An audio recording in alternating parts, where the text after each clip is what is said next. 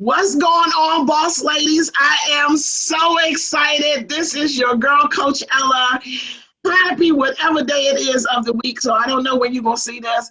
But look, this is an epic day. It is Saturday, June the 1st, 2019. This has never been done.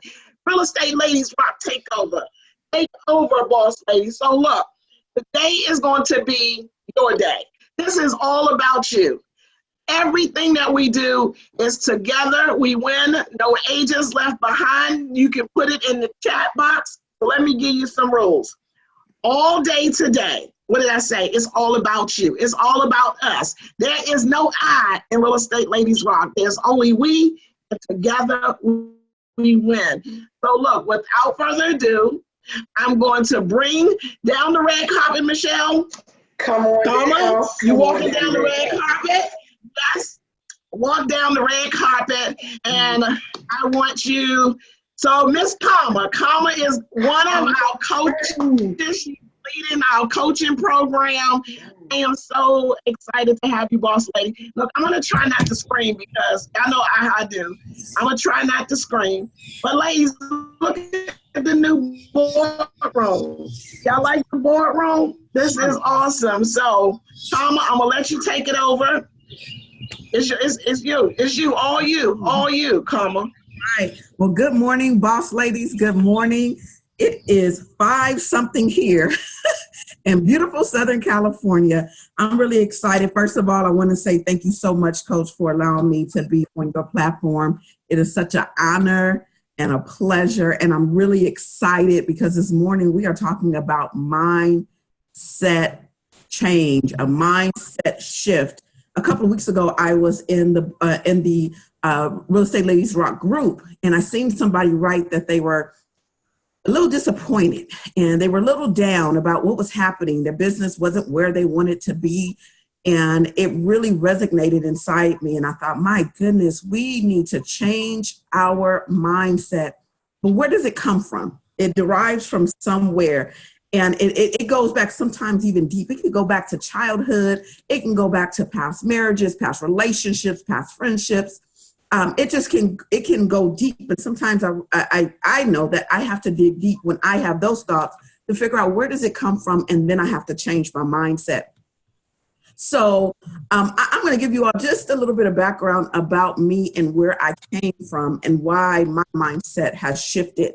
I was in a very abusive marriage a couple of years ago, I divorced 2010, so I won't say a couple of years ago, but I was in it for about 12 years, and it was one of the hardest times of my life. At the same time, it was a very pivotal point in my life. It was just the beginning of where I am now, and it wasn't something that I really seen going into, but when I got into it, it changed the way I even viewed myself.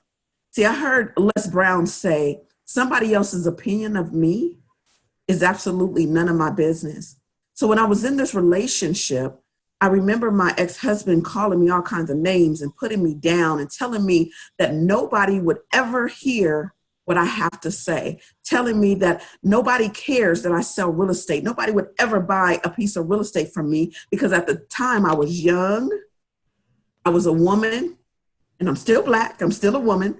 But he told me nobody would buy from me. Why would they buy from me? So things like that kept resonating in my mind. So as I began to grow in my real estate career, I began to believe it. I started questioning myself when people weren't using me, or if somebody started with me and they left. And then I started looking at myself and thinking, oh my gosh, what is wrong with me? There has to be something going on deep inside of me that I don't see. I feel like I'm knowledgeable. I feel like I'm very outgoing and people love my personality. They say these great things about me, but maybe he's right. Maybe what he told me is absolutely true. So instead of me counteracting that with positive thoughts, I began to allow that seed to sink in with me. See, a lot of times, they say that misery loves company. So I began to be around people that love company. And again, going back to the young lady or to the lady in our group that we're talking about how she was very discouraged and how disappointed she was, I realized sometimes we tend to gravitate to certain things because of sometimes even our surroundings, because we don't have someone in our corner telling us that we're doing well. So going through the whole situation, I won't get into the complete weeds of it, but I will tell you this: some of us can connect on different types of levels. But I had to change myself, and I had to look at the woman in the mirror, and I had to tell myself that you are not what this man is telling you that you are greater than that. See, there used to be a time I heard somebody say, oh, I got to find myself. And I was thinking, what do you mean find yourself? Aren't you right here? Are you not right here? And so while I'm thinking somebody's crazy for saying that, I realized Kama had to find herself. Who is Kama? Who am I? Why am I here? Why was I put on this earth? What was my purpose? I just didn't understand that. So that was something that resonated for a long time. So I went through depression for about 2 years where I didn't want to be around anybody. I didn't want people to even hardly see me. There was a time, I have a 2-story home, and I would be downstairs when my children were upstairs. Although I have my own room, I just didn't want them to see me in a light of negativity. I would be, if they began to come downstairs, I found myself gravitating upstairs in my room with my door closed. I just didn't want to be around anybody because, again, I still wanted to believe the lies of myself. And so as I was going through this hard time, again, I had to discover, who are you? Why are you here? And I remember driving one day, driving down the street, and I was just crying out. And I said, Lord, what is my purpose? Why am I here? Why was I meant to be here? I'm in a marriage where I'm not happy. My ex-husband has not only abused me, but he's also cheated on me, been very disrespectful to me. And I continue to allow this to seep into my heart. And I believe that I was this terrible person, this person that nobody would ever care about, this person that nobody would ever listen to. And I remember hearing a small voice that says, I need you to share your information with other people, to share your story with other people. And I thought, oh no, absolutely not. Nobody needs to know what I went through. This is too embarrassing. And then I started thinking, oh my gosh, what am I thinking? Maybe if I change the way I'm thinking, change the way I'm doing things, I can help other people. So from there, my mindset began to change. I began to look at my situation as a stepping stone, as a way of helping other people discover who they are. I began to look at the woman in the mirror and start telling myself, yes, Kama, you are beautiful. You are someone. People will listen. Kama will speak. These are things that I started telling myself, that I love myself. And no matter what anybody says or whatever anybody thinks, I am who I am. See, my name Kama means inner love and beauty. A lot of people wonder, where does that name come from? See, I had to discover again the beauty that was inside me so that I'm able to give the same thing to someone else. And from there, life began to change. I began to discover that back when I was even going through the hard times that I was going through, I actually accomplished some great things in life. Not even realizing that I thought I had this negative mindset, but there was something deep inside that said, Kama, you are more than that. So as I began to see things just a little clearer, I started realizing, wait a second, while I was married going through this hard time, I got my manicurist license because I wanted to be the top manicurist. I try to keep my nails done because that's something that I love to do. Then I went back and then I looked and I became a notary public. Then I went and got my real estate license, one of the hardest tests that I've ever taken in my life.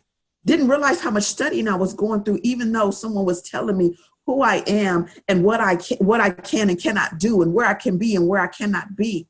On top of that, I went back to school and I got my AA degree and went on to get my bachelor's degree in business. And I'm not saying all this to brag, but I'm saying this because I didn't realize that there was already something deep inside of me. And I had to dig even deeper, past all the weeds, past all the dirt, past all the hurt, and find where my roots were, to find out that I was greater than what somebody else said that I was. Remember, I'm going to go back to what I said earlier, what Les Brown said. Somebody else's opinion of me is absolutely none of my business. So ladies, I want you to think about that. Who has been digging deep in you, telling you who you are and who you're not? Who's telling you that you cannot achieve the goals that you set out in life?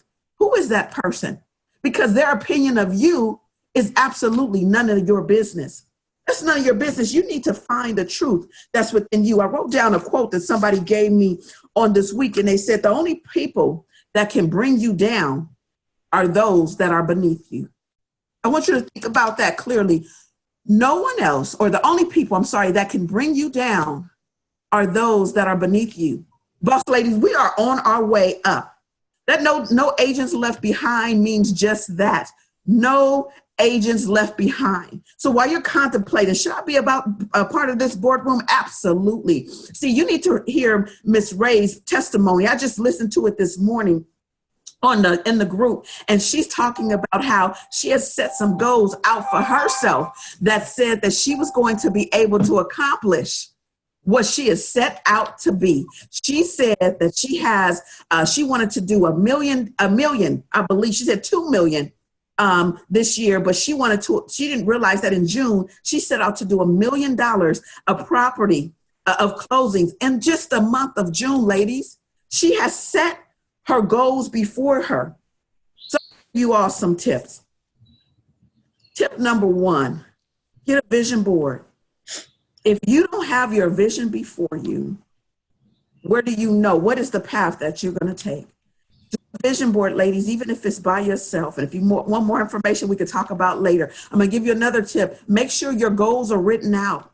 Your daily goals, your weekly goals, your yearly goals, whatever it is, make sure it's written out. And the last thing I'm going to say, make sure you tell yourself, you look at yourself in the mirror and tell yourself every day that you are great, that you are a boss lady. See, I didn't believe that at first, but you need to tell yourself you are a boss. We are greater than what other people may say about us, ladies, and we have to know it, we have to trust it, and we have to believe it. So as we go on about our day, ladies, I want you to just know that you are prosperous, you are conquerors, and you are victorious. I'm going to give it back over to our head boss lady, Coach Ella. Thank you so much for the platform. Thank you so much for allowing me to talk to you all about the mindset shift. Change your mind, ladies, and know that all things are possible. Wow. Oh my goodness. Like I'm over here, Karma. Yes, Karma speaks.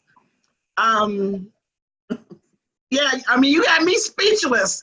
So boss ladies, I share this all the time.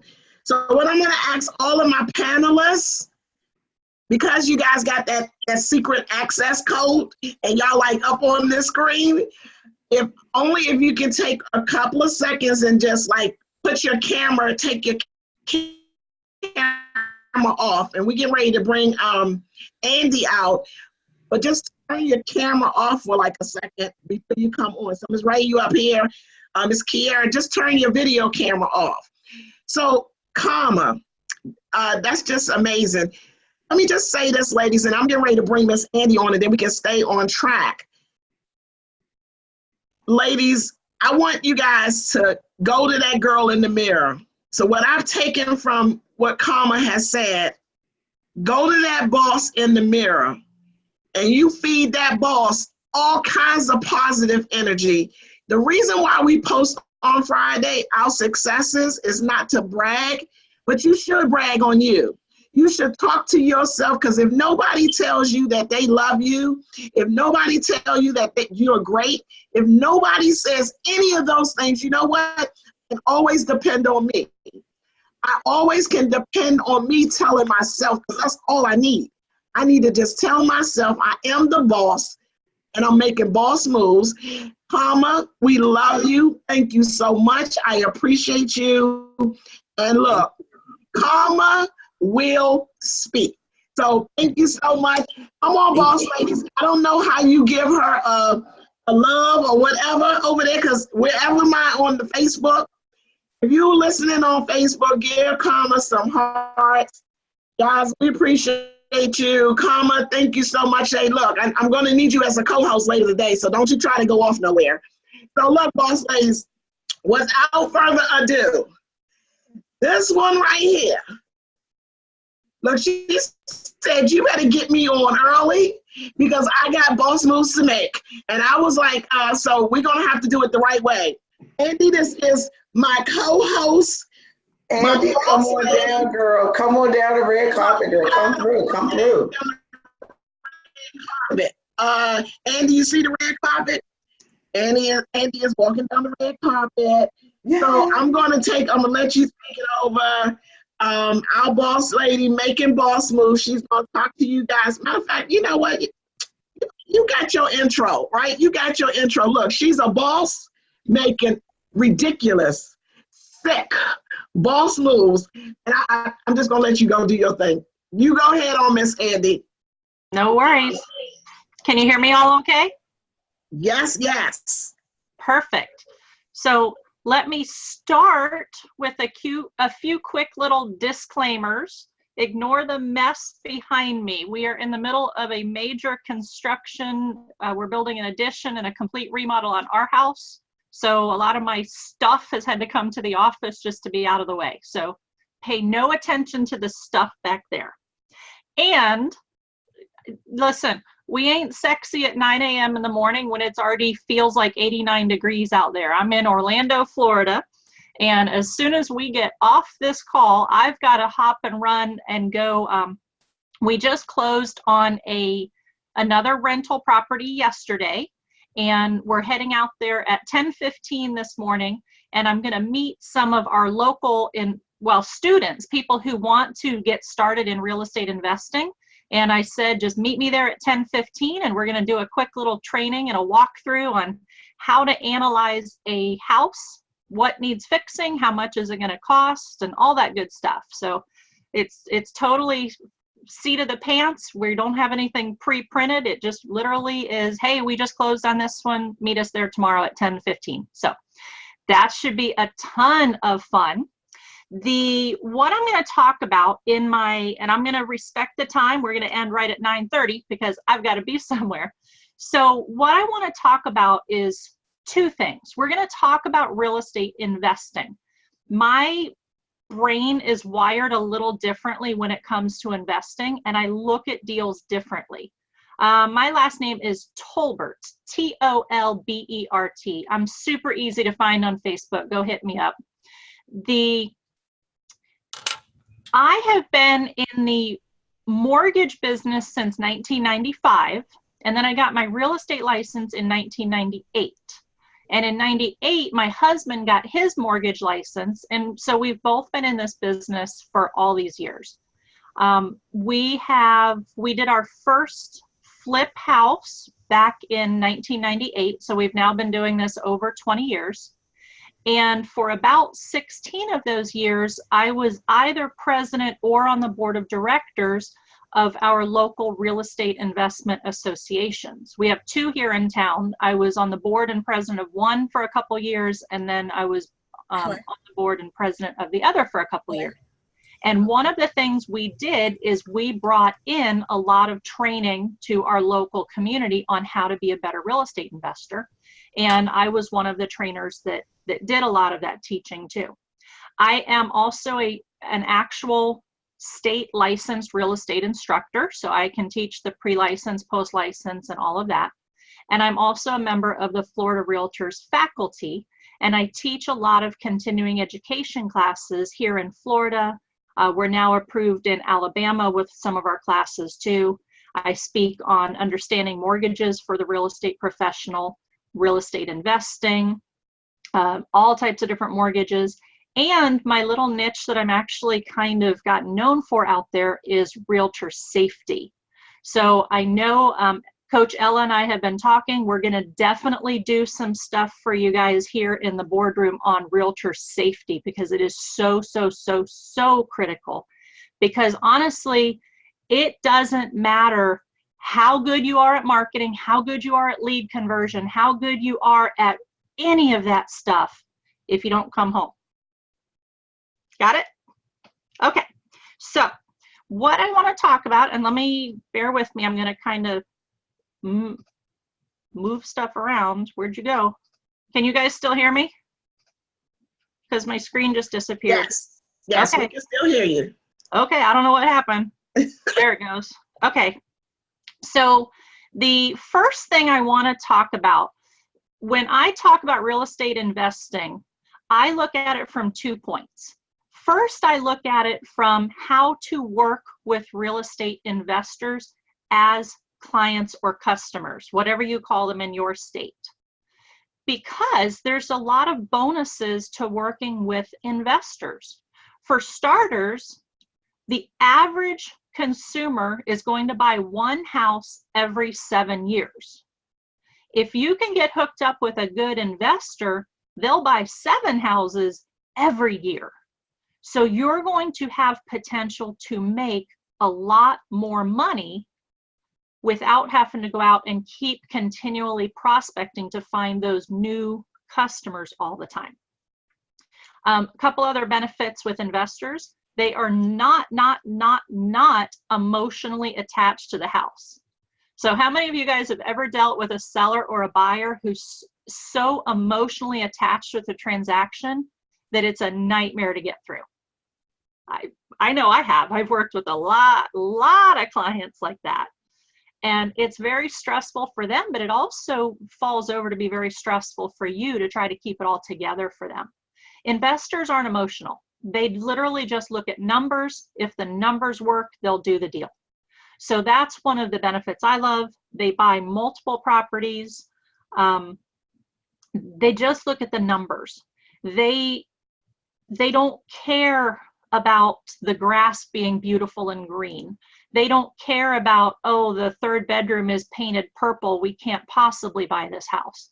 Because a lot of times they're going in and redoing all of that anyway. So lots of benefits to working with investors. When I start talking about why real estate is, I say, the ideal investment, and we have an acronym, IDEAL. Why is real estate the ideal investment? The I stands for income. In real estate, there's 2 different types of income we can get. We can get the quick flip, where we're buying a property and then immediately reselling at a higher price, which is great. Trust me, I love putting those big checks in the bank. But it's also taxed at the highest tax rate that you personally qualify for. So it is the exact same as if you had a job somewhere getting W-2 income. So whatever tax bracket you are in, that's what you pay on short-term capital gains. Now, the other type of income is the long-term. So we buy a property, we throw a tenant in it, and I love it, set it and forget it. We call it mailbox money. You know, the first of every month, and actually today is the first. 2 of my tenants already paid yesterday, so I've already been to the bank yesterday with early rent, so that's awesome. So there's 2 types of income, the quick income and then the long term. The D in the acronym stands for depreciation. And I don't have time to go into it today because there's a lot more to it, but in one of our trainings we will deep dive into depreciation because I love it. Depreciation is basically where we get to tell the IRS that we lost money on our house. It went down in value because it's now a 1 year older used house. However, it's a paper loss. In reality, our house value went up, but we get to tell the IRS that it went down and we get a tax write-off for that. So it depends on the price of the house, but on average around here where I am, we're getting about $3,000 a year as a write-off, a loss on our taxes per property. So if you have 10 rental properties, you're getting to write off $30,000 of income. So that offsets dollar for dollar $30,000 that you earned somewhere else. Is that pretty cool? I love it. The E. So I was income, D is depreciation, E is equity. Now, we all understand that equity is the difference between what you owe on the house and what it's worth, okay? For most normal people, their equity is whatever they put down payment, because they go out, they buy a house full retail, they put, 5, 10, 20% down. They have 5, 10, or 20% equity. Now, equity keeps growing. So as the house value goes up and as the mortgage balance goes down, that equity spread grows. However, as investors, I'm going to show you that you shouldn't be paying full retail for houses. So here's a perfect example. The one I bought yesterday, we paid $80,000 for it. It needs right at between $10,000 and $12,000 worth of work. My budget is basically 10, and I always figure about a 20% fudge factor. So we'll be into it with closing costs and everything for about 95 when everything is all said and done. And once I'm done with the repairs, it's going to be worth probably about 125. So I'm going to be into it for 95. It's worth 125. So without putting down payment, I've already got $30,000 equity. I started with 30 that was free. Somebody handed me $30,000 of equity just because I knew where to go look for it. Then my tenant, who's going to move in there hopefully next month, is going to pay down my mortgage every month. And the value is going to keep going up, hopefully. I mean, we understand recessions and stuff. So equity, we can get free equity. We just need to know where to look and how to ask. The A stands for appreciation. Appreciation is the value of the house going up. In most areas, it runs about 3% per year, but that's one of the homework assignments I'm going to give you, is look in your area, in your market, and see what your standard appreciation has been. And it also depends. Like here, we have some little pockets of Orlando that are at 10, 15, even 20% per year, just because they're the hot area that everybody wants to be in. Now, the cool thing about appreciation is when I say 3%, if a house is worth 100, that means next year it's worth 103. Everybody's with me there. The next year, it's not worth 106 because the 3% is on the 103. So it's actually worth 106 and a little bit of change. But guess what? It's not worth 100. If I paid 100, it's going to be worth more than that. So in the example that I used, I'm only into it for 95, but my 3% appreciation, the market doesn't know what I paid for it. So the market is actually going to go up 3% over the 125 that today's value is. So income, depreciation, equity, appreciation. The L, now listen, if all we talked about was those four, is real estate already amazing? Like, do you see why investing in real estate is so powerful? But when you put the L on it, it kind of makes it a complete no-brainer. The L is leverage. And what that means is using OPM, or other people's money. How much money do you have to buy a $100,000 house? Most people, okay, how about a $100,000 investment property? Most people would say you have to have 20% down for investment. And that's true. If you're going to get a standard conventional Fannie Mae loan, you're going to need at least 20% down, maybe more. But leverage, so for a Fannie Mae loan, you need down payment. But does that have to come out of my pocket? Or could I maybe bring in a partner on the deal who has some money? For some of you, I'm about to blow your mind. You ready for this? The house we closed on yesterday, we paid $80,000 for it, remember? I took what's called a private money or a hard money loan for $90,000. Did you catch that? Do you remember how much I told you the repairs were? Around $10,000. So I bought it for 80. It needs about 10 in repairs. I borrowed 90. Guess what's covered? I actually walked away from closing with a $9,400 check yesterday. There was some closing costs and stuff that got taken out, but I now have the $9,400 to go fund all of the repairs. Now, in this case, I'll end up with a couple thousand of my own into it, but once it's fixed, which is only going to be about 2 weeks. I've already got my contractor. I knew we were closing Friday. He's going in there first thing Monday morning and getting started. So this one will be quick. It's a little job. Once I get a tenant into it, we'll be clearing about $500 a month. So $500 a month times 12 is $6,000 a year. So even if I had to put $6,000 out of my pocket to finish this deal, I've got all my money back in 1 year. And I want you to think of the math on that. If you put out 100, or if you put out 6,000 and get back 6,000, what was your return on investment for the year? 100%, basically. So the L is leverage. And that's one of the things that I think is one of my strengths, and one of the things I'm able to share with other real estate professionals and other investors on how to really use the power of money. Since I came up in the mortgage side of the business first, I understand that side tremendously. So just as a quick example, and like I said, today is just an overview. I just want your little hamster wheels up there to start turning. If you went and bought a $100,000 house and you paid cash for it, so let's say you won the $100,000 lottery and you said, where should I put this? If you went and bought a $100,000 house, paid cash, we'll take out a little bit of money for some taxes and insurance because you're always going to have those. So let's say $200 a month for taxes and insurance. And let's say the property is going to rent for $1,200. So $1,200 rent minus $200 for taxes and insurance, you are left with $1,000 profit as long as nothing goes wrong, nothing breaks. So your potential gross profit is $1,000 a month or $12,000 a year.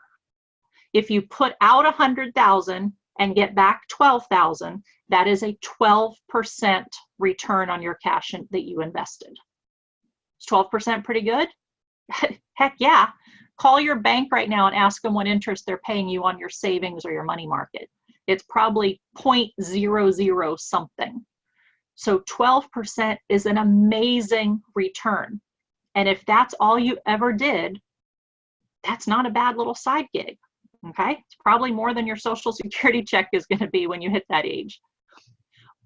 And remember, you're getting that depreciation we talked about, and you're getting the appreciation, and you're getting the equity, and you're getting, it's just mind-blowing. But what if you put 50% down on two $100,000 houses? So instead of paying cash for one, what if we put 50% down on two? And that's the only thing we did differently. I've got it in front of me. I can't show it to you, but when we actually do the full training, I'll make sure you've got handouts and all of this stuff. Just trust me on this. Your return on investment goes up to 15.27%. So paying cash for one, you make 12. Putting 50% down on two, you'd hop up to over 15% return on investment. But we also now have two houses giving us depreciation. We have two that are going up, two equities that are building. And at the end of whenever we pay the mortgage off, which is 30 years, and I'm going to tell you why we don't want to do shorter terms, but that's a different conversation.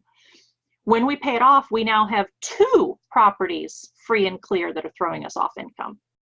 Sound better? You ready for this one? What if you put that same 100,000 and you put 20,000 down on 5 properties? So we're going to have 5 houses, 5 mortgages, 5 tenants, 5 depreciations, 5 appreciations, 5 of everything, and your return on your original $100,000 goes up to 24.96. So that same 100,000 can make you 12%, or it can make you 25%. And the only difference is where you put it, how you split it up, and how many investment vehicles you split it up into. Anybody's mind blown at that? Because usually when I start talking about these numbers, people start freaking out. Let's see. Oh, we're taking notes over here for us. Isn't this awesome? So If you've ever gotten a phone call from a customer that says something like, hey, I just inherited $100,000. Can you help me go find a rental property and I want to pay cash for it, which we've all heard. These are the things I want you to talk about. Literally just pull out a yellow pad of paper and write down IDEAL and talk about income depreciation, equity appreciation, leverage, and why real estate is such a powerful tool. Which, by the way, does that sound like a marketing piece? How about a marketing piece to your past clients? Everybody you've already had a closing for, reach out to them and say, hey, we had a great closing. You have a beautiful house. Would you like to discuss planning for your future? We specialize in investment real estate and we can help you. Here's why real estate's so powerful. So IDEAL is a wonderful marketing piece that you guys can use. But I want you to stop and think. Instead of spending all this time on helping your customers build their retirement, why don't you work a little bit on your own? So yesterday, that closing I had, that deal was brought to me by a real estate agent. He made $2,000 commission. I'm going to make $500 a month for the rest of my life. So he made $2,000. I'm going to make $2,000. What are we in? June, July, August, September. By September, I will have $2,000. And then for the rest of my life, I'm getting $500 a month off of it. So he went for a little bit of quick money. I'm going for the long-term money. Now, we also sometimes flip houses. It just depends on the situation. It depends on what's going on. About a year and a half ago, I flipped one. I never even touched it. I flipped it and made $32,000. Trust me, it is nice putting a $32,000 check in the bank. However, you wake up the next morning unemployed again. You've got to go find that next deal. Whereas with my rental properties, that's my retirement. It's my mailbox money. Awesome. Any questions? We've got like 1 minute left because my little time slot ended at 9:30. I don't know, Coach Ella, do you want to hop back on? Hey. Oh my gosh. I'm like so excited over here. Like I'm excited. So look, boss ladies, wasn't that some hot stuff, Michelle? Oh my God. That was hot. Let me just say this because I talked to Andy the other day. I talked to her and I was like, look, you got to help us boss ladies out because look, just selling real estate, going to a showing and running around showing houses and talking to sellers, that is not where the long-term money is. Because when I get old and my knees get tired, I don't feel like going up 4 or 5 steps and showing nobody no houses at 65 and 75. I know y'all think y'all still can. But I want some leverage. That L word, I was over here like passing out. We want leverage, Andy. So look, let me just say this. I think we have some questions. I don't know if we can get like, I got 10. I'm going to get you in here.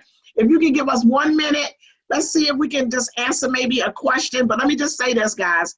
Because you're a part of this boardroom, and I told you this, the boardroom is for those that want to make money.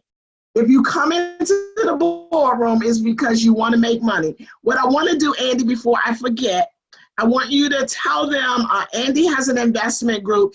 She also is going to create, because I'm going to put her on the spot like right now. I want a boot camp. So we're going to have a boot camp where we're going to teach, not we, because I'm going to stay in my lane over here. I'm going to stay in the coaching lane over here. But Andy and her team, we're going to come up with something that we can get a boot camp for if you want to learn how to invest. Because I'm going to just say that she's in Florida, but Andy can teach anybody anywhere.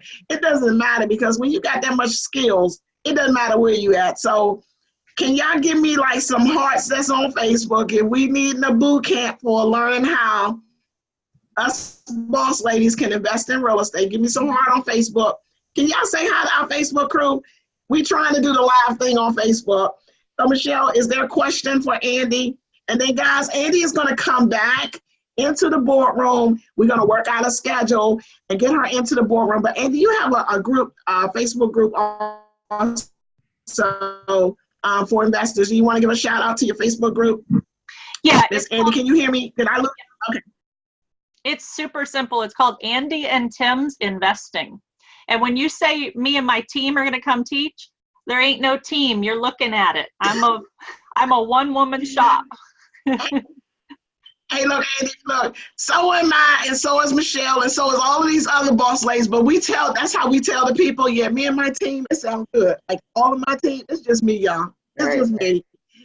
Oh, yeah, Michelle, is it a question? A question from anybody? So, Coach, I was just blazing up because, like, I just couldn't be quiet. You know, I was over here making a lot of noise, Andy. I was just like, just sharing and just making sure that for the bosses that aren't currently viewing this live, if you're not viewing this live, I was just putting out some of those tips. So that ideal, that's life-changing, Andy. You're talking about for boss ladies that I spoke to, one of the bosses on yesterday, and we were talking about life change. We were talking about why is it that the average real estate professional only makes $38,000 a year? Well, we know that Andy is not average.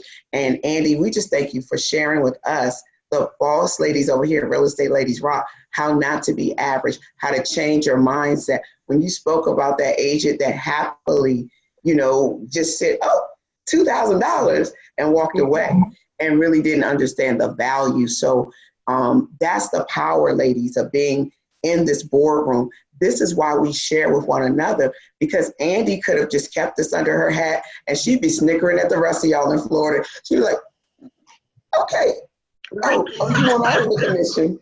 Okay, no problem. Oh, you want the buyer? It's great. Okay.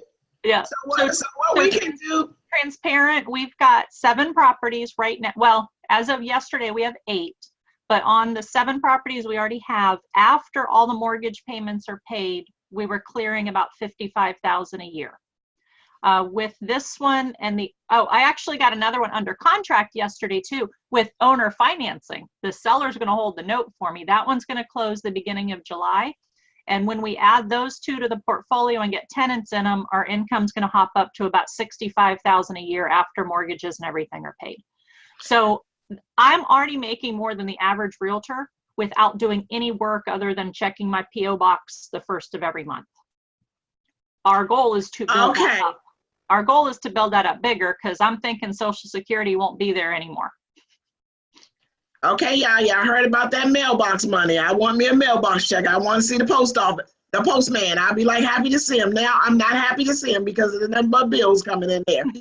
So look, Andy, ladies, for all you guys have your questions, I'm going to have Andy to look over those questions because I know she got to go, and we get ready to bring our boss lady, Tan, out.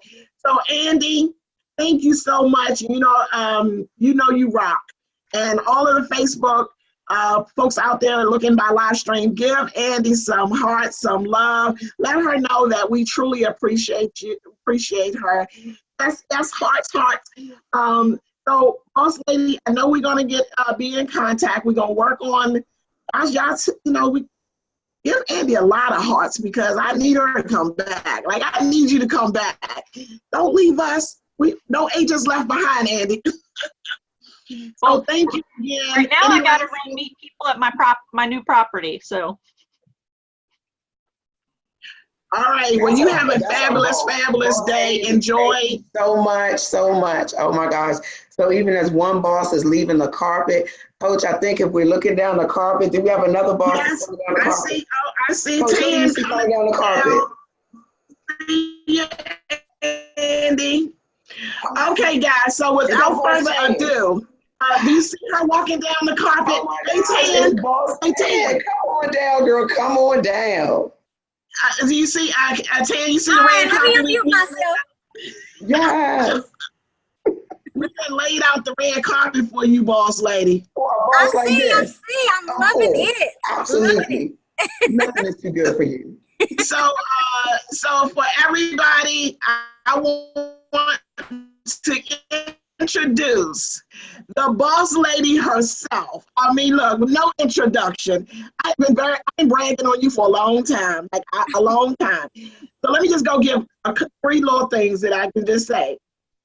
Rookie of the year, 86 houses her first year. Pretty much, I can just stop right there. But no, second year, okay, I can still do it. Y'all thought I couldn't do it. That was beginner's luck. No, I did it again the second year. And on the third year, you know what? Y'all think I'm playing. I opened up my own Remax franchise. That's what I said. The owner of Remax franchise. So all the way from Alabama, my boss lady that I just love so much, Tan, you take the floor and I'm gone. Look, so I just dropped the mic, lady. So y'all give her some hearts, give her all of my Facebook folks and all of our people here, the boardroom boss ladies, they love you. So let's go. All right. Well, hey, boss ladies. Thank you, Coach Ella, for even hosting this. This is super, super, super amazing. Super honored to be a part of this. And so my job today is just to come and talk about how to incorporate credit repair into your own business. Coach Ella asked me to say a few words about that, and I'm just going to show you, tell you a few tips that you can do to get your people qualified. So basically in this business, it's not hard to get business, guys. If you make a list of 150 people right now, if your business is suffering right now, make a list of 150 people that want to buy or sell or invest in real estate or even rent. Take all those people and probably 120 of them are not going to qualify, but 30 of them will. Those 120 that don't qualify, I encourage you to start your own credit repair business. And I'm going to give you a few tips right quick. Just to those people that know me call me Tan with the master plan, because I'm forever putting somebody on a customized plan to help them reach their goals. If their goals is home ownership, to buy a car or anything like that, I'm forever helping them reach their goals. So I don't just work with people that want to buy a house. I don't just work with people that want to buy a car.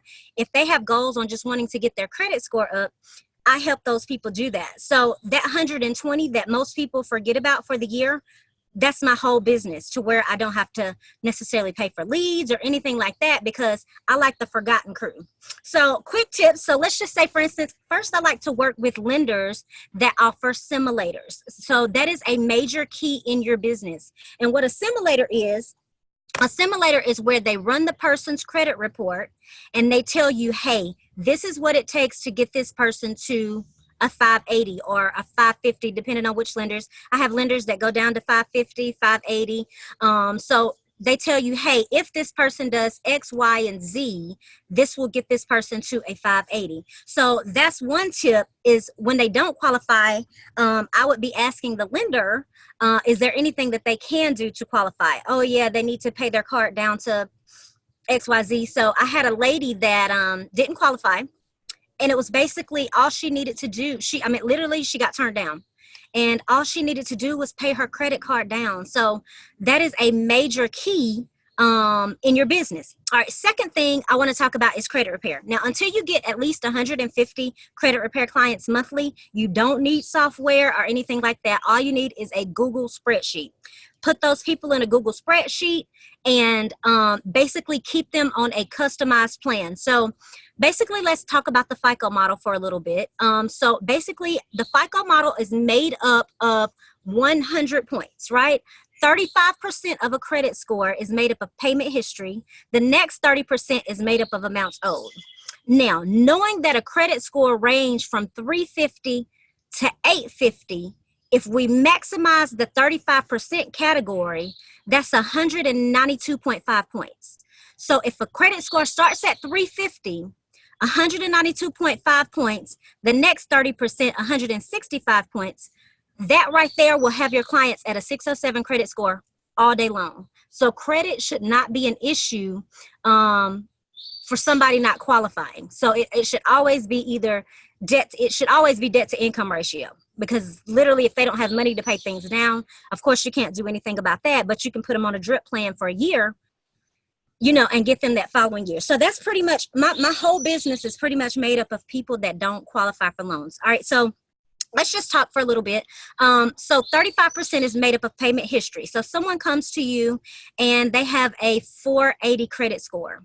So if you know that they can maximize 192.5 points in their credit score just by having on-time payment history, you can send them to things like, and I have a few different links, but you can send them to things like One Self Lender and have them start a secured account there to where they get that money back. If they don't, that's great. If they don't have down payment money, One Self Lender is it's basically like it's not really like a loan place, but it's like a secured loan for yourself to where you're paying yourself back and then they charge you a little bit of interest.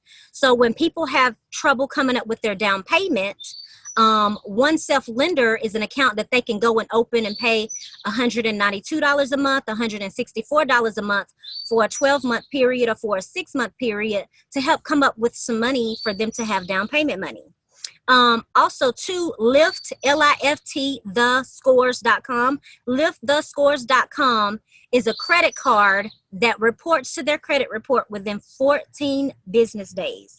So literally you can take somebody, so those people that are at, it's Lift, L-I-F-T-T-H-E, scores, SCORES.com, liftthescores.com. So people that are at a 550 and need to get to a 620, they open that card, and what it does, they can open it up with $200. The card itself will report to the credit bureau within 14 days, giving them on-time payment history. And guess what that does in turn? That helps maximize that 192.5 points that they need to get them over the hump of qualifying for their mortgage. Now, I don't really have a lot to talk about, so that was just a couple of things, just a couple of quick tips to give y'all, is to not count the people out that are not qualified right now. You should be educated enough to help get them over the hump of where they need to be. Now, if they mess up after that, that's on them. But, you know, you want to be that go-to person, that well-rounded realtor that can help them go from denied to approved. And so I'll keep mine short and sweet just to where we can try to get back on track. No, I've talked for I don't even know how long it's been. So Coach Ella, I'll just turn it back over to you. Now you got plenty of time, boss lady. So, you know, I wasn't going to put you up here. Look, I made enough good. I think she's not coming on for 15 minutes because, look, I know that my boardroom ladies, because I'm not letting you go that easy. Come on, boss lady. You know, when I get the opportunity to have you on camera, so since we got some more extra time, Tan, you good? I'm good. Yeah, okay, so you good, Michelle?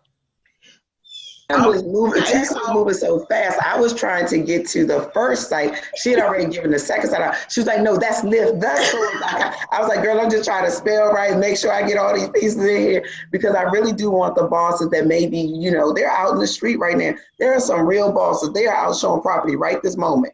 So I really wanted to make sure that they had some good notes. Okay, so Tan, break down those websites again. Wait, you know what? Let me just say this. Tan coming back. Tan gonna be in the boardroom. Tan, let me introduce anyway, because Tan is gonna be one of our boss coaches that are coming on the platform. So she's not going nowhere. And let me, you know, look, Tan, somebody said, I guess all my Facebook folks, I don't know if y'all have an internet. I think it's Facebook. It's not on this end. We can hear Tan loud and clear. All of my boardroom bosses, you guys can hear the reception. But I do want to ask, because Michelle just made so if you want to just give them whatever the two websites you said. This is for those of you guys that are interested in, go ahead, Tan, what was the two websites? If they're looking to start their own credit, if they're looking to start their own credit repair business inside their real estate business, that's a second source of income that you can charge your clients, and then take just from taking them from denied to approved, and you get paid for it. So that's just another source of income that you can implement in your business to be successful. Okay, so Tan, how did this all start for you? Because I know the story, and a lot of the other ladies. So you Rookie of the Year, your first year, and guys, how this, from my understanding, I'll let you tell it, with all of her clients, and she said, I specialize in helping those that can't get approved. This is the same folks that you guys turn your nose. Y'all turn your nose up because I'm telling you, Tan, don't be living in Alabama and you got a buyer that's not approved.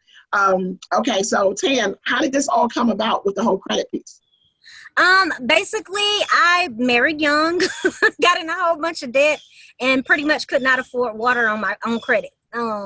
Literally, so it all started with myself. Honestly, I had repossessions, foreclosures, judgments, all that stuff on my credit report, and couldn't find anybody to help me. So anyway, I went to CCA school and learned how to start doing credit repair, worked on my own credit, and I have to give a shout out to Miss Judy Kirkland because she gave me a second chance. Nobody would even rent to me after my first marriage. So it was pretty bad, like homeless bad. But thankfully, I was able to step back up and get back on my feet and basically just teach others how to do the same thing. So pretty much those that know my story know that I went through a rough time in life, as most of us have, but mine was like really rough.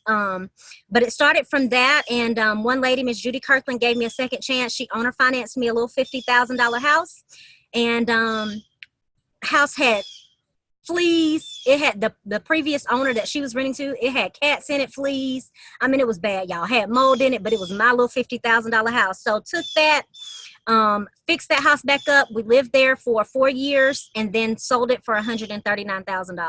So my $50,000 investment turned into a $139,000 investment, and that's what pretty much got me back up on my feet. Awesome, awesome. So I like the thing we were talking about was when your first year real estate. So guys, if y'all have a question for Tan, because I got Tan for a good 10 minutes, y'all better put them questions over there, and Michelle gonna narrate these questions. But remember the story about the plant. You went over to the plant and you started, like, you that go-to person on that plant and finding you clients, because a lot of these boss ladies are having hard time finding clients. So if you can give them a tip on finding some folks. You created. Yeah, so I worked a job when I first started. I wasn't even into real estate. I was literally just doing credit repair, and I worked another job at a plant. And so basically, people started asking me to do their credit. You know, like, can you fix my credit? Hey, I heard you can fix credit. Can you fix my credit? Hey, can you fix my credit? Or whatever. And so after I got, at the time I was charging $100 a month, which I don't do that anymore. I literally charge pay per delete now. Like, literally, if I can't get your results, you don't owe me a dime. But back then I charged $100 a month, and I was only making probably $4,000 a month, at that job, which I thought was really, really great money because this is Alabama. So I was making about $4,000 a month. Well, after I got 40 clients that I was charging $100 a month, then it replaced my income. And so not only that, so that helps me come off my job in order to do credit repair full time. So literally that just kind of gave me a things. But you can go into these plants, find you a big plant that is close to your area, and get in good with the HR lady. HR is your ticket. Like, find somebody that work at Honda, Mercedes, any of the big plants, and ask to go in and do a workshop for them. And literally, I promise you, me and the HR lady, I don't even work there anymore. They've got a new HR lady, and the new HR lady knows my name because, like, literally, she's like, "Oh, I heard you were amazing, blah, blah, blah, blah, blah." But at the end of the day, there's so many people with credit issues that's just like, "Oh, girl, I know I can't buy." And they just continue to rent and rent. And those are your clients, guys. So I say go after those clients, go into those plants, find out who needs help, and become that go-to person. Now, at the end of the day, you need to know what you're doing when you're talking to these people. So couple of quick things. Like I said, if you don't know anything, know that you can take somebody from denied to approved just by having on-time payment history put on their credit report. So when I say on-time payment history, I'm talking about going to liftthescores.com, oneselflender.com. If they have a light bill that they've paid on time, that they haven't been late on for 30 days, if they've got rent that needs to be added to their credit report, you need to be that go-to person that can help add that to their credit report. And it takes 3 days to do a rescore. 3.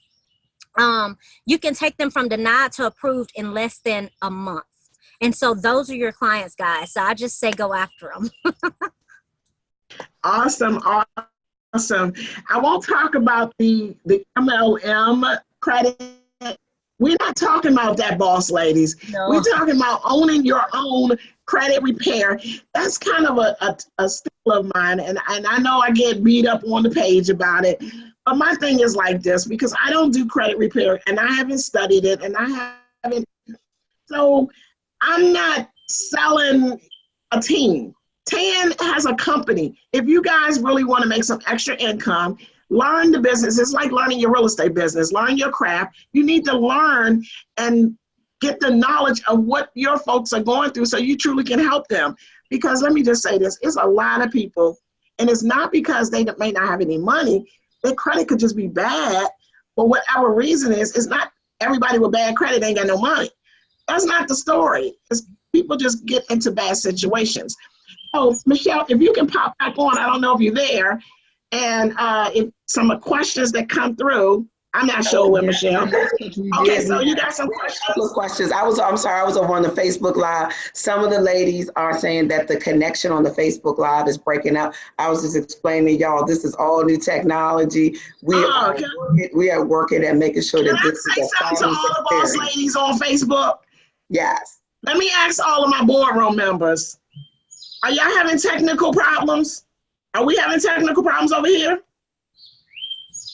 Okay, so I gotta make a boss move. I gotta make a boss move. Ladies, I'm sorry. I know I'm gonna get beat up on this one. I'm gonna get beat up. I ain't gonna say it. Go ahead, Tan, go ahead. We're gonna answer the question. So for those of you all, I've been popping back and forth, not doing a lot of popping, but you guys, I know sometimes this technology has been a little bit rough for some of you all. So just hang in there, and then also join the boardroom. We are replaying, and then when you come inside of the boardroom, you all, you're going to have all of this fabulousness. So Tan, we did have a question. This question was, are you still doing the Sunday night calls? And did you ever finish your book? I do. There's a book out that is state specific of how to do credit repair in your state, because each state is different.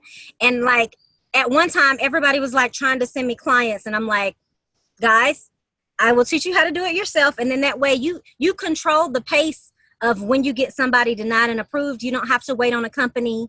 I'm so glad Coach Ella said that, because literally for you sending out letters to say that everything is not theirs, guys, that is not true credit repair, because that's a lie. And so even if somebody have like a repossession on their credit report, you want to know the laws of what's supposed to happen for repossessions and use those laws to get that off, not lie and say it's not theirs. And in turn, if they find out that it is those clients, then now your client got a lawsuit. So you want to make sure you avoid those at all costs, because some of these companies are just going to say, hey, send your clients here, and they're going to have that client say that everything is not theirs. So I'll just give a tip for repossessions right quick. To get a repossession off a credit report, first they have to give them a 30-day notice after they repossess the car to come back and get it. Most people sell within that 30-day period. If they get that car back and repossess it, they sell it before those 30 days are up. That's a violation of your client rights. And so also, once they sell in that 30-day period, if your client owed $20,000 when they repossessed it, and they're showing that the client still owes $20,000, if they sold that car for $20,000, that client's balance on their credit report should be zero, because they got their money for that car. So the deficiency balance sometimes is also reporting incorrectly. So that's just a couple of other tips.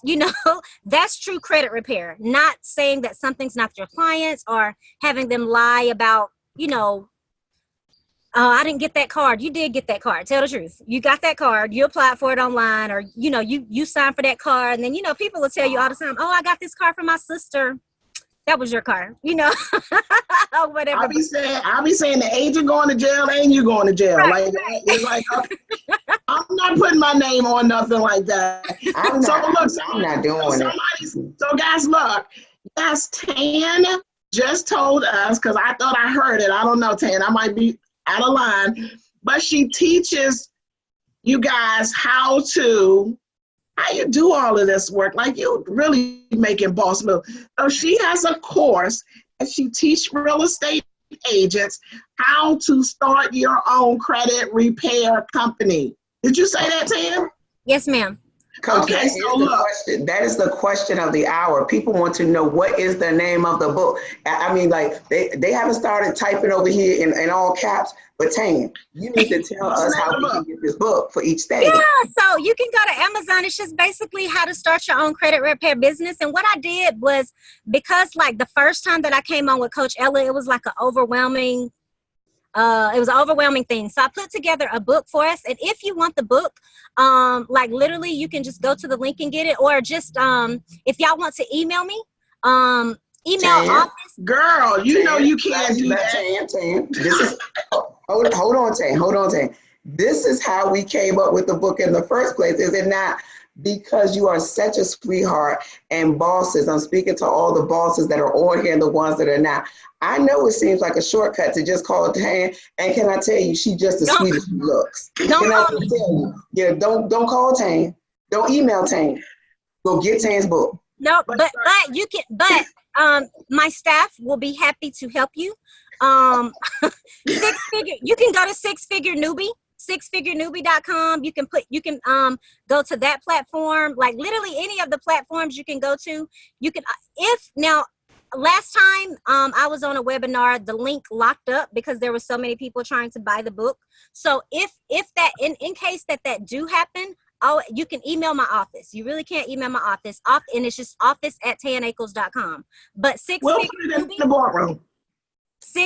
Okay, or in the boardroom, sixfigurenewbie.com or Six Figure RE Academy. Six Figure Real Estate Academy. So either one of those. And I have a little group on Facebook. I don't like to kind of, you know how I am, Coach Ella. I don't like to kind of do that. But in that group, I literally teach all of those people how to start. All of those people have their own credit repair company. Okay, so we're going to put you in our group, but you can definitely, I support you. Right. We do business with people that support our business. So it would only be fair that whatever you have, I always support you. So you can give a shout out to your group. And, we're trying to get something over here in this boardroom. I'm going to get her to get in the boardroom. So ladies, buy her book. I'm going to post it. I guess, Michelle, we can put it in the chat box. We can put it on the Facebook Absolutely, page. Coach. So, ladies, I just want to say once again, for those of y'all who are looking at the replay, as well as those of y'all who are looking live, keep in mind that you are meeting all of these bosses for a reason. And where are you meeting them? Inside of the boardroom. You will not have to run all over the internet and the universe. The boardroom is exclusively designed to make sure that all of our bosses have what they need. If we know that Tan is out there kicking knowledge, we're not going to leave you out there in the cold, sis. Tan is coming inside of the boardroom. Tan is one of our master instructors. So y'all not going to have to run all over town. I know you want to go and they want to hop on today, Tan. They want to get it today. But this is what the boardroom is all about, ladies. It is all about all this content, all this richness, all of it being brought to you all in a way that is just fire in one spot. Yeah, no agents left behind, boss ladies. No agents left behind. Put it in the feed. Give Tan some hearts. Do we have any other questions? Yes, please support Tan. Go buy her book. She's going to be teaching. Look, I told you guys, you come in the boardroom to be profitable. You don't come into the boardroom to be broke. We want to be profitable. So Andy just showed us how we can invest in real estate, and just came in here and dropped some nuggets on how you can own your own credit repair company. It's about takeover, leverage. We need to be making the boss moves. So Tan, I'm going to give you, anybody got questions? What I'm going to ask you. What systems are you using now? Because I know you got all these folks making boss moves on your team. I'm just going to ask a couple of off the beat things. What systems have you been using to manage all of your clients? I personally use Brivity. Brivity and Zapier is your best friend. Like that is your best friend because it customizes everything for you. So personally, I use Brivity and Zapier. So Okay, we're not getting paid for Brivity and Zapier, guys, but y'all got it. Y'all heard it. I know I'm just teasing. Look, y'all heard it. Brivity and Zapier is her CRM system. How do you manage? We don't manage times, boss ladies. Like you can't manage time, but 10 is super, super structured. Give them a tip on, because a lot of people say, let me see what your day looks like. So you want to know what a day of a boss lady look like? I'm just going to have you to just run down the structure of your day. So pretty much, if you call me from 8 to 10, I'm never going to answer. Literally, during that time, I'm working on my real estate business. From 8 to 10, I'm telling you, like even if you hear my voicemail, it says, hey, I'm looking for sellers for my buyers and buyers for my sellers. So I'm looking to connect the dots every day from 8 to 10. From 10 to 12, I'm working on broker stuff now. So I'm having to restructure my day a little bit. So I work on all the issues that's going on in a brokerage. You have procuring calls, you have all these different issues and things like that. The rest of the day, I'm either leveraging all of the agents in my brokerage. They all show houses for me. Everybody that I've gotten approved for that week or that day or whatever, my agents are out showing those houses to those people. I pay them a 25% showing assistant fee. And hey, keep the money flowing in. So that's pretty much my day. Like literally from, 8 to 10 is my main thing, is where I'm working on connecting the two to actually sell more homes. How important is it? Because a lot of the agents are busy, and they're busy, I say not productive, busy. How important is it to prospect? Very. 8 to 10 every day. Every day. Every day. Every day. Today is going to be this year is going to be my first year that I'll actually hit 100 homes. So that's been my goal on top of the credit repair business. But literally there's no reason why, if you prospect 2 hours a day, every day, you should live very nice.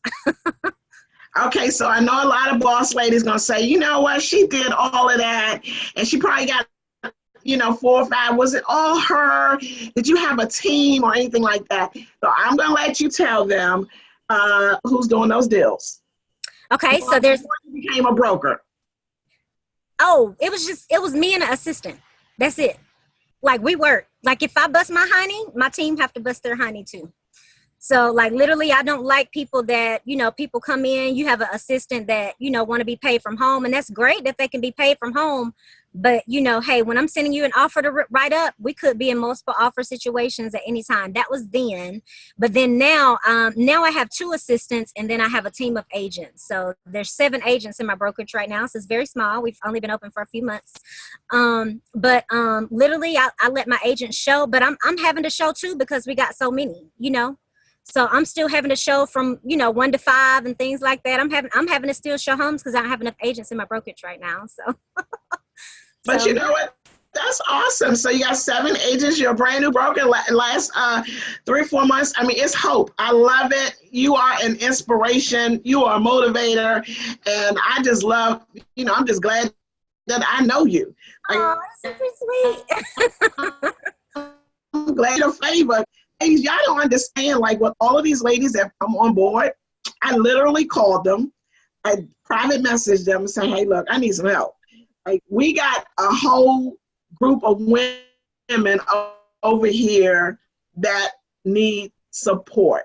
Will you come in and help? And they, without hesitation, and they say, yes, absolutely. You guys don't know the support that we have, that we could have together. So together we win. These are all my Facebook folks out there. Together we win. Michelle, I'm gonna let you take it over. 10. Girl, drop the mic. I'm just gonna bow down to the queen. Bow down to the queen. All of my folks that are here by webinar, good morning to you, boss ladies. Let me just say this. I only had 3 hours of sleep. Every time I get a break, like when we go off and I come off screen, I'm like, duh. Coach, it's so hot though, Coach. It is so hot. Like I'm not even You know, like this stuff has been like fire. I can't even believe that we are, you know, this far in. I mean, you talking about the bosses are just hitting like this. But what I wanted to say has been my observation, Coach, in all honesty, and Tan, thank you again, is that the people who are concerned, and ladies, I'm going to talk about us for a minute. The people who are concerned about what if I give this tip? What if I give this information and somebody in my market takes it? And we're coveting. And what I just keep hearing, the bosses, and the reason when Coach Ella reaches out to a boss, they show up. Because some of y'all wondering, how Coach Ella do all this? I was wondering too, y'all. I ain't gonna lie, I was wondering. But, you know, what I really came to understand is that when you are talking to true bosses, they don't mind sharing. They understand the power of leveraging your knowledge. So when you know one from another, we can understand. They're just leveraging. Nobody can take your shine. Nobody can steal what you have. That hunger, that desire, what you hear in Tan's voice. Tan said, not another day. If y'all heard her say in the beginning, I can't even remember the landlord's name, but the landlord gave her a chance. How about Tan thanked that woman with no shade? Because I was like, she put you in the house with what? Please, excuse me. But you know what? Tan said, thank you. Tan took the lemons and she didn't just make lemonade, y'all. She made a whole lemonade empire. She said, thank you, Miss Lady. Thank you for the opportunity. So for those of you all who are new bosses, you gotta leverage. You gotta come into this thing understanding that the people who are stopping by here, they're going to be a part of this boardroom. You got to understand what true bosses look like. Thank you so much, Boss Tan. You on mute, girl. Are you? You're welcome. Yeah, so give some last minute words. I'll let you take the last minute to give any last minute words. Boss ladies, I promise for all of you guys on Facebook, I don't mean to beat you up or anything like that, because this is the reason why I said I could have just did this to the boardroom folks, but I wanted to give you guys an opportunity to experience the boardroom, and I am truly no agents left behind. So, you know, I play a lot, I joke a lot, but I want to make sure that everybody have the same opportunities. But ladies, I do need your support. So Tan, I thank you so much. You know, I'm not letting you go. I told you I'm coming to Alabama, but I'm not letting you go because you are definitely what this industry needs. We need more of you to be able to pour back into. You are successful and you don't have to do this. You don't have to do this, but you do it out of the kindness of your heart. So I am forever grateful to you. And you know, whatever it is that I can do for you, I am there to support you. So any last minute words you have for the ladies, and then I'm gonna let you go make your boss moves. I don't have any last minute words. If y'all got, you know, any questions, y'all can, I think I'm already at 5,000 friends on Facebook, but you can always come inside the boardroom for Coach Ella. And then I also have a little private group called Six Figure Real Estate Academy, sixfigurereacademy.com if you want to join there as well. So anyway, that's my last minute words. Again, my name is Tan. Those that know me call me Tan with the master plan. Bye. With the master plan. We will see you in the boardroom real soon. And look, all of my rookie agents, all of my new agents, Tan is one of the coaches that's coming on board, because look, we got some bad boss coaches. He is one of the coach for the new agents. So if you want to close 86 deals a year, Tan don't play though. Don't come in there now, because Tan don't play. Like y'all can. Tan with the master plan, she got the master stick too, so she don't be playing. So Tan, thank you. You have a fabulous weekend. All of my boss ladies on Facebook, give Tan some hearts. Plenty of hearts. We love you. Take care. Have a good weekend. Bye. You as well. So Michelle. Coach. Michelle, how's it going so far? How's it going? So where all of my boardroom is at? So I'm gonna need some extra fingers because I'm trying to check on the Facebook folks and make sure that our folks are doing well. So if anybody has come to Tan's link for Amazon, you can go ahead and post it in the chat. I did actually find the six-figure income piece, so I'll post that link as well. But again, ladies, one of the powerful things is you are not going to have to run all around. This is what the boardroom is for. So if you have not already signed up in the boardroom, this is ongoing, you guys. This is not just one person. It's bigger than you. It's bigger than me. It's bigger than Coach Ella. You have to understand the power that we have to leverage and build together. So I'm just like beyond. Who we got next? Come on down. I know I'm looking for, I don't know if, let me see if Miss Venus is on yet. I don't see her up here yet. So let me ask all of you guys that are here on the webinar. I appreciate you ladies just for even giving me a chance. And I don't take this lightly. And I talk with my team, I talk with, and when I say team, it's like me, Michelle, and a couple of other folks. It's just us. But I want to make sure I bring value. It's not just to say, oh, we have this boardroom. I want to make sure it's value. I just put out an announcement that, hey, look, I need a like our education squad. My goal is to have something going on in this boardroom at least 4 days a week. So 4 days a week to having something going on in this boardroom. And then I had promised that I would be available in the boardroom at least 3 days a week. Now, one of those days I said I would open up the boardroom and keep the boardroom open for 8 hours. And I'll just be sitting here like desk duty. And then you can ask me any questions and things that you want. So that's the goal of the boardroom. So I'm waiting on, I'm gonna see where she is. So for Ms. Venus, I'm gonna send her a quick message. If you guys have any questions like right now, anything, just post your questions. For those of you guys that are on Facebook. So Gwen has one, she says, I have an open house. And she said she don't want to leave. These are some good nuggets. And, you know, there's a couple of other folks. One young lady said, I got to go back and see who said it. She said, Coach Ella, you can have all my money.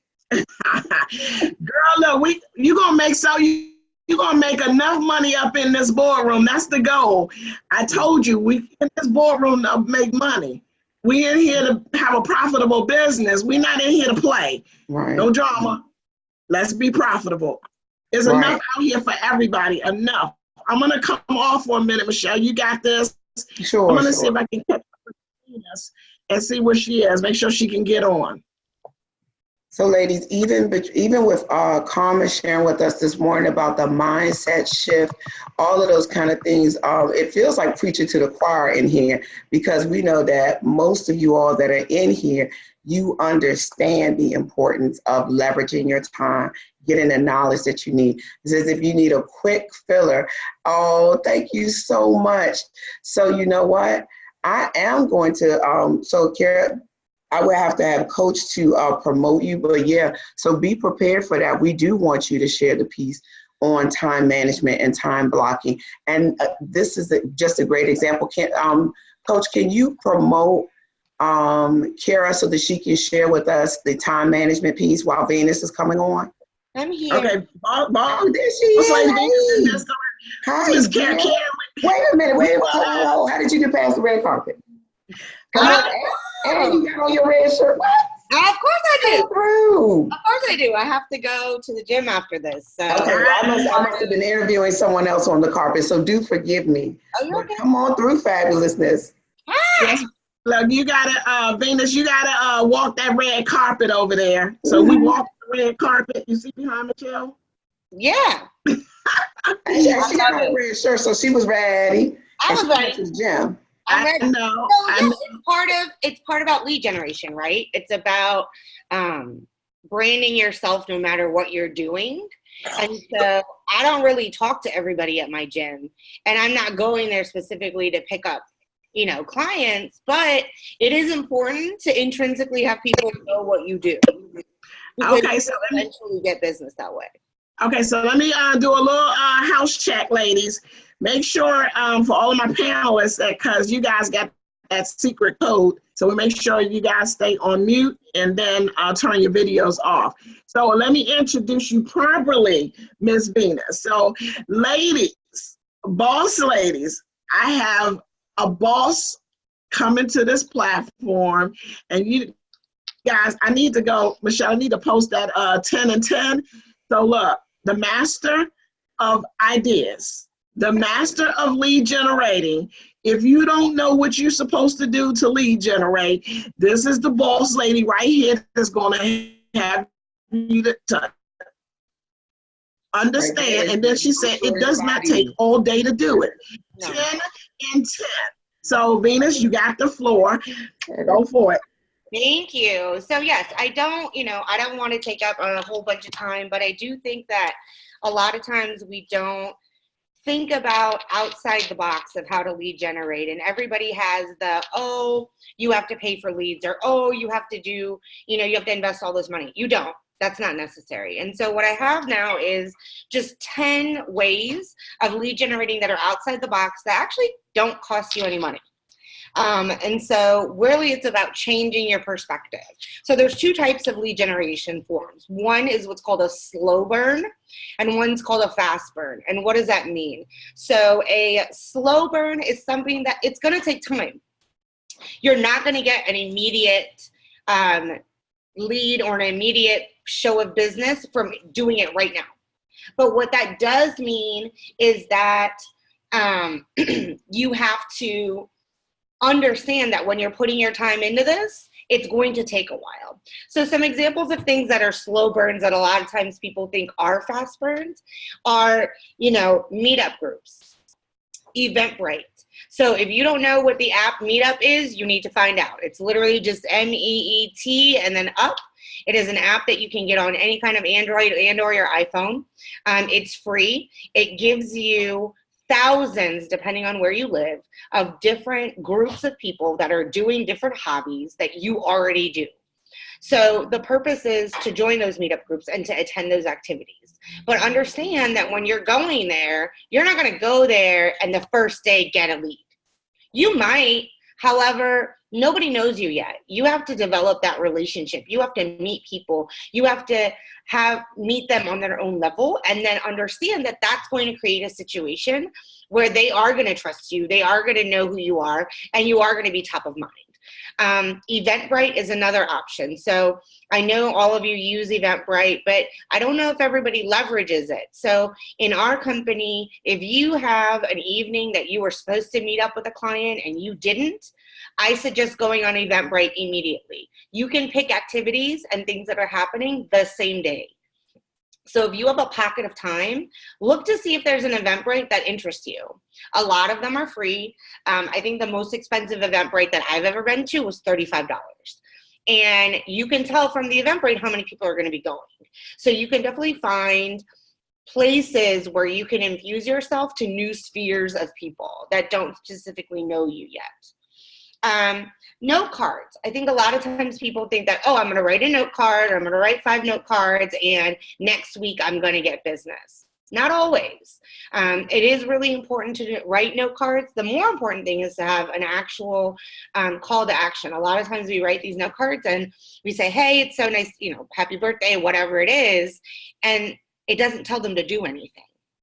And it doesn't need to be anything really elaborate. It can be just as simple as, P.S., I want to go out for coffee. Hey, FYI, let's do this, right? Give me a call. I have one agent that literally just writes, call me, I miss you. And so it immediately is a call to action for them to do something. And so, another thing that I think is really great, and we got it from another agent, is that Facebook groups. You really need to be leveraging Facebook groups, but they are going to be what's called a slow burn. So one that's really great for all of you that are in military areas, there are military wives groups and military spouse groups, military mom groups.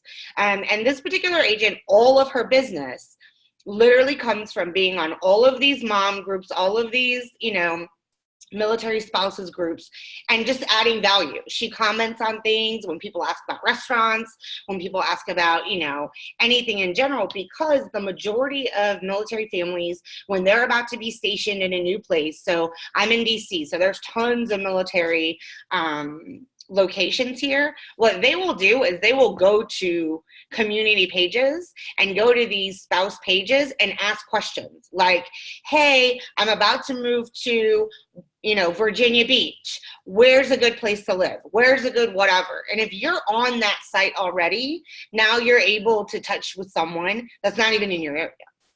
But you can be of value to them and you can offer to help them.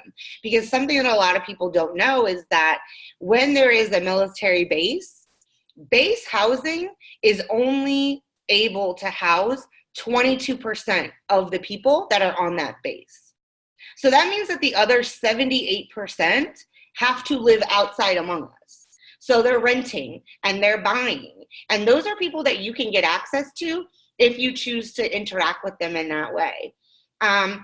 We have something here that's called Northern Virginia Moms Group. And my agents have gotten multiple referrals from just being on that group and talking about their kids, talking about a great, summer camp, people go on there and they ask for all different kinds of recommendations, including real estate agents. And so really becoming that source for them to look to. And then here's one that I think is really not touched enough. We send sentiment cards for birthdays and anniversaries and all of these other holidays, but we actually send home anniversary cards to all of our previous clients because nobody celebrates when somebody got their home. Most people don't even know when they got their home, but you were their agent.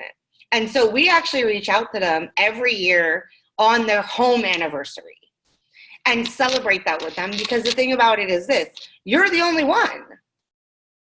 You're the only one that is going to celebrate that with them. When it's a birthday or an anniversary, something else, they're getting 150 people saying happy birthday. And you kind of get, lost in the crowd. But a home anniversary is, you're specific. You did that for them. And so it's one that we get a lot of good feedback from because you own that day. And that can even be a reason to touch base with them. Hey, I want to take you out for coffee, to celebrate your home anniversary, or send them, a $5 Starbucks card. Hey, happy home anniversary. I'd love to meet up and chat. And that way you're actually engaging in them and you remind them of how great the experience was as being your realtor. And over the years, when they get to that 5 to 7 year time frame, when it's time to move again, they're not going to forget to call you to list their house. So what are the fast burns, right? Fast burns are door knocking, open houses. If you're doing an open house and you are not knocking on 10 doors to the left, 10 doors to the right, and 20 doors in front of them, you're wasting your time. You have to be the number one advocate for what you're doing. You have to be the number one advocate of this event. So what we do is at all of our open houses, we actually go door knocking and we ask the neighbors to bring non-perishables to the open house that we're going to donate to a homeless shelter or anything that you may have. In the DC area, there's Central Union Mission, which is like the oldest homeless shelter in America. So for us, it's literally a great feel good. So they'll at least come there with those items. And they now connect you with charity instead of you being the sleazy real estate agent that they always have the picture of us to be, right? FSBOs and expireds. Offer to be of service to them. So for our agents that are looking for FSBOs, we don't tell them to try to get the FSBO to list with them. That's going to happen naturally. What I highly suggest, especially if you're a newer agent, go to all the FSBOs that you can find and offer to do an open house for them for free. Because at minimum, with your open house preparation, you may get some buyers out of it. But what's more important is that when their home doesn't sell, you are going to be the person that they're going to now ask advice from. Offer them other services. So for example, if they're doing a FSBO, they don't know how to pre-qualify someone, whether they're going to be, truly able to purchase their home. Connect them with a lender. Let your lender then be the person that champions you, right? Be a resource for them. That's something that always really helps. Expireds is the same thing. Something that's expired, don't call them and make them feel bad that their home expired. Ask them if they still want to actually allow you for expireds, just make sure that they allow you to hold open houses for them, right? You just want to make sure. Now, we are in many different states. I do want to make sure that you guys check with your brokerages to make sure that there's no issues with that. But really try to just come from service no matter what you're doing. If your broker doesn't let you do the open houses for them, then be a resource for them. Let them know, hey, there's a lot of processes when someone's trying to buy your home. I have contractors that I can connect you with. I have lenders that I can connect you with. Right? And so those are all different options that you have. So somebody's asking, how do you get the phone numbers for these types of things? So we use Cole Realty and Vulcan 7. You can use Mojo Dialer. You can use a lot of different options when it comes to those. What I can say about them is that they are only expensive if you don't use them. We pay, I think it's $264 every 3 months for those phone numbers. However, I pull call logs for all of my agents every single week. And so I get more than my money back for that. You just want to be sure of that. The other option is you can use a system called Remind. It's REMINE. That actually is really, really specific. It's going to tell you how much they owe on their mortgage. It's going to tell you who the owner is. It's going to connect you to the tax record. You can, do searches that let you know where are the absentee owners, because sometimes people that have renters are sick and tired of dealing with renters and they want to sell their house. So you can create all kinds of different focuses for yourself as how you want to build business from that. And then there's cold calling, right? So everybody hates cold calling. Everybody doesn't like it. It's very difficult. People are not nice to you. It's still a fast burn because you're actively engaging in people that are looking for homes. One of the things that we do is if there's a new listing on the market, there's nothing to stop you from cold calling all of the neighbors, not to go to the open house, but just to let them know that that open house is happening, and have they thought about selling their home, or do they want to know how much their home is worth? That's the other option to get you in the door. You can do something that's called a wealth portfolio assessment. And it's really simply when you see a home that's on the market, you can very easily call someone down the street. Hey, Mr. and Mrs. Smith, I know you live at 123 Main Street. 124 Main Street is actually just listed on the market, and it's listed for $555,000. Have you recently done a wealth assessment of how much your home is worth? They're always going to tell you no, because they've never heard of it, because we made it up. And you can then say, well, you know what? I am a local real estate expert, and I would be happy to meet with you and do a wealth portfolio with you to let you know where your assets are sitting. Again, it at least gets you in the door, and you're going to have at least a couple people that once they realize how much equity they have in their home, they're going to be willing to then list the home. So those are my 10, right? So FSBOs, meetup groups, Eventbrite, note cards, your home anniversary, door knocking, FSBOs and expires, cold calling. Okay, these are the last two. And these are ones that I think are really phenomenal that nobody ever touches. One is your past career. If you are not reaching out to the people that you used to work with, you're doing yourself a disservice, especially if you were in an industry for a very, very long time. You've built relationships with people that they already trust you. The only thing that you now need to come over is that you need to prove to them you are an expert in this new field. So I came from the jewelry industry, and what I do is that I personally had a giant happy hour. I had one of my lenders pay for it, so it was free for me. And I invited everyone from my past life to celebrate my new job. that I had. We had approximately 50 people that came, and now I solidified in their brains that I was in real estate now. I didn't do jewelry anymore. I am now the real estate expert. And it allows for you to really touch people who already know you, already trust you, already know your work ethic. So you don't have to sell that to them anymore. They've seen how you are, right?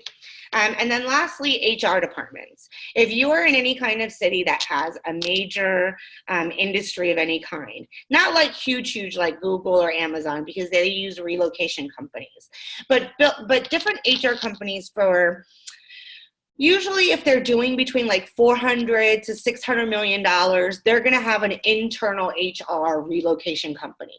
They're going to be people that are local, and it's not something that they have that's, grandiose. Go make nice. Go become their friend. Go become their resource. Because let me tell you something, the HR ladies, they don't like doing it. They don't want to find a contractor. They don't want to find a lender. They don't want to find a real estate agent. So really introduce yourself as the local expert in the market, but know your market, understand what the numbers are, and be able to present that to them. And then you really just become the relocation specialist for that company. So those are my 10. I'm done. Ready? Miss Venus, how is it? Those are my 10. I'm done. Oh my gosh. That was so high. I love how you did it. Just, rapid fire. You're on your way to the gym. And there were a couple of points, because I'm in the DMV also. So I just wanted to query you a little bit on a couple of these. So one of the ones that you said, because we get a little bit uncomfortable. Coach Ella is always challenging us to become uncomfortable. But when you're doing that open house, like the pre-planning that goes into that open house, is part of that pre-planning, like, are you dropping off some door hangers, or how exactly do you go to those neighbors? Because I love listening for the calls. So what we did is, so in Maryland, you have to pay for grocery bags. So people use the reusable ones. So we got pre-made reusable grocery bags that we drop off. I actually have one in my house. Hold on. I'll show you. Oh my gosh. Y'all are getting the hot tips live. Okay, so being able to use something like this. So a lot of us may be intimidated by door knocking. I'm not door knocking, but she said this was a fast burn. There you go. Oh my gosh. Reusable bag, right? You leave this instead of a door hanger or instead of whatever. Let them know, please fill this up with your non-perishable. Okay, hold it up a little bit more, because I need, oh yeah. Cool. And I mean, I'm happy to share who we order things from. I think we got these for I think they're $1.20 for each, which I mean is well worth it, because here's the thing about it. A, they're either going to use it and bring the non-perishables and you get it back, or you let them keep it. Or B, they don't bring it, but now they have this bag. So every day of their life when they go grocery shopping, they see this bag. I love it. I love it. So it may not be in your market where people are paying for grocery bags and they're going to hold on to this bag, but I just love the creativity of going out and just prior to the open house, getting to know the community. I mean, a lot of the things that you talked about were actually very low cost. The red carpet just came down. But, a lot of the stuff that you're talking about are very, very low cost things that people do not have to spend a lot of money, and you're already there. So tell me about your previous industry again. So I worked for the company that owns Kay Jewelers and Jared's and all of those things. So I worked for them for 19 years, and I know hundreds of millions of people. And I'll tell you right now that my kind of coming out party was the most important thing. I have over 1,000 friends on my Facebook, and it was a point that I made that okay, listen, I know that I was the leader in my industry for a very long time. I trained, I coached, I recruited anyone in 100-mile radius of DC. I either hired you or trained you or coached you or whatever. You already trust me. You already know how I work. You already know my precision to detail. You already know that I do my homework. So you know that if I'm telling you that now I'm in real estate, I waited to tell you till I was the expert. So Venus, I think that's a very important point.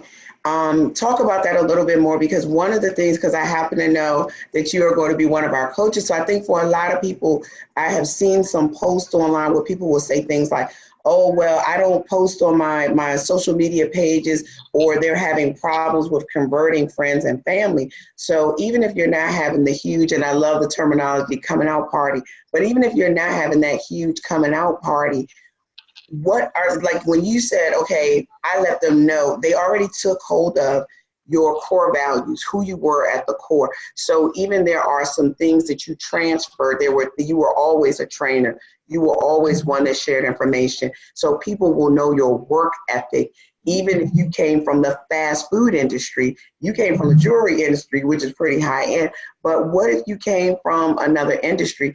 If you were coaching somebody that maybe they were the top manager of maybe a fast food chain and they got into real estate, how would you help that individual if they came to you for coaching and they're making that transition in? I mean, that's even better. Nobody deals with upset customers more than fast food. I mean, you get all the crazy. You get every type of person in every walk of life, in every time of the day, and every type of attitude. So what better way to say, you know what, I know that you've seen me walk through fire and keep my composition and keep my composure and still give excellent customer service. Oh my gosh, this is like so fun, because we could just find all kinds of industries that people may not think translates to real estate. But there's no industry that doesn't translate, because here's the thing about it. As a real estate agent, you have to be their psychiatrist, you have to be their therapist, you have to be their boyfriend, you have to be their financial advisor, you have to be their mom. I mean, like, no matter what you're doing, even if you never had a job in your life and you've been a stay-at-home mom forever, you manage your household. You manage the budget in your household. So that's a P&L. You've been a businesswoman your entire life. You just didn't get the title, so you didn't take credit for all the work that you've done. So even as like a stay-at-home mom, you can easily say, I have 3 kids that graduated college or that graduated high school and are now tradesmen that now live out in the world as good citizens. And I was able to do that while running a home, while making sure they were done with all of their homework, while making sure that they got to all of their events. So when it comes time to do all of the transaction coordination for your sale, I'm going to be on top of all of it. Wow. So even if I haven't been in the Fortune 500 world, if I'm an at-home mom, you can coach me. You can help me to build my real estate business, no matter what my background is. I mean, nothing's harder than being a mom. Like, I mean, there just isn't. Like, it's literally you're in charge of a human entering the world, not being psycho. Like, I mean, like, it is a humongous, it's an honor, and it's challenging, and it will test every grain of your abilities. So I think that that's something that I've noticed. Like, the agents that I work with that are the biggest rock stars were stay-at-home moms for a very long time. Wow. One of them has 4 kids. And the wealth assessment. So I'm just kind of looking, because I was taking notes for everybody, but I'm trying to tell you, some of these we may have heard before, but the way that you presented it like a wealth assessment, and you say, they haven't had a wealth assessment, because I just created that. Right. I made it up. So I know you've never heard it. I love it. So what about calling? Do you guys use scripts? Do you when you're coaching and training, are you coaching and training people to use scripts? What are some of the things that you, as a coach would recommend? You have to have scripts. You have to. If you've ever said the same thing to more than one person, you already have a script. You just don't want to admit that.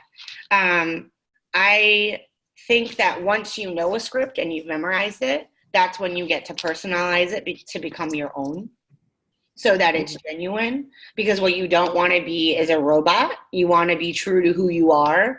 And at the same time, if you don't like calling FSBO, don't do it. I think a lot of times people get caught up on So I just gave you 10 different lead generation sources. Don't do all 10 of them. Pick one that you really, really like that's a fast burn. Pick one that you really, really like that's a slow burn. And that's it. Go deep. Don't go wide. It's not necessary. That's a great coaching moment right there. So when you're saying go deep versus wide, and these are things that, like you said, you really developed programs that didn't just start with real estate. You've done this across different things. So ladies, I hope that you all are hearing, like, this is, again, one of our coaches that came to the platform. She came giving, I met her for the first time at the Real Estate Ladies Rock retreat out in Florida. It was so amazing. And the first thing that I noticed when she walked into the retreat center, one, I think they may have had on Ariel or shirts, but then they didn't at the moment, but I just knew she was a boss when she walked into the room. But what I could appreciate was that you were taking care of the people around you, and yet challenging them to be leaders. Like, there was not one person that was in that group of people that wasn't a thought leader. So I love the fact that Coach Ella keeps providing a platform where all of us will come together and just say, okay, I'm willing to share my knowledge. You know, you're in the DMV region. There's a lot of folks that might be over here from the DMV region, and you have to be able to know who you are to share. And this is the value that we have here inside the boardroom, is that you're getting all this perspective and you can see something from a different light. I promise you, I do open houses, or I've had an open house from time to time, but I love the charitable aspect of it. I love, being able to get out into the community. So how far in advance do you do that? If you were to do one of those charitable gives when you take that bag out? So we decide when an open house is going to be by Tuesday of every week. All of our listings go live on Wednesdays. So by Tuesday, we know where the open houses are going to be, and we know which agent is going to be holding the open houses. Wednesday, it'll go live. Thursday, we're going to call every agent that's in a 5-mile radius that may have someone that might be interested in purchasing. So you're just going to do a search of who sells in a 5-mile radius. We also call the top 20% of agents that are doing business in that area to let them know as well. On Friday, all of the agents will so everybody does their door knocking and the charity bags on Friday or Saturday. So cool. So not too far out. You really do keep yourself. Don't forget about it. Right there in the front of their mind, because it's happening the next. I like it. Yep. Yeah. Awesome. And I mean, one thing that we were saying that, I know a lot of agents that are on this platform are in the DMV. I truly believe that there's not a shortage of business. Right. The person that's going to shop, that's going to choose my company is going to be different that chooses someone else. And I think that a lot of times agents come from fear instead of abundance. Like, there's enough. There's enough for every single person to be a top performer, to make 6 figures, to do multiple transactions without it hurting anyone else. So Venus, I just heard the real coach in you. So from a mindset piece, and I'm gonna let you go after this. I don't know where Coach Ella is with the schedule, but I'm gonna let you go after this. But I want you to look right in here, and I want you to speak to that person who needs that coach, and they need a mindset because they've been in the industry for a minute and they are feeling like it's scarce. They might be in Northern Virginia where the housing market is very, very competitive and fierce, and just even finding inventory may be a challenge. Speak to that mindset right there so that somebody can get unstuck today. I think that the most important thing is that as women, we always figure out a way. And the biggest thing about it is that so far in your life, you are at a 100% survival rate. You have overcome every single thing that has ever come up against you, and you've been a winner because you're here and you want to learn. And if you are hungry and you're humble and you're smart, you will win. You just have to put in the time and then have the faith in yourself before anything else.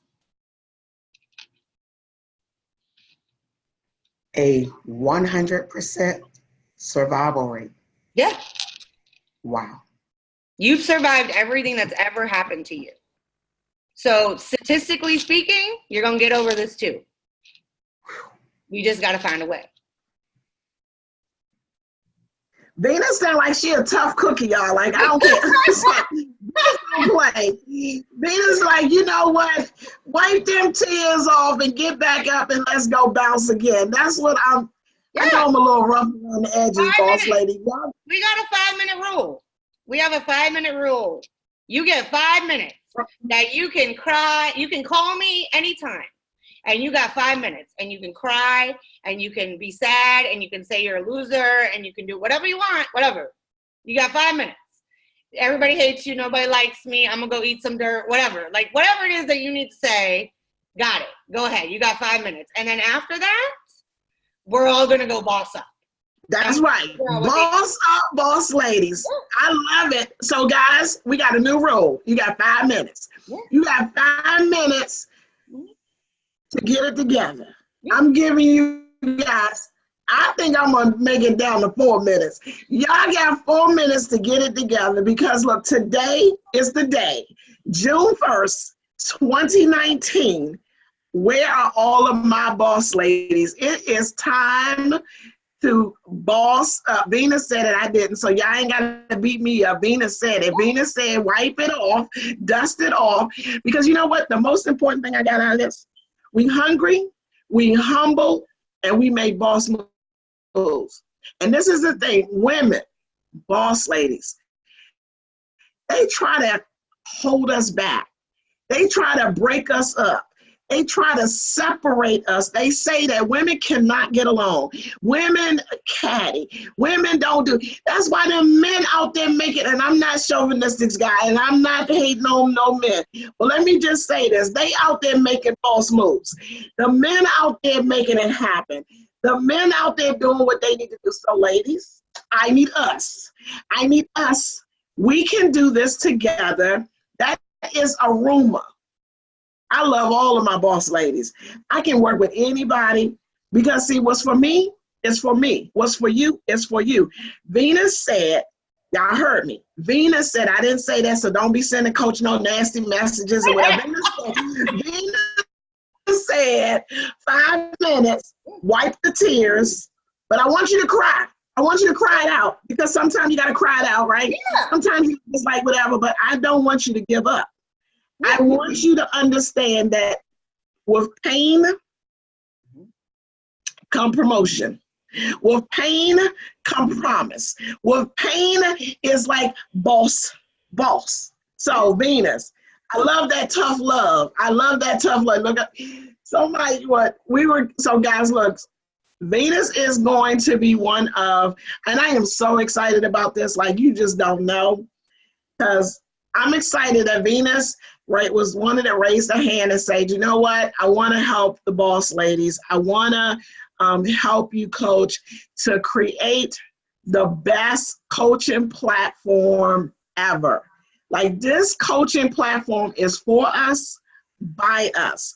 Tell me what other coaching company out there is like that. And I'm not talking negative on anyone because there are some great, awesome, amazing.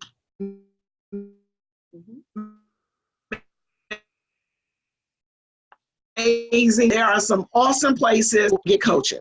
I just so happen to say that I want one that is for no agents left behind. That's all I said.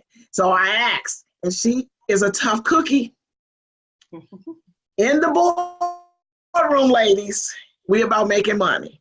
And it's not saying that it's money, money, money, money. It is saying I want you to have what it is that you want.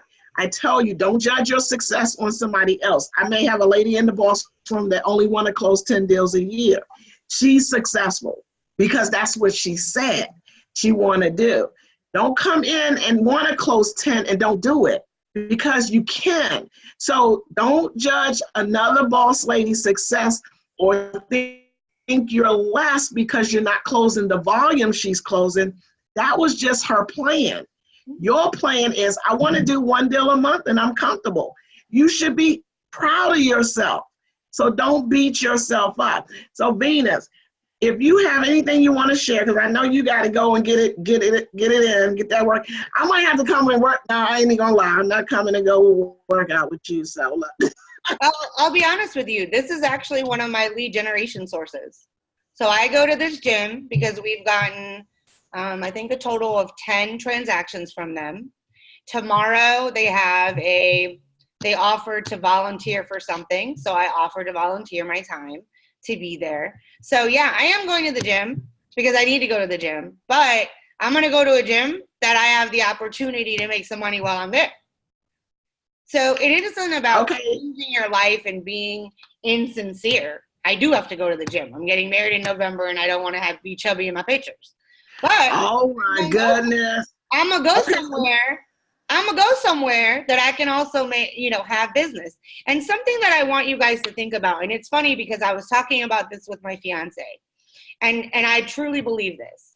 We were trying to think of one CEO or man specifically, that is incredibly, unbelievably successful, that does not attribute all of his success to either his mother or his wife. Let me just say this: we some bad human beings, like women.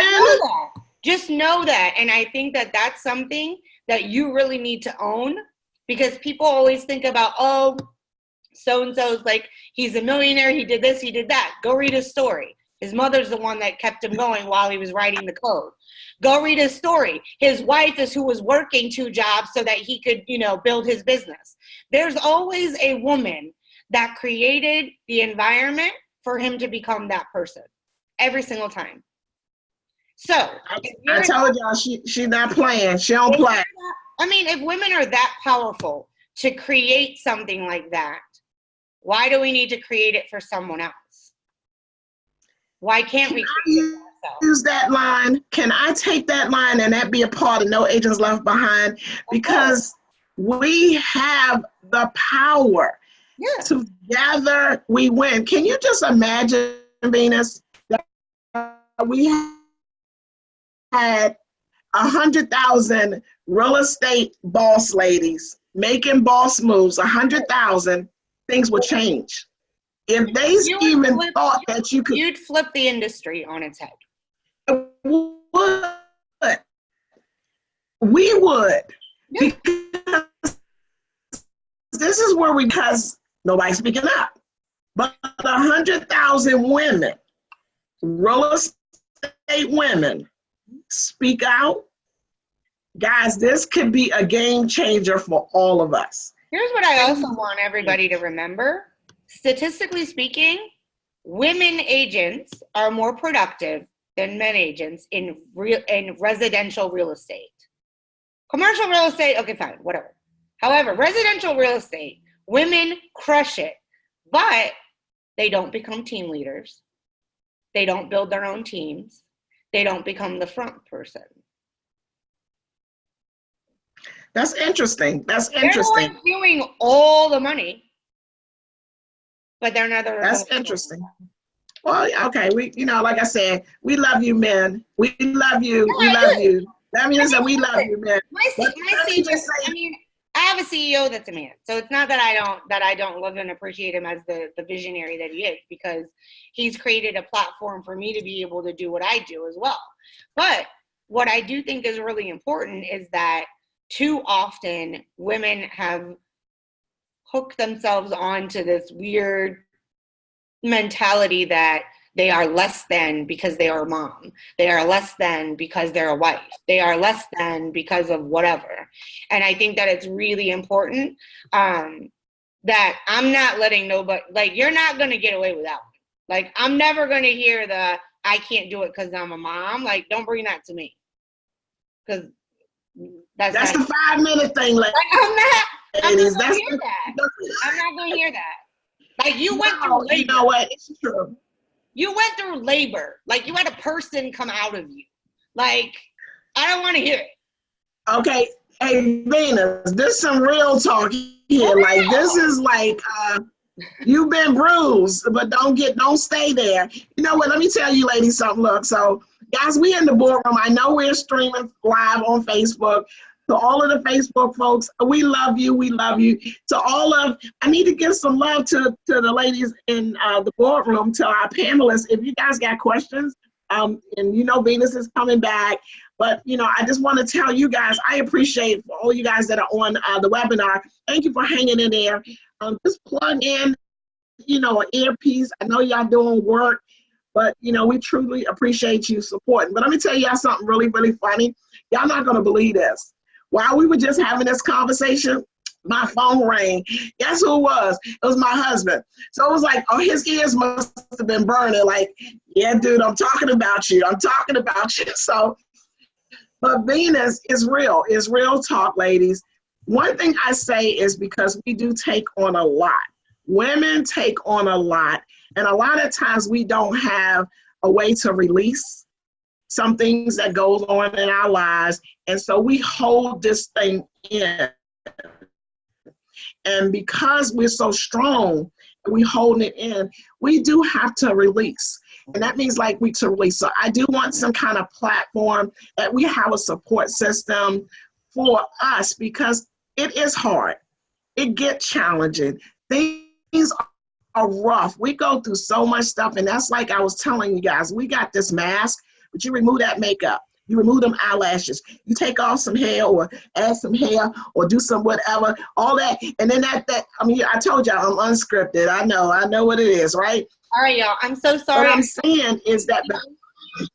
I'm sorry. Huh? I gotta leave you.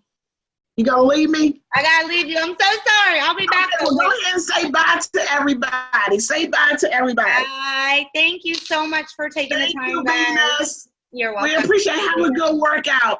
Thank you. And go make some boss moves at the gym. All day. Yes. Right. Go ahead. Bye. Bye-bye. So, and ladies, I mean, it's real. And a lot of times we don't have that out. It's like, you know, because we're hiding behind the mask. And a lot of, you know, we wear this stuff on our sleeves. So I just want you guys to know that a part of this boardroom, we are going to have one thing that's coming in the boardroom that I'm excited about. When we were in Florida, we did the yoga. We had Miss Tara. Tara was on, and we had an experience. The ladies had an experience. Of course, I failed. I failed the night before, so I didn't do the yoga with the ladies on that was another story. But they did the yoga, and what she actually did, she did a class. She did a class, and then she did the yoga. So part of what we're going to do in the boardroom on Wednesdays is wisdom and is health and something. I done forgot what it's called, but she's coming in and she's going to be a speaker, and she's going to come in on Wednesdays in the boardroom, and we're going to talk about, because that's something we do have to work on, mind, you know, but also our health. And we want to make sure that in the boardroom as well, that we touch in on that, because if we don't take care of ourselves, and like I said, mentally, emotionally, physically, and, you know, even on the outer, but on the inside too.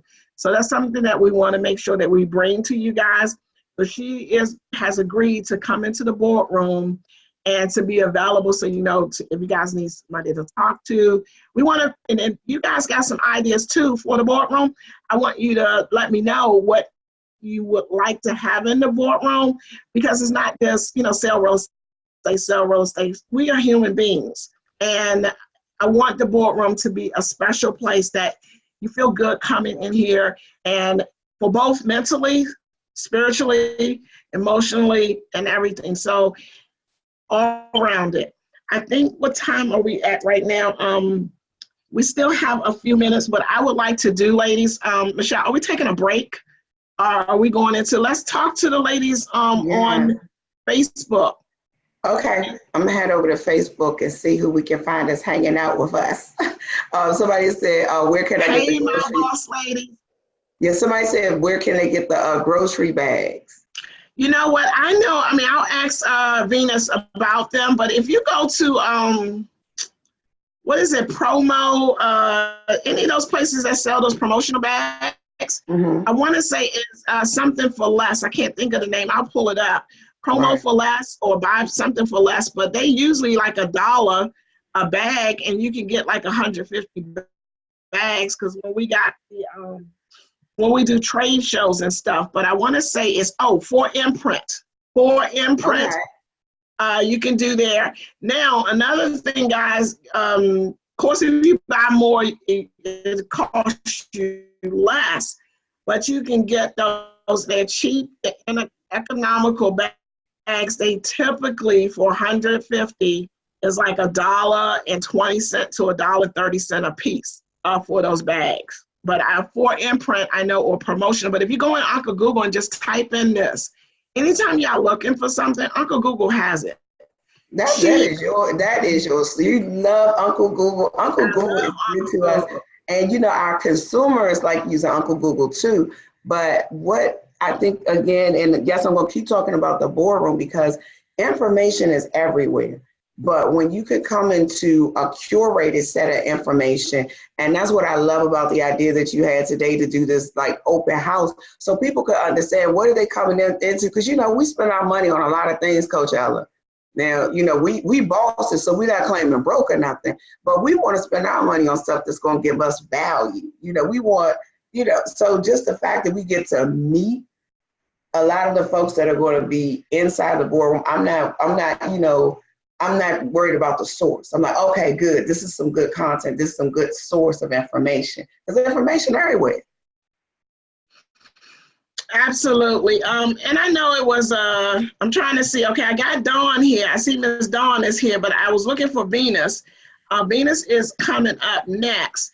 And I know you guys hear me on Sunday, and you still kind of like, you're not sure. It's like, what's this girl up to? Like, what is this? Let me just say this. What you see is what you get. I told somebody, I was like, I don't know how to fake it, because I'm going to forget. If I told you something today, and then I'm going to tell us, you know, I'm telling a story, a lie, whatever you call it, I'm going to forget. So that's why I don't have time to be telling stories. I don't have time to be lying. So what you see is what you get.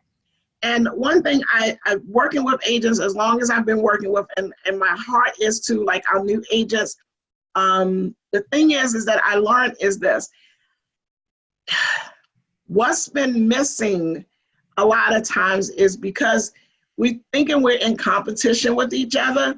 We're separated through brokerages. I love my brokerages. We're separated by brokerages. And a lot of times that's what you think, is that we separated as an industry, and we're really not. So there wasn't a platform. You got your associations and stuff like that, but it wasn't a platform where we literally can come together. I just know that if we work together, we all win together. And even though you may be successful by yourself, and that's all you're thinking about is just yourself, we are an industry of what the consumers see us as one. So your success alone is not going to change anything. We have to now start having the consumers to see us as a unit. That's still what's going to protect this industry, is that you're going to, you're like, you know what, I don't have that issue. I don't have a Zillow issue because I'm getting deals. I have my referrals. You might not have a Zillow issue, but the real estate industry have a Zillow issue. And what's happening is this: we have got so comfortable with allowing the consumers to see online portals as the resource. That's a problem. If you allow them to be so comfortable to enjoy looking at Zillow, looking at Realtor.com, looking at Redfin, looking at these beautiful sites, and you have no presence, what have you told the consumers? We cannot let the consumers think that that is the Amazon of the way you do business. That's why it's important to say, get into your communities. Let them see us. Let them know that we care about them. Let them know that we're involved, not just you. Oh, I'm in my community. I'm not worrying about it. That's fine. But what's going to happen is that the majority will rule. And the majority of the people say, I'm going over here. And so that's the reason why it's important to unify, to get us together, to be into the community. So the boardroom idea was this. We have the massive page, yes. A lot of people come on the page all day. Every day we get some new people. The problem is they come in with that same mindset to take. I'm not coming in here to give nothing. I'm coming in here to take. But see, I want to separate it. I want to say, if you really want to make some boss moves, if you really want to make some money, you really want to, help in this movement, then you here. And I'm going to pour back in, guys, for the cost of admission, just to even listen to just a few people that you listen to today. You guys know I'm all about affordability. I'm all about having something that is doable, but I want you to come into the boardroom so you can increase your income. That the $47 a month that you spend every month, you wouldn't even notice is gone. Because I'm going to be in here to make sure that if you want to be profitable, you will be profitable. I will find them. It can't just be me. I know that, right? So I'm saying I'm going to go out here and I'm going to network with the best agents that's doing it up, right? The people that know more than I know. I'm going to bring them into this boardroom. I'm going to have them to show you what it is that they're doing if it's something that we need into this boardroom. That's the beauty of the boardroom. It's a controlled environment. We dictate how it's going to run. And then that way, it's like, I know that the ladies that are in here want success, whatever level of success it is, but the ladies in here want to work. The ladies in here are going to respect me. The ladies in here are not going to talk down on me. The ladies in here are all about the same thing. So that's the purpose of the boardroom. Do we have Miss Venus? I think she just come on. Ladies. Oh, that's Miss Wanda. I got some y'all up in here nice, and I love it. I love it. So do we have any questions from anybody from that's on the live webinar? I mean, on the webinar or Facebook? Any questions, ladies? What are some aha moments that you guys have gotten from the few ladies that have spoken? Any aha moments that you guys have? And I appreciate you guys. Yeah, I gotta keep taking the glasses on and off. And look, we gotta give some hearts and some shout outs to my co-host, my business partner, Michelle, because she's holding it down. She got the red carpet for the ladies. Did you see the red carpet take a stumble? But Madonna was going down the run. Madonna was doing one of her presentations and she was getting ready to be fierce, and she stumbled. She got right back up. She was just like, that's what they say. It fall down, but we got back up. Because it fall down. If girl, ain't nobody worried about that. So look. No, well, my point was just that, Coach, because even in that happening, your transaction might fall apart. Your best laid plan, something could happen. And what we learned from all of that, and I mean, when Venus was kicking all those facts, I mean, the thing that is still ringing in my ear right now, she said, so far to date, you have a 100% survival rate. Like, if you really think on that real hard, what that means about your life. I don't care how many deals fell apart. I don't care what didn't happen at home and anything else. If you're still alive today, then you get an opportunity to make a difference. That is that is so awesome, and it's so true. Okay, so I just got an emergency text from Venus, and she had a family emergency. So Dawn is here. But Venus just left us, so we're ready for Dawn, right? Yeah. So we're gonna send Venus some prayers, and she'll be back into the boardroom. So I need to send her a quick shout out. I was looking at my my messenger. So hey, boss lady. Hey. Michelle got to do the right thing. She got to send you down the red carpet. Come on down the red carpet. Come through, sis. Come through. We are happy to have you here this morning. Awesome. Yes. So I'm gonna cut Wanda's video off. I'm just gonna cut your video off, Wanda, but you still there. Okay, so good. So, ladies, all of my boss ladies, I want to introduce The one and the only. I know y'all seen that fabulous video we did. So yes, I went to go get my girl back. I said, hey, look, I need you to come. So for all of you guys that do open houses, y'all do open houses like Dawn do open houses. I think Dawn is working out of 2 states. Can you close? Well, let me just ask the boss ladies. Can you use an extra 50 deals, close it, just doing open houses? Like, what? I couldn't believe it. She got some awesome tips, and she has a packed house every time she doing her open houses. So I'm going to let Dawn do what she do, make boss moves, and help you guys out any way that she can. If you have questions while you're on this webinar, please post your questions, and we want to get to your questions. For all of my Facebook folks, make sure you give Dawn plenty of hearts and show her how much we appreciate and love her. So Dawn, it is all yours. Thank you. Okay, just side note, if y'all hear some music from a phone ringing, it is not mine. It is my son. He is home from college, so just so you know. But open houses. So I got into doing open houses because, I started in 2000 doing new homes, but in 2005, I went to do resale and had no idea what I was doing because I was used to people showing up at a subdivision in the model, didn't know what to do, didn't have a whole lot of guidance. And I had an agent in my office and she said, do you want to do an open house for me? And I'm like, okay, sure, that works. And at the time, she would only hold an open house from 4 to 5 on Sunday, which I thought was crazy, but for 1 hour. And her concept was they'll go to everybody else's open house and then they'll come to mine. So I'll get more traffic, which was a brilliant idea, except when it's wintertime and you need to get out of there sooner because it's dark.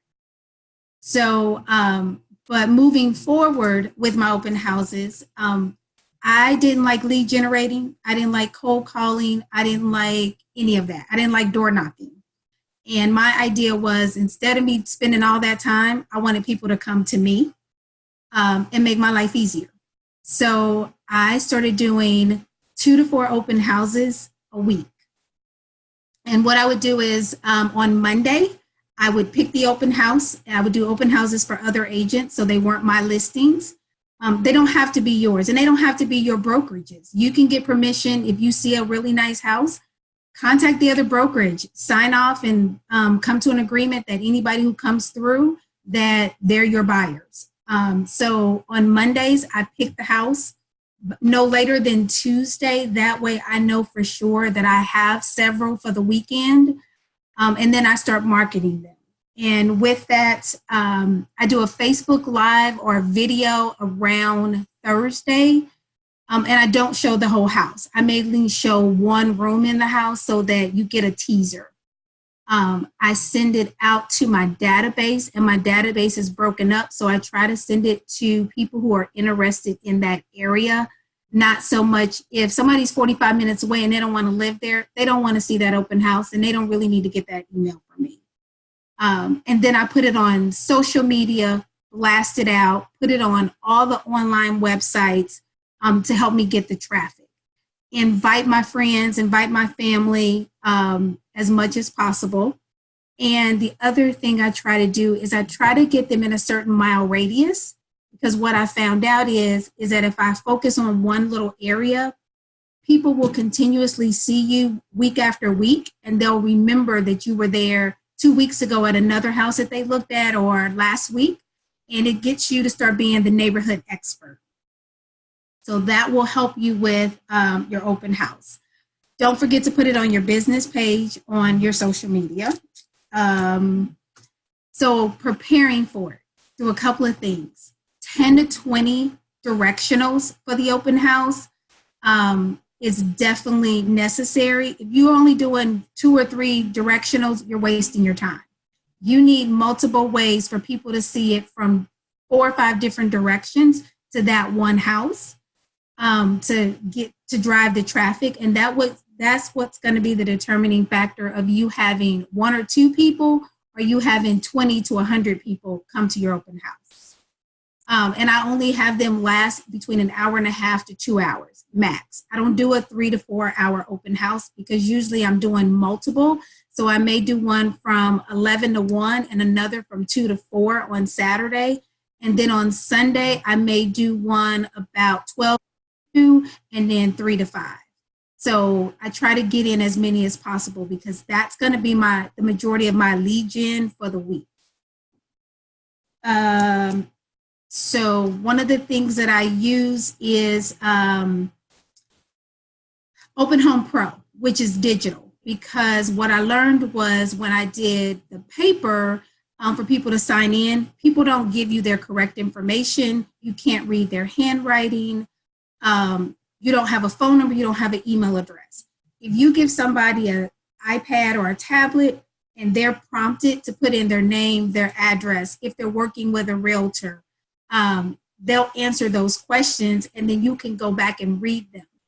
Also, Open Home Pro will automatically send them an email or a text thanking them for coming. So you've already started them on your lead gen with a drip because they're already getting something from you immediately after they leave the open house. And so that gets people in. I always have a lender who comes with me at the open house. For the simple fact is people mainly want to know if they love this house, how much is it going to cost me? So I don't want to wait till Monday or Tuesday for them to talk to a lender. So I have the lender there with me who can run the numbers, who can take an application on the spot, and we work as a team to get the person. A lot of times the lender can build a rapport right then and help boost that person to use you versus someone else because everybody knows a real estate agent. They got a cousin, an aunt, a friend, or something. So you want them to use you, and you've already have the leverage because the lender is right there to tell them what it's going to be.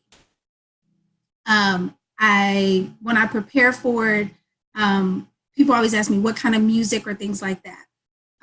Use jazz or classical.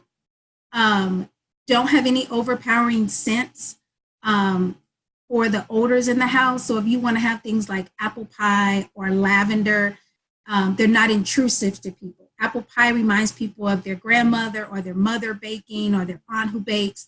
And lavender is a little bit more calming scent so that they won't be going, oh, what's that smell? Or that smells kind of weird. So you always want to make sure you have those kind of things. During football season, because I'm a big football fan, I ask the seller to put on the TV on football.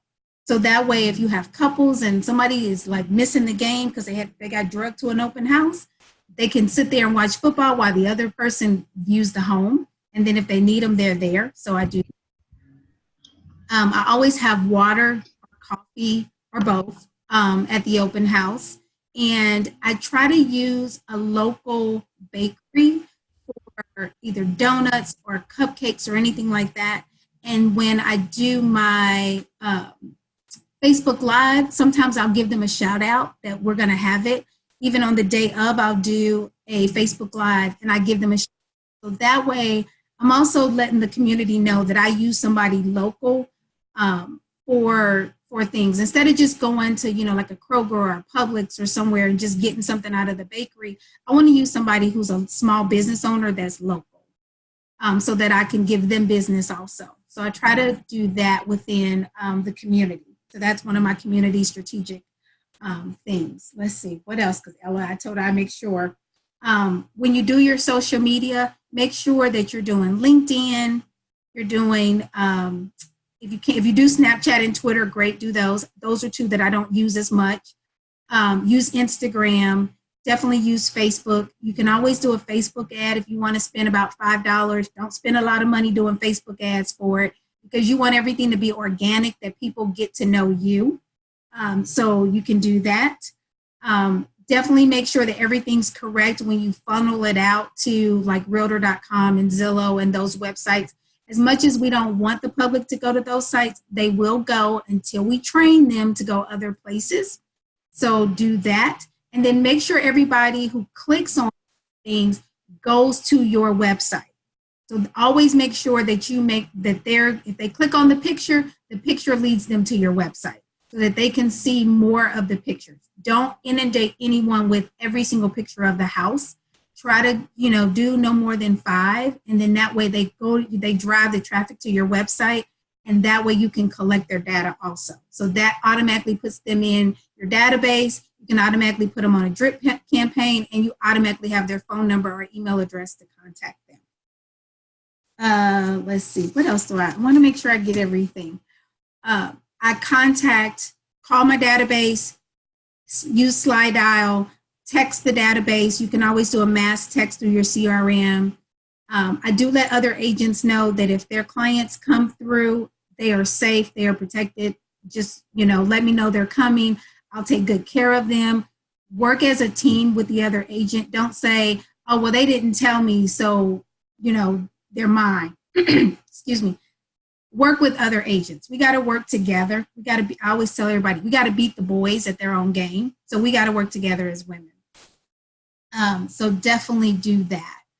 After my open house, I don't leave right away. I sit there for a few minutes, and everybody who's come through, I either text them or email them, or if I have an address, I send them a personal note, thanking them for coming. Because you always want to thank people for coming by, and try to take a note of something that you remember, whether it's they said they wanted a larger closet, they needed the schools, they're downsizing. Take a personal note so that when you are talking with them, you can build a rapport on what they discussed with you that was important to them.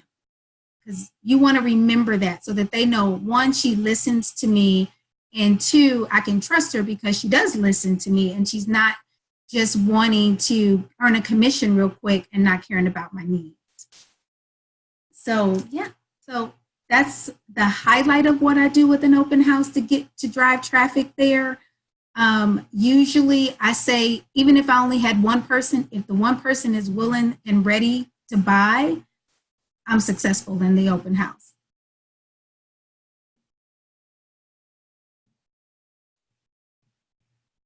Hey, look, I'm trying to take my notes too.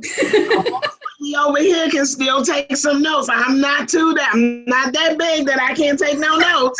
Hey, look, I'm always learning. Learning. So. I got my notes right too. Right, listen, I'm listening because look, I don't know everything. I can always, when somebody tell me that they closing 50 plus deals, doing open houses, you can sit back and think that it's not true. Y'all better have a whole bunch of paper because I heard a whole lot of stuff. So of course, Dawn has been so graciously. We did a live video together. Well, we did like a recording together. I shared that with you guys. But Dawn is going to come into the boardroom when she can. And so let me just see. I don't know where my co-host is. She's going to force me to put these glasses on and look at these questions. See, I got mine. Can you see them questions, Dawn? Hold on. Do you have any questions over there? We got, let me see who we got over here. Let me get some shout outs to some of these boss ladies. Hey, Miss Candace, Miss Kasha, Cambria, Denise, Tawanda, Tammy, Susan. I was over on Facebook. I was over on Facebook seeing what the ladies was doing over yonder. And so I was sending out some notes and just, for those ladies that are inside the boardroom, we adding value. I'm making sure that if they're on this replay, then they have some good little note tidbits and everything for that. So I'm trying to listen to the people in the boardroom get to rewind this. They get to slow it down, pause it. They're going to be able to come back and hear it again and again and again. Boss ladies, I got some questions because look, I'm doing this for you guys. So, Miss Tammy, you got some questions? You ladies are on Facebook Live. No. I'm going to come in there and see if y'all have any questions. Michelle, I can't see these little print. Can you look? You're trying to make me look. Most of it so far, Coach, has been me. We got people asking a lot of questions about the bags from the last segment. Okay, but so look, this is for the bags. Because boss ladies, y'all got to make boss moves. Go on Uncle Google and type this. cheap promotional bags. Just type that in there because I'm going to get Venus to get a name, but I want to show you the power of you bossing up. Cheap promotional bags. Cheap promotional bags. And you're going to see a list of cheap promotional bags. And then you can go in and make your choice because you're going to find some for $1.25. You're going to find some for 89 cents. You're going to find a whole lot of stuff. A lot of times we don't do the work. We're going to call Dawn up 500 times. How'd you do it? Just go. Uncle Google got some resources. Let me go. I want to ask Dawn a question. You know what? I was going to say, and go to Vistaprint because they sell that stuff too. So you can find those bags. That's an easy thing. Yes. It's an easy thing. We need some cheap ones though, because I don't know how cheap Vista gonna be on. They might not that kind of bulk. Like, I mean, I love Vista for all my other stuff, but yeah, that one right there, Dawn, I don't know.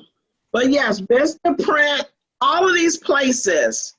But just type that word in. The key word is cheap, because they know we looking for some cheap stuff, so they put it in their search thing. Somebody do that right now. Somebody go in and go on Uncle Google right now and type cheap promotional bags and tell me what you come up with and put the links on the page. That's a homework assignment, boss ladies. Cheap promotional bags. Give me a list and we can go start researching and find out who's the cheapest. Michelle, I can't see those little writing over there though. And I know that so I don't see any immediate questions right now, Coach.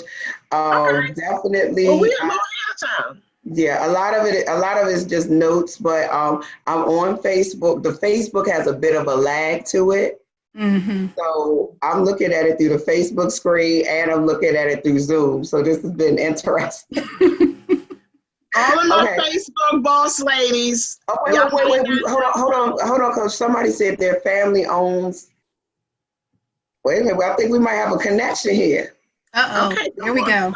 Yes, someone said my family owns a promotional product company. Come through, sis. There you go. Come on. Okay, so who is that before we say who? That is Zelda. Zelda said we'll hook y'all up. Zelda. Perfect. I need some of those.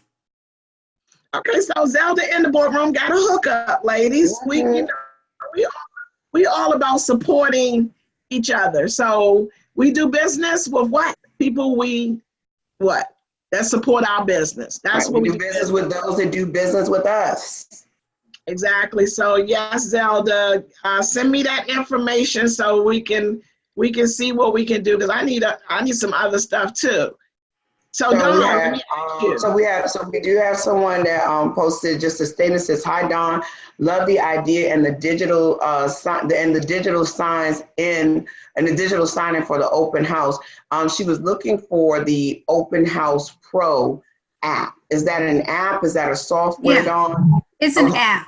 Yep, it's an app. So you there's a couple of other ones, but I use that one. There's Open House with you can use. It's an online. So there's several, but Open Home Pro has a free edition, and that's the one I use. Okay, Open Home, because I posted Open House, so it's probably that we have spoken it wrong, and it's Open Home Pro versus Open House Pro. Right. Yep. Okay. So yeah. So we just gotta thank you there. I'm gonna hop back over to Facebook right now. Let's see any of the bosses inside the boardroom, because we have our eyes on the chat box. So so let me see who the panelists we have here. So let me ask you something. Zelda is calling her family members right now to make sure that we're gonna get this hookup. Look, Zelda ain't playing. Like she like. I like her. Look, Zelda, like, let me call up my family, because look, guys, don't y'all know the real estate ladies rock bosses need something. So, Dawn, I know you're busy. I know we was a little earlier, and then I see that we got Wanda on. I was waiting for Miss Tamaro to come, and she's doing a little bit later, so we might can actually get Wanda on, because I know, Wanda, you ain't there yet. And I'm hoping that you're gonna be able to blow a note or two, because I'm gonna put you on the spot. You gotta like start us off. So Dawn, before you go, any piece of advice that you want to share or that you have. I'm going to stop their video here. Hold on, because he looked like me when I be like, let me put him on mute. Okay, so I'm going to put you guys on mute for a minute. The Russell team, I'll put you on mute for a minute. Right. So, Dawn, is there anything that you like to share with the ladies? I know you're going to come back in the boardroom, you know, and I appreciate that. And thank you so much again. Like, I can't, you know, this has just been such an awesome experience for me. And I am forever grateful. I truly am, because just to even say yes. So I thank you so much for your I'm loving what you do. I am absolutely loving it. Well, I appreciate you. You know, I do. And thank you so much for taking time to come out. And guys, y'all don't know, I just planned this like 2 days ago. I mean, 3 days ago. Like 3 days ago, I just planned this. Somebody had their mic on. Okay, that's Mr. Merrill. Let me cut you off, Mr. Merrill, for a minute. Put you on mute. Let me stop your video for a minute. So, yeah, guys, I just did this like 3 days ago. Like literally, my team was like, you can't just start something. And I like, look, this is what bosses do. So 3 days ago, I want to say it's 3 days ago, and I start inboxing everybody. I was like, and I start putting out questions. So this is the power of what you guys have and what we have. So Dawn, thank you so much again. And I truly appreciate you for your support of No Agents Left Behind, because this is what it really is about. So ladies, please give Dawn plenty of hearts for, you know, just stepping up and to being able to come drop some nuggets. So if you have anything that you want to share with the ladies, go for it. Any last minute things for the ladies? I would say don't give up. Don't get discouraged. If you don't have but 1 or 2 people that show up, don't get discouraged, because the more you do open houses, the better you get, and the more efficient you get with them. And then people will want to go, and you'll get known in the community. So don't give it up, don't give up on it. It is a process like anything else with real estate. And don't worry about what everybody else is doing in real estate, because you have your own. The one lady said, there is enough for everybody in this business, and not everybody likes doing the same things. So just keep going. Don't give up on it.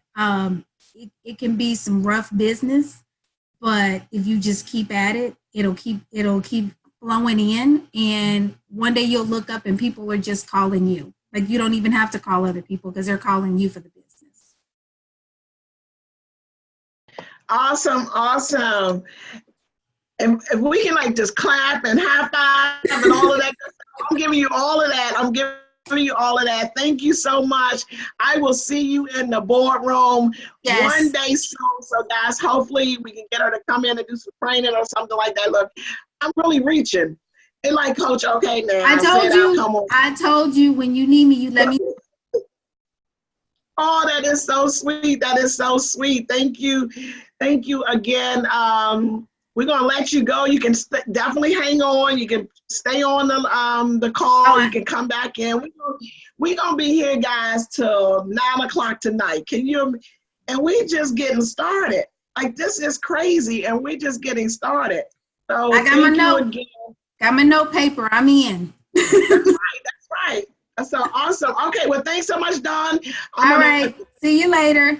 Out stop your video share thing on your side. I think I can do it. Oh, there you go. So look, ladies, are you guys having fun so far? Like, is this worth you getting up early in the morning, come hang out with us crazy folks over here? Are you guys having a good time? Well, Wanda, are you there? Because I'm going to do something a little different, because since you're here and you've been on the line for a minute, if you're ready, I can actually get you in now if you're ready. Are you guys having a good time? I think somebody asked me about my backdrop. So guys, this is the new boardroom. So if you can see the boardroom, then let me give you guys a tip, because we're all about sharing. Ladies, I want everybody to be a celebrity realtor, right?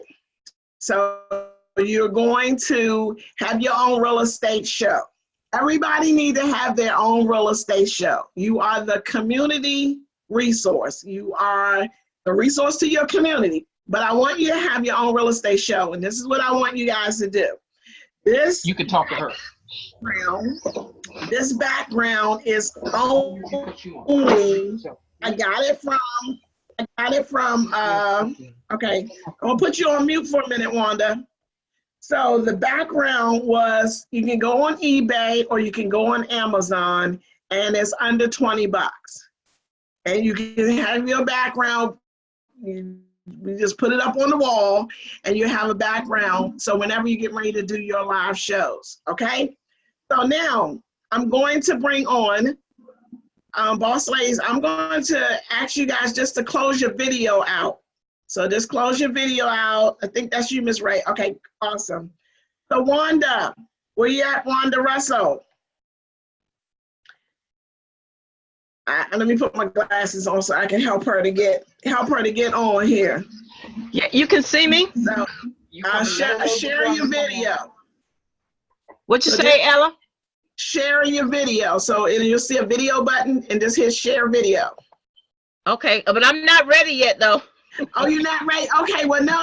Okay, let me know when you're ready then, because I can get you on a little bit. Wanda said, but I'm not ready yet though. She said I'm not ready yet. Y'all gonna wait for the video. Well, take your time, Wanda. I just know one of the girls, Venus, not Venus, Vita.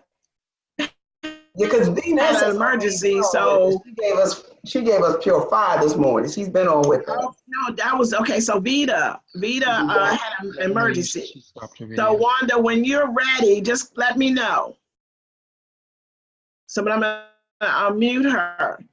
So look, I know we got. Let me see, because I don't want to go off and then I wind up not having to come back on. So who we have here? So Michelle. Ma'am. You and I talk a lot about,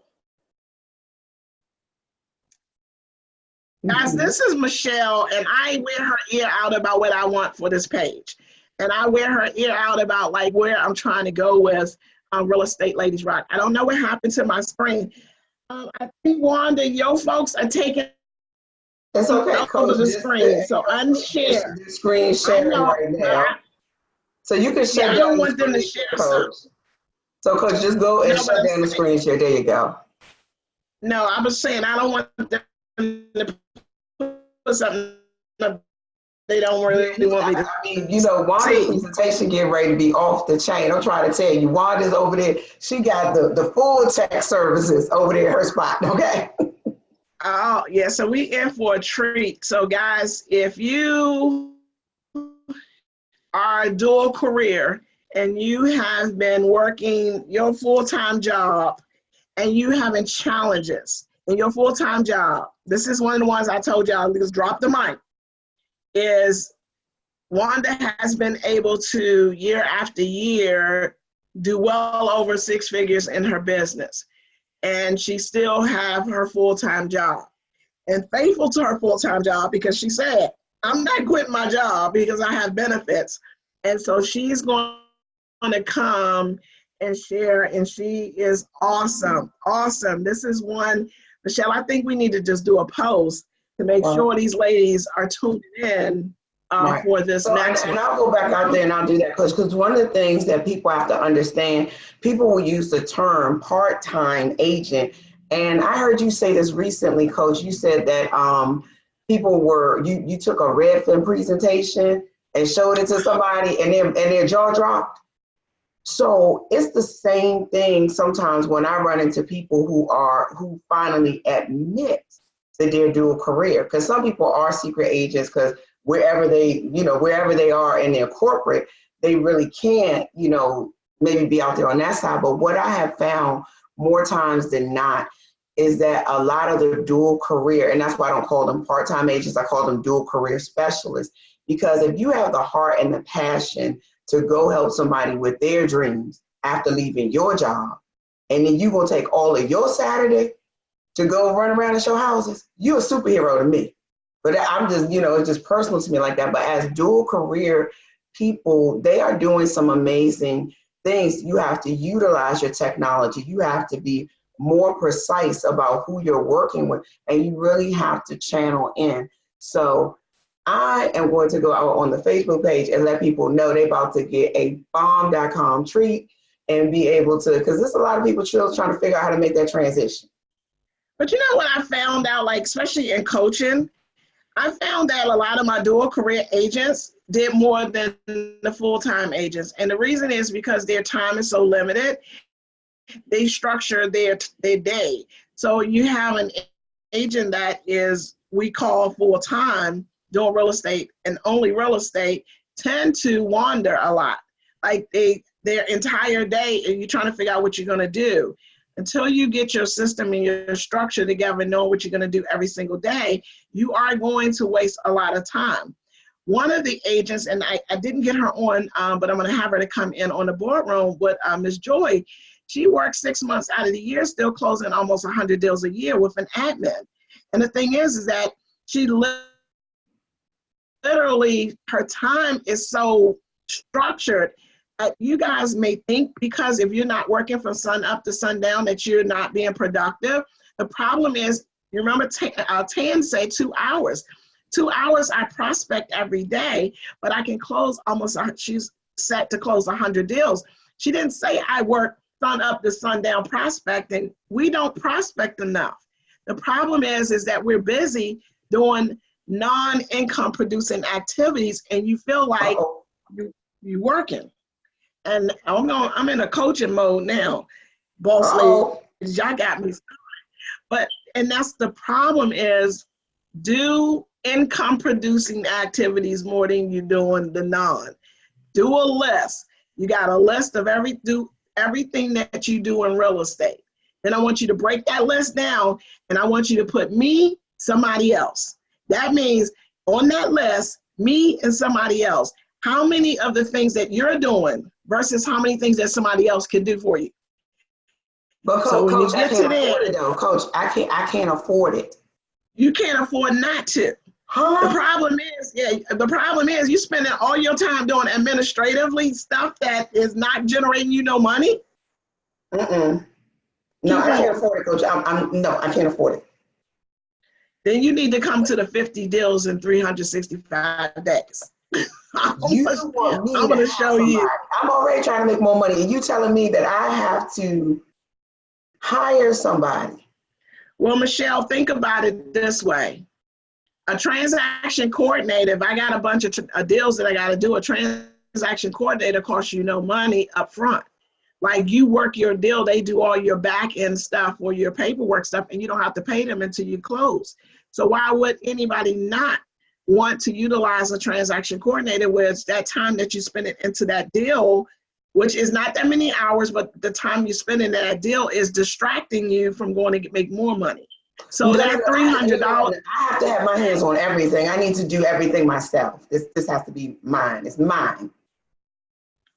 Okay, so like we say, and with real estate ladies that rock, you gotta act like the boss. You work like an employee, but you gotta act like a boss. And a boss is going to delegate. Now you wanna be the employee forever, then be the employee. I can't tell you how to run your business, but I can tell you how to leverage your business. And to leverage your business so that you can do more, you're gonna have to delegate. You don't grow by yourself. You got to delegate and to maximize your time. You want to spend more time with your family. I just can't understand. And I did it. I'm not going to lie. I worked from sun up to sundown. I had a 9 o'clock, 11 o'clock, a 1 o'clock. I had appointments back to back. And I was running and running and running. Let me tell you what happened when you run. Time go by. Days go by. Weeks go by. Months go by. Years go by. Your family get older. Your kids grow up. You miss all of the important things. I'm all about making memories now. I have to make memories. You get one life to live. Don't lose it. Don't get caught up into thinking you're trying to make a whole bunch of money and you lose that time. You don't get time back. We get older. And so take time to make memories with your family, with your loved ones. It is not that serious. I know some folks will say, you know, I got to do this and I got to do this because I'm going to say I'm saving it up for them. No, they want you home. They want you to go to these plays, to these events. Them kids don't care that you thinking that that's what it is. And then you get all the way to 20 years into the business and you back to square one. You can't do 15, 20. I talk to agents that have been in the business for years, 10, 15, 20 years, and they still doing this at the level because they say my why is because I got to do it for my family. Like, come on now, that I'm just saying that's real talk. Okay, so thank you so much for the real talk. I think I'm gonna get it together. I think I'm gonna get it together. Michelle, shut up. Stop. Leave me alone. I'm gonna get it together now. Okay, I'm gonna go over here. You want me to leverage? I'm gonna go into my boss ladies. I'm gonna go over here to the boss ladies that's over here. Who we got over here? Where are my attendees? So Zelda got it, Coach. Zelda got it. Zelda totally understood that you have to, she said, delegate. You know, yeah. the boss ladies inside of here, it feels like preaching to the choir because y'all ladies know, you know, this is how you grow. And everything that Coach said about, you know, being able to spend that time with our families, being able, especially if you're a dual career, you got to have systems in place and you have to leverage the time and the energy of others. And Zelda said, she said, I have 5 or 4 staff. I love it. Yes. No, it's Google and Fiverr. Mm-hmm. All right. I mean, it's real. Like, I want to enjoy, you know, enjoy the fruits of your labor. That's all I say. Enjoy it. And if you're not making the income that you want to make, that's what this is about. We're going to help you. We're going to help you to get it together. Get a system together. Once you get structured, once you realize what it is that you want, a lot of times what I find working with agents, they don't know what they want. You just want something, but you really have not identified what you want. How much money do you really need to make to have that comfortable life that you want? Because most of us want to be comfortable. You might, yes, you got a few millionaire wanners in here. We all want to make money. But the thing is, what is at what risk? Is it your health because you don't take care of yourself? Is it your family? What are you willing to sacrifice? And some things, when you just think about it, we can't sacrifice on certain things. You can't give up that time. Like, I'm telling you, I look over and I was like, oh my God, my mama is like, she getting old. And them years just go by. Then I'm looking at my kids, I'm like, what? When they left home, and Wanda, whenever you ready, key in. But when they left home, ladies.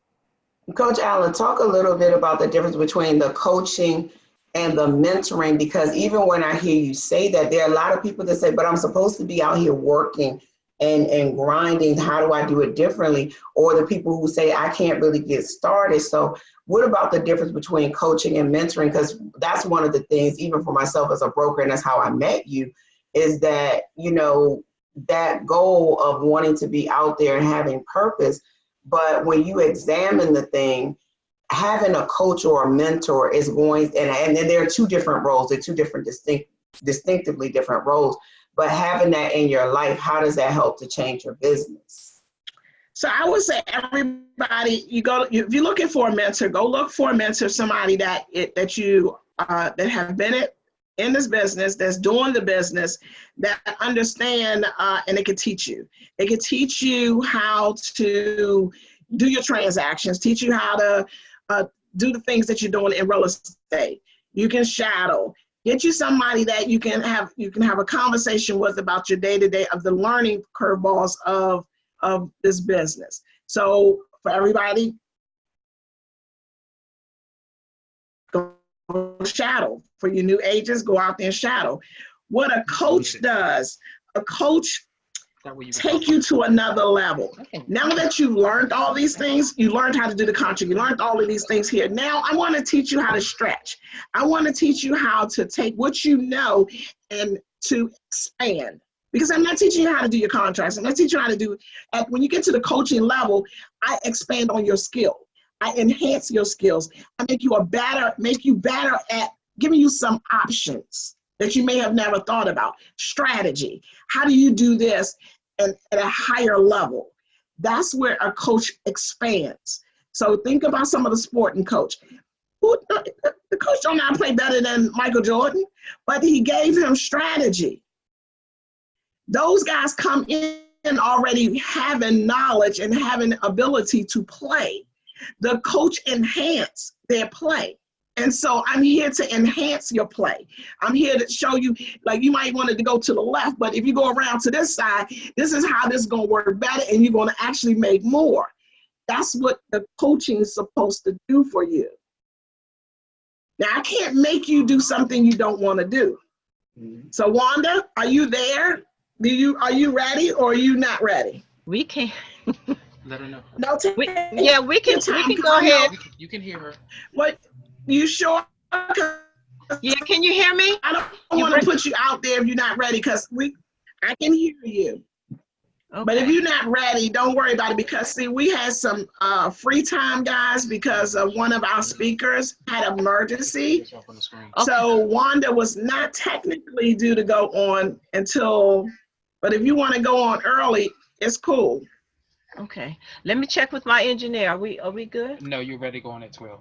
No, he said we'll be ready to go in. What was my time? 12:15, wasn't it? Yeah, I heard him. Tell him he got to be a little nicer than that. Well, okay, so look, I was not on mute, Wanda.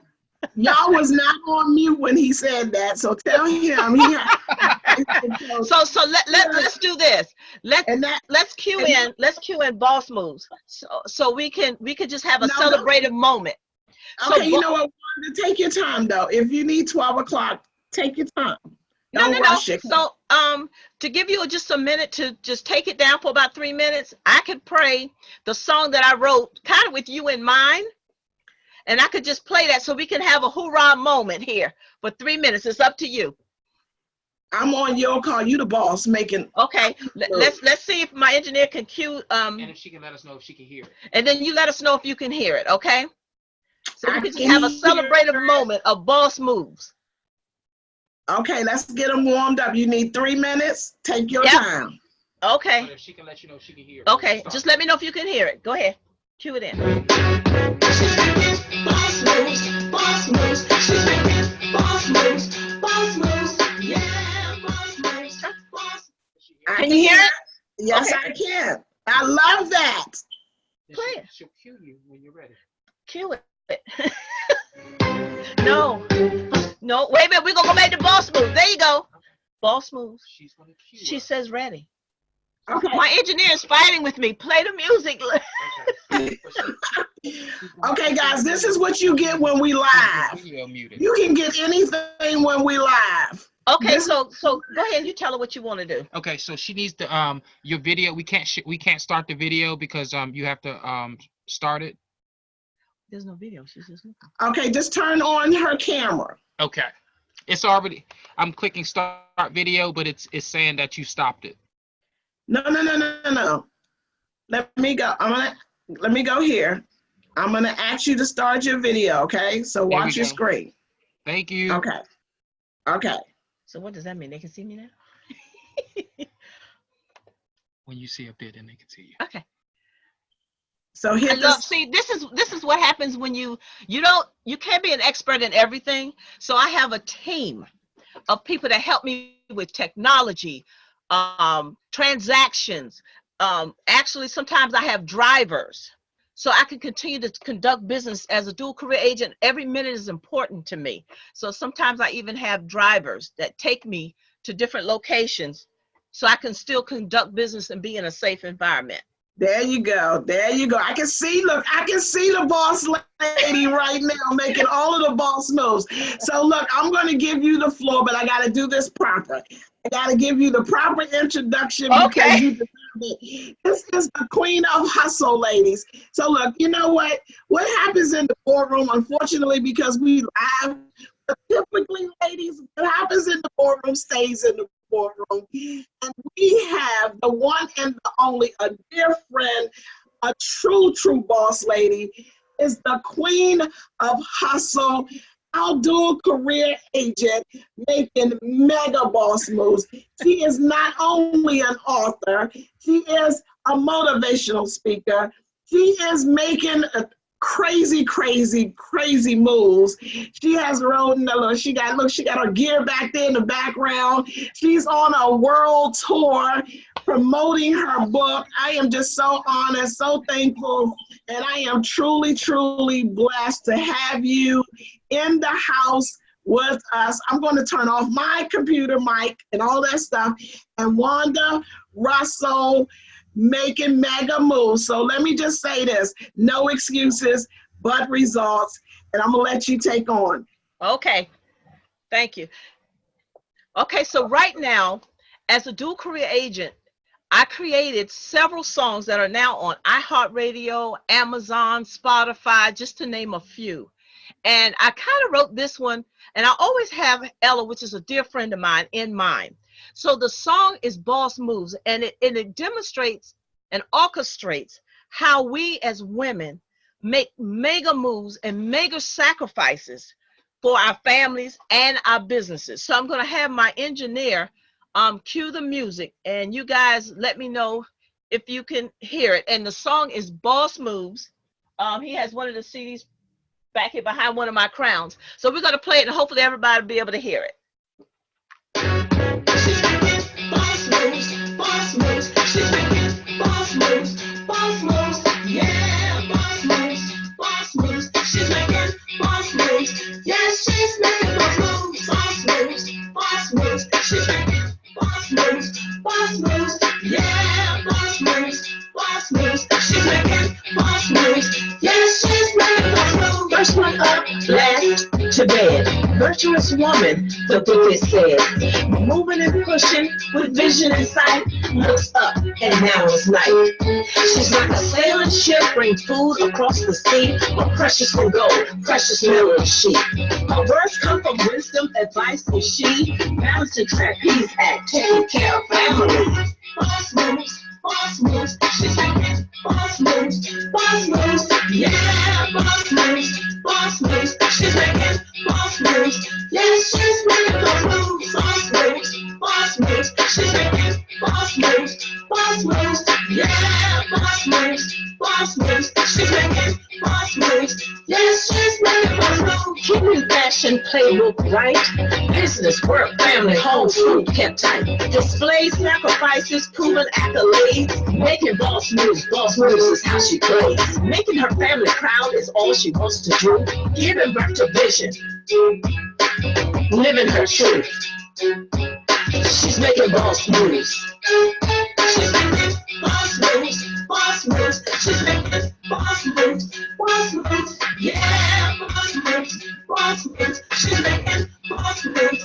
Yes, she's making boss moves, boss moves, boss moves. She's making boss moves, boss moves. Yeah, boss moves, boss moves. She's making boss moves. Yes, she's making boss moves. Making sacrifices is a normal day. Keeping it together, she's on display. Moving and shaking, passion, career in sight. Pushing through possibilities in the fight. Boss moves is her anthem each day. She is the boss with boss moves in play. She's making boss moves, boss moves. She's making boss moves, boss moves. Yeah, boss moves, boss moves. She's making boss moves. Yes, she's making boss moves, boss moves, boss moves. She's making boss moves, boss moves. Yeah, boss moves, boss moves. She's making boss moves. Yes, she's making boss moves, boss moves, boss moves. She's making boss moves, boss moves. Yeah, boss moves, boss making boss moves. Yes, she's making boss moves. So, what do you think? Can I hear anybody? Hey, Wanda. So you know, I love it. I love it. Oh my goodness, girl. So look, ladies, y'all know that's an original. Yes. That's not something she made this. So you know, I was like, okay, I love that. That is so hot. Okay, look, I'm gonna come off. So let you do your thing, cause you know I'm over here. That is okay. But Ella, I wrote it with you kind of in mind. This is a wonderful thing that you have done for the years. I'm so proud of you. I'm proud of our friendship. I can't wait for the time that you and I start traveling together and we're going to come out on this boss move anthem, because it's an anthem of what we exemplify as women in business. And I wrote it with you kind of in mind. I appreciate our relationship. I really, really do. Thank you so much, Wanda. I cannot thank you enough. Hold on one second. I'm gonna mute this here. Yeah, I thank you so much. You know, we go way back. So this right here touched my heart, and it's such an honor. It's an honor. It's a privilege, and I appreciate you. And I'm gonna let you do your thing. Okay. And work it out, because I know you got this. So, boss ladies, you guys are in for a treat. So go for it. Okay. So listen, overly excited about being a dual career agent.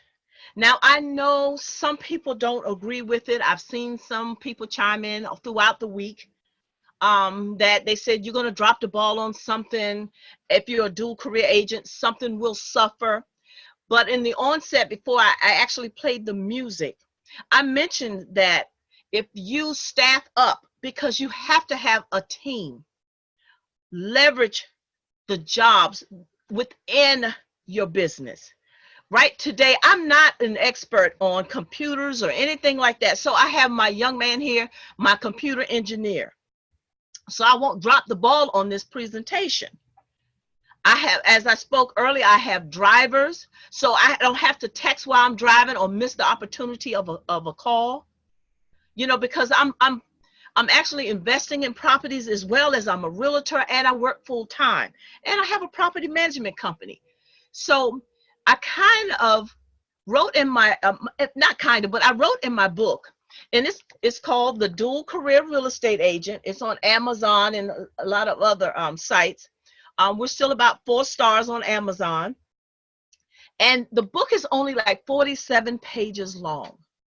And people are like, why is the book so small?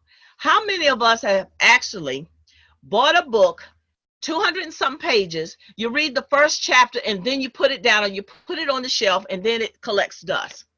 Because listen, if you're dual career, you really don't have time to read a book of that caliber, because most of your downtime needs to be for relaxation and regenerating yourself and your body. Because what you cannot do is lose yourself and your health and your family in the process of being a dual career agent. So will there be pros and cons? Absolutely. But that's how it is with any business. Okay? Because you don't have to be dual career and just have a business and still lose family and friends, because what your main focus is. So yes, we all have a why, but we can't let our why take us out, if that makes sense. So as Ella stated before, we can't lose our family and our health, because health is a part of wealth, actually. So I've learned to make most things that I do dual purpose. So if I so really as a dual career agent, I don't have time to like lead generate, make cold call and all of that during the day, because I'm actually at work. And I've always stated that, listen, if someone's buying a home, they're at work as well. So how have I managed to do a dual career track as an agent as well as an employee, and still maintain health, wealth, family, and gain 6 figures or more in real estate? Okay, so just to give you a few nuggets of how I've been able to do things dual purpose. So the first thing that I did was I purchased a minivan. So that minivan acts as a office for me. And you don't have to go out and buy a van, but you can use your SUV or your car. But I have things accessible to me inside my minivan. So at lunchtime, I can go and have a private space to actually make calls, right? Do paperwork, and also take a minute to meditate, okay? Or journal, because I truly believe all of those things are very, very important. Okay, so the dual purpose will be that it provides me transportation to my job as well as an office on wheels, okay? So now, when I do an open house, if no one is actually walking through the door during my open house, if they have stairs or not, I will run up and down their stairs to get my exercise in, because sometimes typically I don't have time to go to a gym. But if I did, I would, when I do go, I do still advertise. I will wear my Ladies Rock t-shirt, you know, and there's, oh my God, you're a realtor? And sometimes I can lead generate that way. So I take my open houses. Sometimes I can keep the house in view. Hey, Miss Burton, I could keep the house in view and actually pass out flyers also during the open house. Or if I take a newer agent with me, she can stay inside the property, and then I can walk the neighborhood during the open house time. So I'm actually doing lead generating, an open house, as well as getting some exercise in, okay? So as you can see, there's ways that you can possibly do it. Now, how can we incorporate our family? As Ella said, we cannot lose our family in the process of being a dual career agent or just a business owner and putting in countless hours to build our business or maintain our business. So what I have done in the years, I've also created a way to incorporate my family. My engineer that's here with me today, that's my nephew. My husband helps me put down the signs.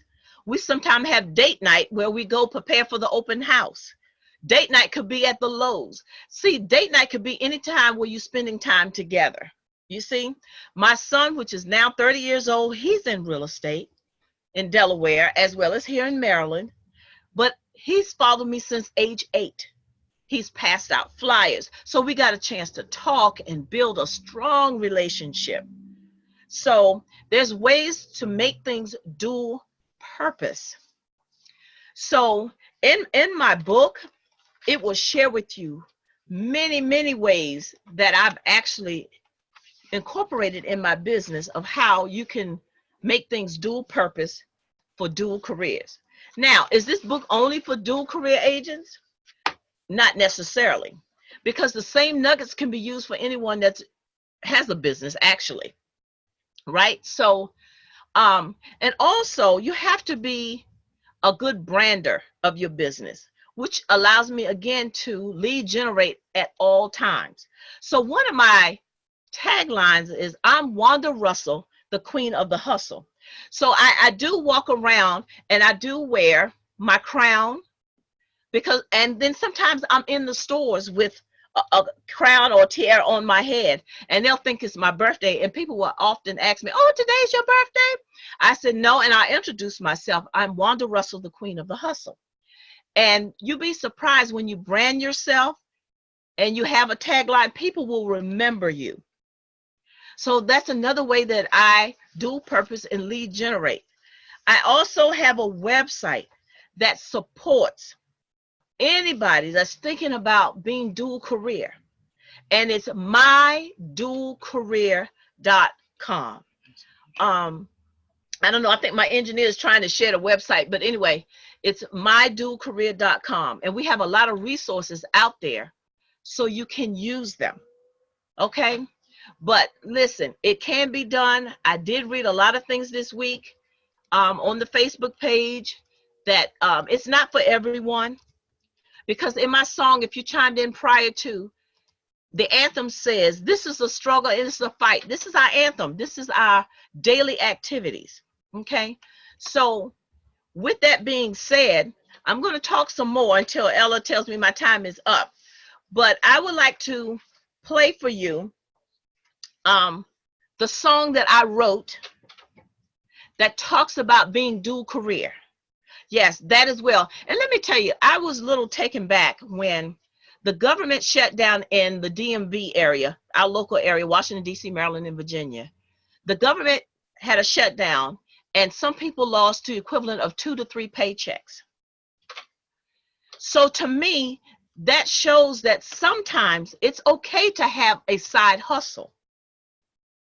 Most of us are dual career and we don't realize it, because if we're a caretaker of a family member, if you're a parent, a grandparent, you are taking care of someone else, and it may be to the equivalent of 30 or more hours a week. So being dual career doesn't always mean that it pays out money. It could just mean you're a dual career because you're sacrificing time. So when the government shutdown took place here in the DMV, the DC, Maryland, Virginia area, it posed a hardship for a lot of individuals. It affected their credit. Now, I'm not saying that a hustle would have completely kept you above water, but it would have definitely softened the blow of what you possibly have taken on. So if anything we learned from the government shutdown or the economy, based on where you live, it's okay to have a side hustle. The word hustle is not bad. It's actually an activity. Have you ever seen a basketball coach say, hustle up, come on. That means come to me quickly. I have a plan for you. This will get us to the next level or to a win. So hustle is not bad. It used to kind of have a bad connotation, but not anymore, because we're using it in our businesses now. Because in order to stay afloat, we have to keep reinventing ourselves, which means, come on, let's change. Come on, hustle up. We got to make a change, because the only thing consistent in life is change. So we have to constantly new and improved. How many times have we seen a washing powder product and then 9 months later it says new and improved? So what are you telling me? The one before that wasn't any good? No, that's not what they're saying. They're just changing with the times. Because again, the only thing consistent in life is change. So let's cue the music, and it's called the Boss Move song. Hopefully you'll enjoy it. Go to the dual career song. I'm still on the Boss Move because I had such a good time with y'all dancing on the screen. It's called the dual career song. Here we go. Grinding grit. Hustle, grinding grit. Hustle, grinding grit. Hustle, grinding grit. Hustle, grind. You had the remix on, I think. Here we go. Hustle, grinding grit. Hustle, grinding grit. Hustle, grinding grit. Dual career. Hustle, grinding grit. Dual career. Dreaming of recovery every day. Dual career lifestyle is where I play. Minimum wage, day to day, multiple stream income in every way. Technology in every way. Dual career lifestyle is where I stay. Hustle, grinding grit. Hustle, grinding grit. Hustle, grinding grit. Dual career. Hustle, grinding grit. Dual career. This is not a game that all can play. Push through the pain, work every day. Increase my resume in every way. Provides a new skill set every day. Entrepreneurship, yes, I'm able. 9 to 5, prosperous and stable. Hustle, grinding grit. Hustle, grinding grit. Hustle, grinding grit. Dual career. Hustle, grinding grit. Dual career. Dual career meaning is every day. Social media, all day. bad decisions, I'm still able. This is my life. This is not a fable. Increase the quality of life is stable. Reading my word at the table. So grinding grit. So grinding grit. So grinding grit. No career. So grinding grit. Do career.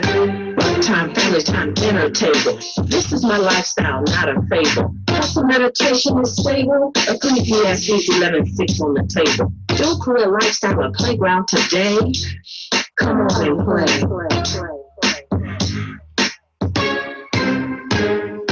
Hustle, grinding, grit. Do career. Hustle, grinding, grit. Do career. Hustle, grinding, grit. Do career. Hustle, grinding, grit. Do career. Work time, family time, dinner table. Work-life balance. Yes, I'm able. Hey, Wanda. Yes.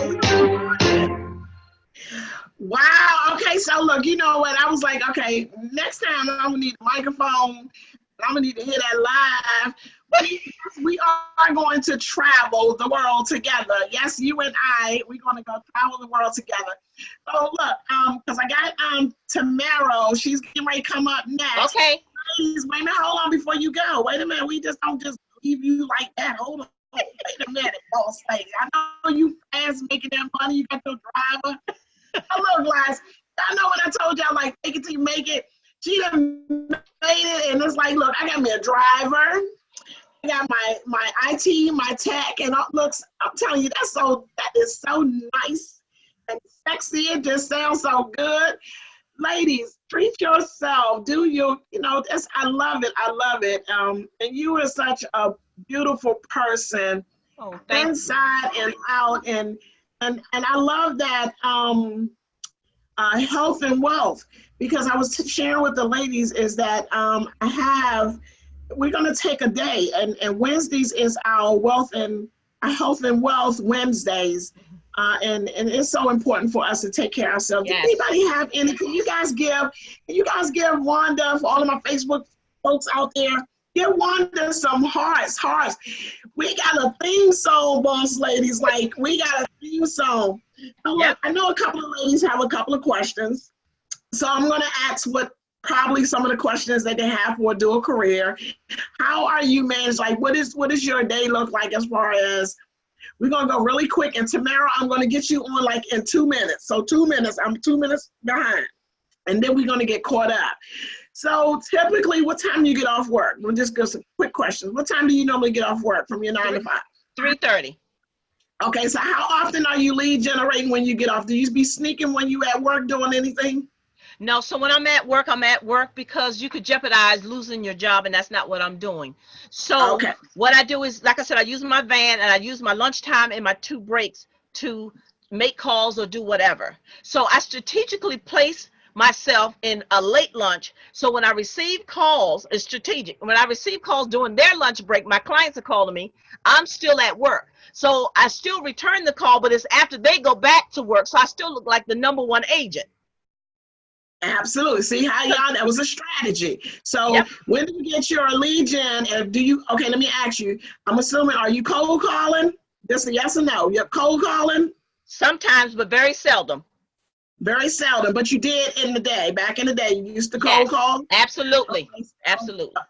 Now you strategize with your open houses, and while you got a newbie inside the open houses, you going to do some lead gen, and you can go talk to the neighbors. Yes. You can't tell me that wasn't a boss move, because sitting in the open house, you can get you a new agent to go in the open house. So you remember how I said leverage, ladies, leverage. Yes. They in the open house, you out there prospecting. Okay, so are you using, let me see, any kind of system that you use that you just say is a great system for you to manage your time, manage your systems? What do you use? Yes. So actually, yes, I use several systems that my brokers use, and they provide for us on a platform, as well as I use my own custom-made spreadsheet.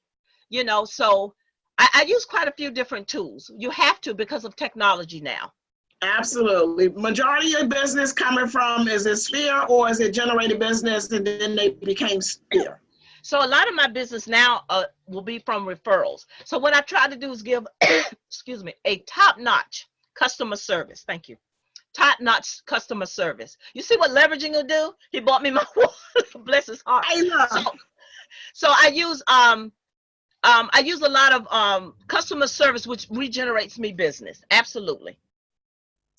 Okay, so awesome. So I'm like saying, I need me one of those tech guys in the.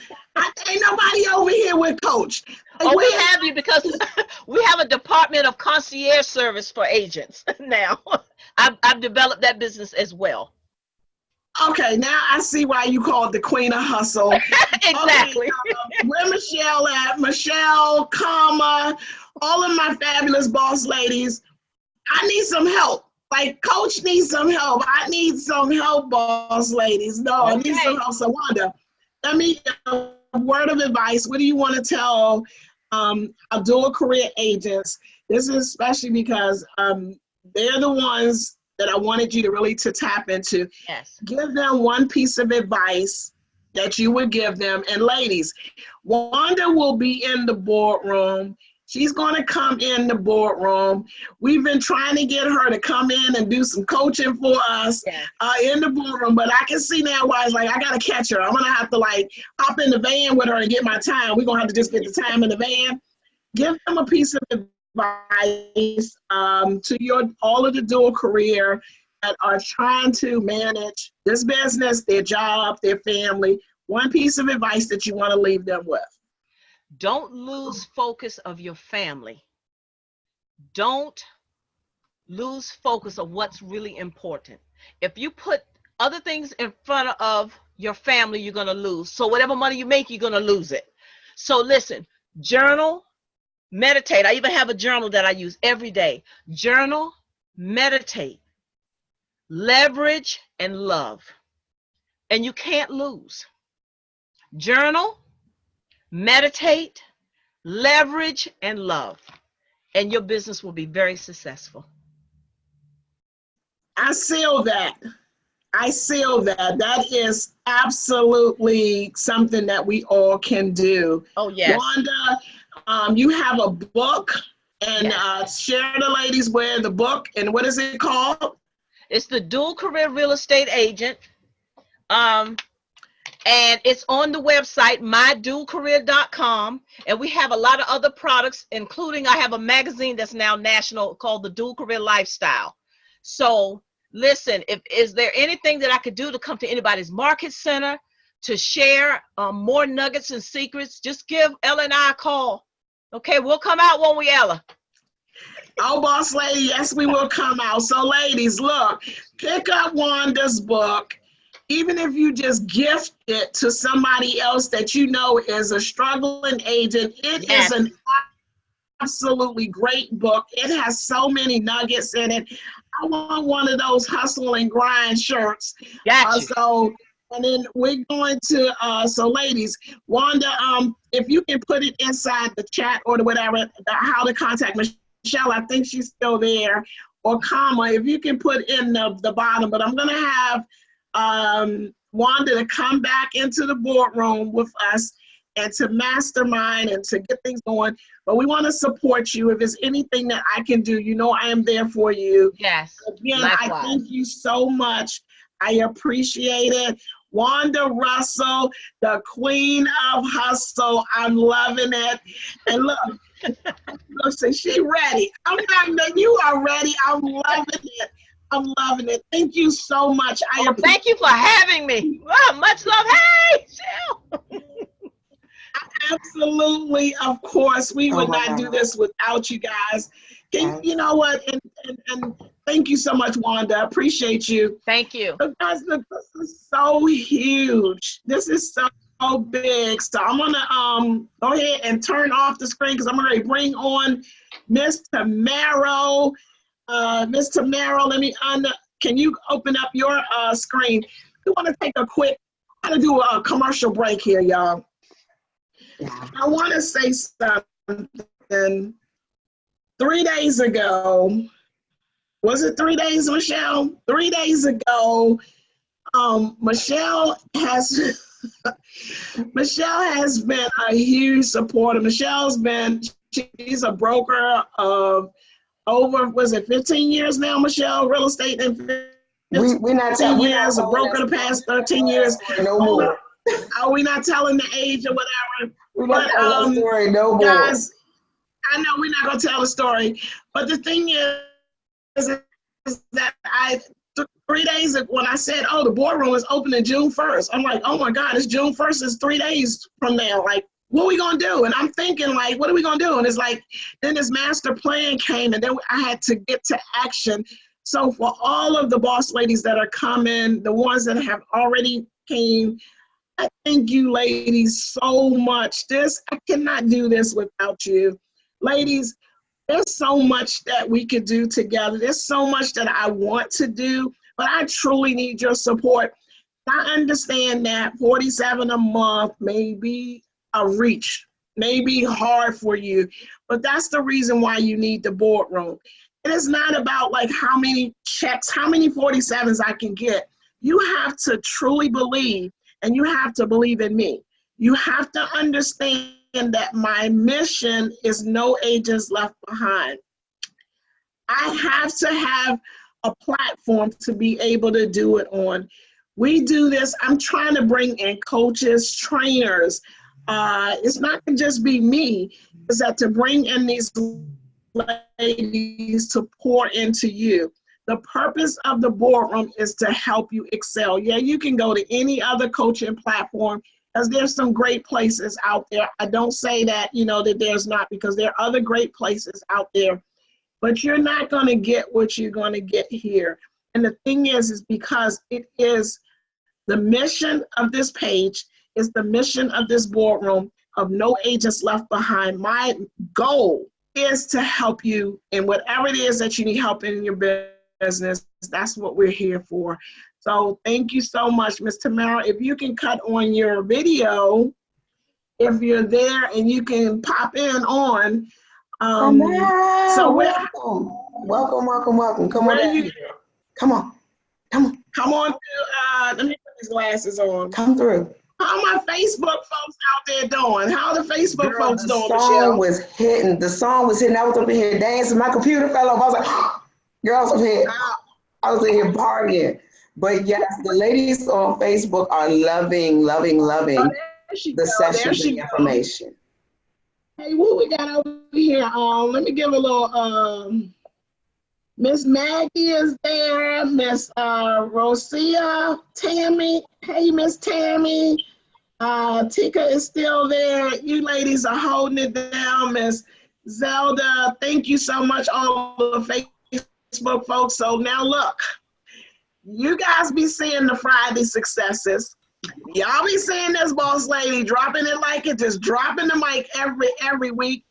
I had the pleasure of meeting her. She was our keynote speaker, Miss Tamara Moultrie, all the way from, I want to say Milwaukee. If it's Milwaukee, okay, see, I got it right. All the way from Milwaukee.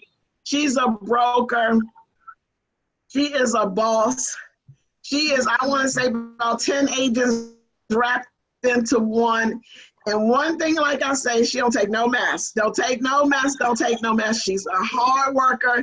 And she like, I'm just saying that. So she got it together. So I'm not going to take up your time. I'm going to let you guys. So she works with investors. So for all of my folks, you remember we talked about earlier today, we talked about how you can get into investing. She's going to tell you why that is important, that you make those connections with your investors. Your investors to make, it's called leverage. That's all day long. Somebody put it in the feed out there. Leverage. Ms. Tamara, it is your time. Go for it, boss lady. Well, thank you for having me. Can you guys hear me? Yes, we can hear you. Okay, great. I wanted to talk to everybody today about why they should be working with investors. one of the reasons why you should be working with investors is because in a downtime, when there are not enough for sale by owners or people who are first-time buyers, or there's not enough inventory out there, or we're in a bad market where there's a lot of foreclosures, those investors are going to be your clients. With those people being your clients, you can do many things with them. And not only that, they're repeat buyers. With them being repeat buyers, that means they're turning you over to their friends. Their friends are investors. Investors know other investors. So it's important for you to post in Facebook groups. Don't be afraid of Facebook and social media. There's a lot of investor groups out there that I'm in. I'm going to give you some examples of investors that I've worked with and tell you all about what I've been doing. And maybe this might be something that you may be interested in. So I'm helping these investors acquire a bunch of properties, and that puts you in a position where you can offer several services to these investors. You can end up managing the properties for them. You help them acquire the properties. And a lot of agents don't know, and brokers don't know, that you are able to originate loans for real estate investors. So if they're not non-owner occupied properties, you don't have to have a loan originator's license to do that. Even though I have a mortgage background, this is something that is an extra real estate side hustle, by the way, that you can do. And there's a lot of agents that don't know about all of the real estate side hustles that you can do within real estate that is just real estate related, because anybody can go out and drive for Uber and everything like that. But what I'm saying is real estate related, real estate side hustle, everything real estate, mainly investors. You can be a project manager. And if people don't know what that is, you're watching over the contractors who are working on the properties, and you can get paid a fee for that. There are 6, 7, 8, 9, 10 different ways that you can get paid with these investors. And when you do that, you increase your bottom line and your income for doing that. I've been doing it for the last 15 years. I had a lot of investors that I was working with way back when I was a loan officer and I had a mortgage company. So lots of you need to be able to reach out to people and get in the groups, because you wouldn't believe the connections that I have made right on Facebook in the groups. I have a Hmong couple that came down from Minnesota and they bought 2 properties in Milwaukee with me.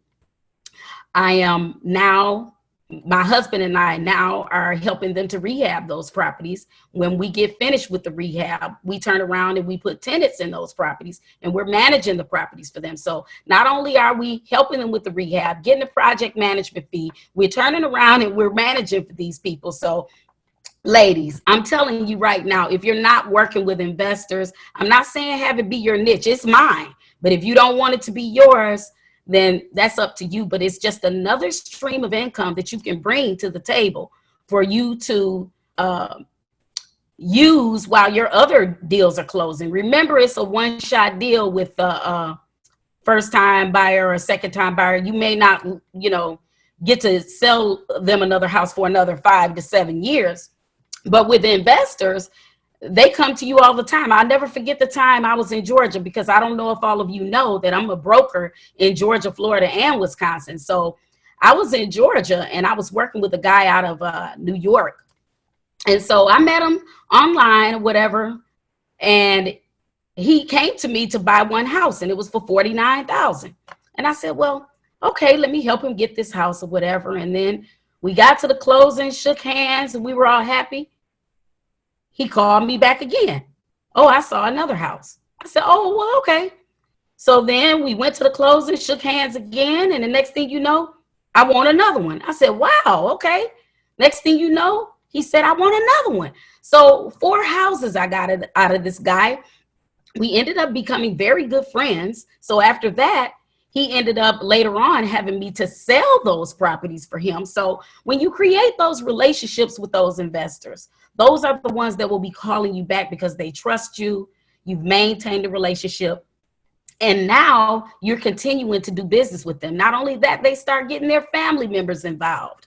Now, this is an out-of-state investor, and that's my specialty, working with out-of-state investors. In California, you can't find deals like that in Milwaukee, where you can buy properties for $5,000 and fix them up and put tenants in them. And that's what I'm doing. I have investors in Las Vegas. I have investors in California. I have investors in Arizona, Georgia.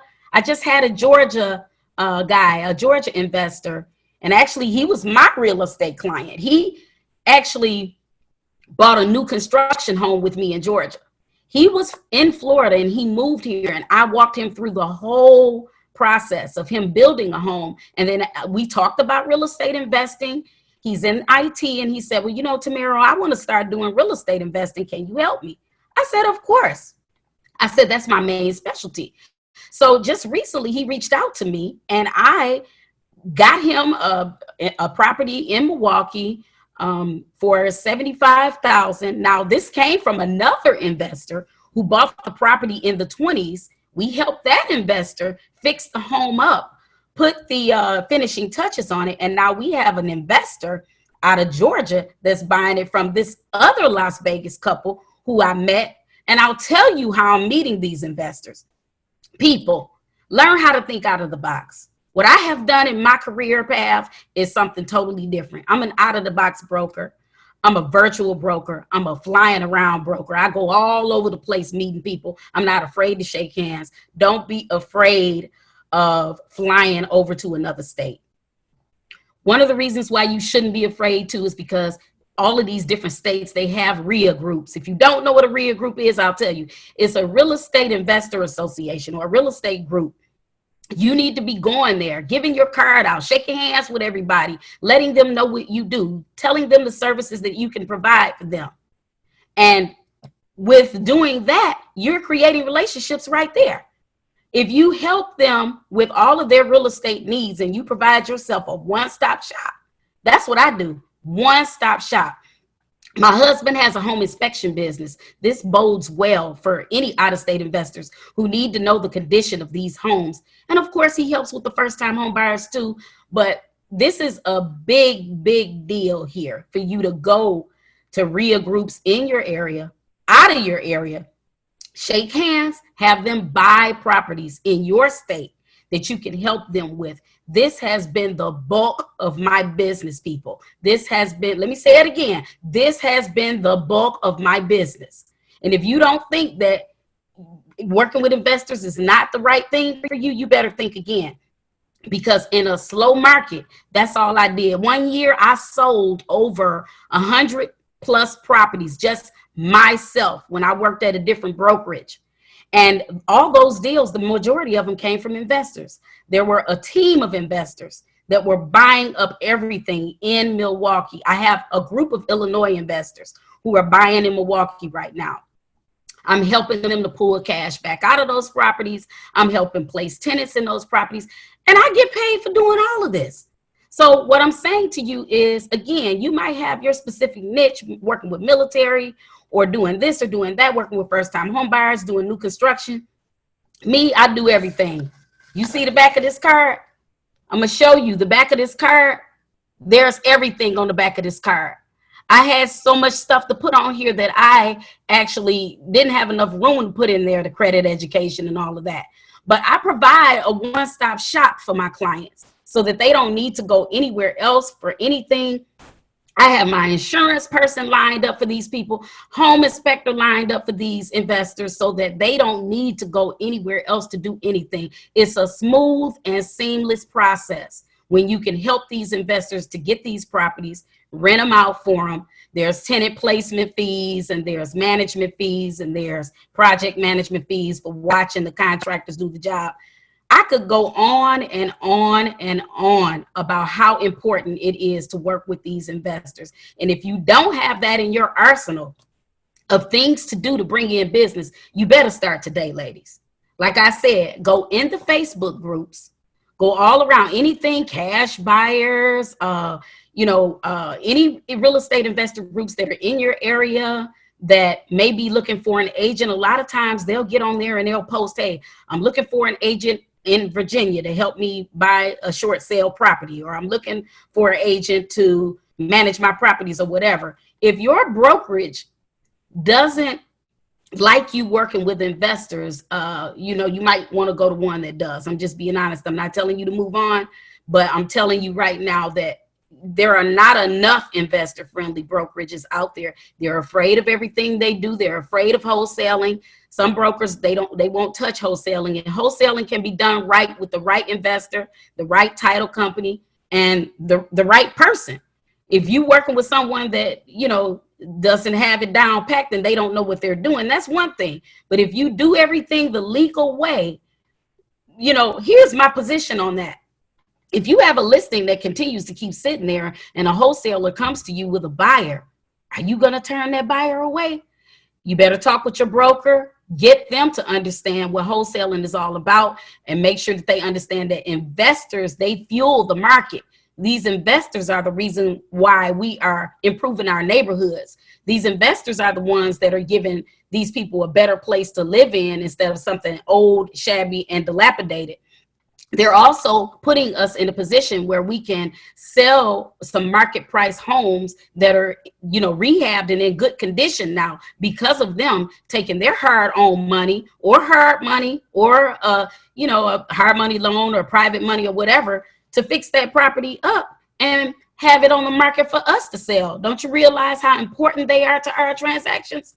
You can't miss out on this. You have to reach out to these investors and try to work with them as best as you can, because these are the ones that when there is no inventory left, that will fuel your bottom line and that will help to put more money in your pocket.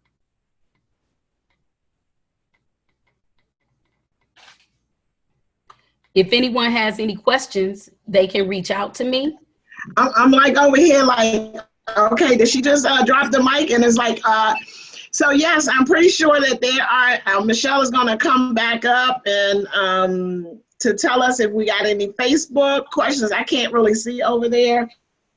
Okay, so that was. I've been seeing lots of good comments. I haven't really seen any questions, but I'm over here in the Facebook group. I've been hanging out with the ladies on Facebook. We have hanging with the Facebook ladies.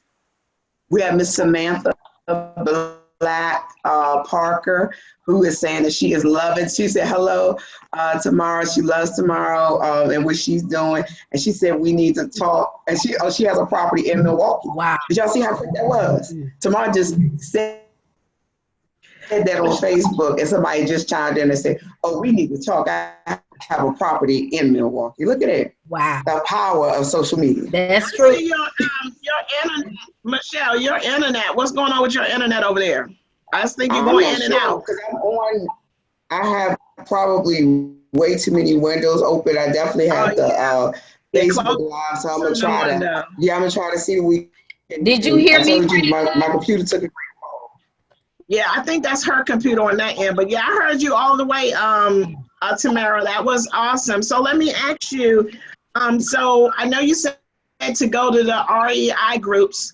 Where I guess you do a lot of meetups. What's the conversation? Because is it a lot of agents that's typically at these, because let me just say this, when I first started, and maybe I guess a year or so afterwards, I had always heard, like I will get these investors, like the new investors, not the ones that are actually making the deal. So it was like the new ones that were coming into the business, and then they want you to just go show them 500 houses, but they don't know what they're doing. So how do you identify? I mean, of course, I know, with skill, but we get a lot of the bird dogs that come to those, a lot of the events. So what's your conversation to, like, if I want to build that relationship with an investor, the one that's moving and shaking? What's my conversation to them? The conversation to them is to pretty much find out what they are interested in.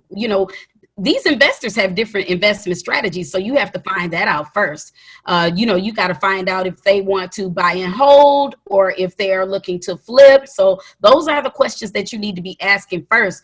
which investment strategy are they looking to do? Because it used to be a lot of investors that are coming out here just to buy properties for them to flip, and they realize that sometimes that flipping takes too long to do, or the property sits on the market too long. And what they've started to do now is there's a lot of private lending out there where you can buy a property, put a tenant in there, have a year lease, and then they can just pull cash out of the property, and now the tenant is paying the mortgage. So then they can take that money, that was the money they put into the property, they can take that money back out, and they can use that money to go and buy another property, and they just keep going with it. Absolutely, absolutely awesome.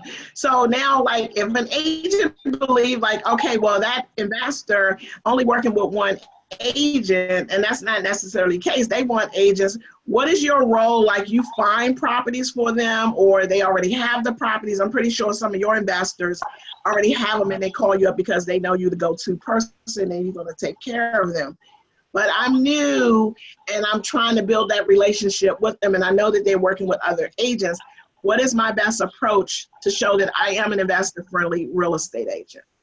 Well, it all goes back to that one-stop shop that I was talking about, because you got to set yourself apart.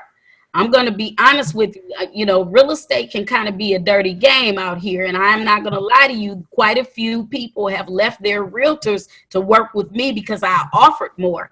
I didn't try to steal them away because I'm not that type of person, and I don't like stepping on toes. However, if they know all of the services that you provide, that's one of the reasons why they will come to you. Because if you have a home inspector on your team, you have where you got insurance for them, and you have where you have the project management to help them do their repairs on the properties, or you have a maintenance crew that can help them. Those are the ways that you separate yourself from those other agents that are out there that they're just working with. And you're right, a lot of the investors do come to me with their own properties, but I always talk to them about that and find out which properties are more useful, because some investors only want to invest in single families.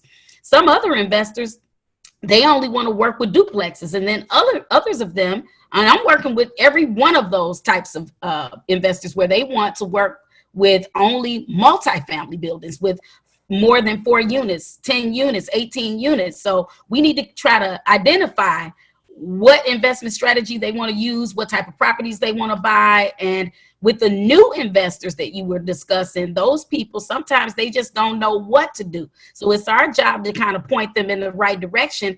And with the new investors, I kind of try to get them to go in the single family arena. And one of those reasons is because single families are easier to do for new investors, because it's only one family they're dealing with. It's only one hot water tank, one furnace. And with multifamilies and duplexes, you got 2 families, you got 2 people arguing, you got 2 furnaces, 2 hot water tanks. And if they don't have a whole lot of money, then the single family will be the way to go. And another reason is because with the single families, people, they do tend to stay longer in those properties.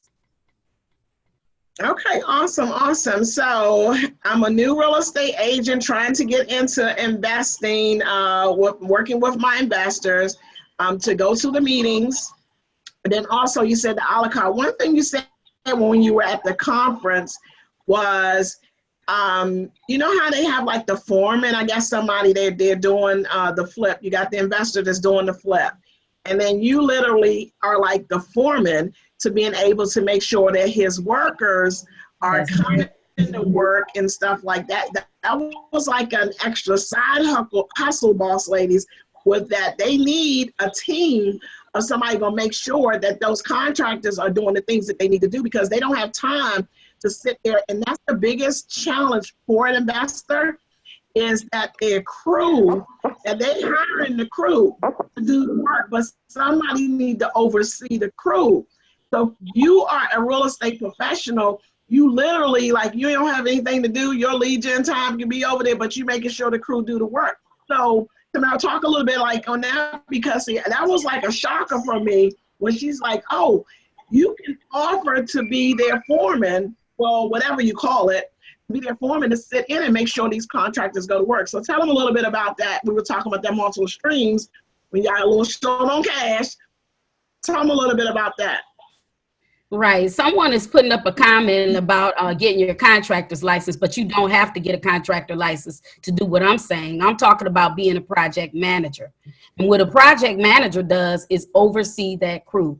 We've hired contractors already, and we already have a GC, which is a general contractor. And that general contractor is going in and he might subcontract out some of the parts of the job. But us as helping that investor out, this investor might be, for example, like me. I'm talking about my investor who's a pharmacist and he has a job. He has no time to go and look after these investors.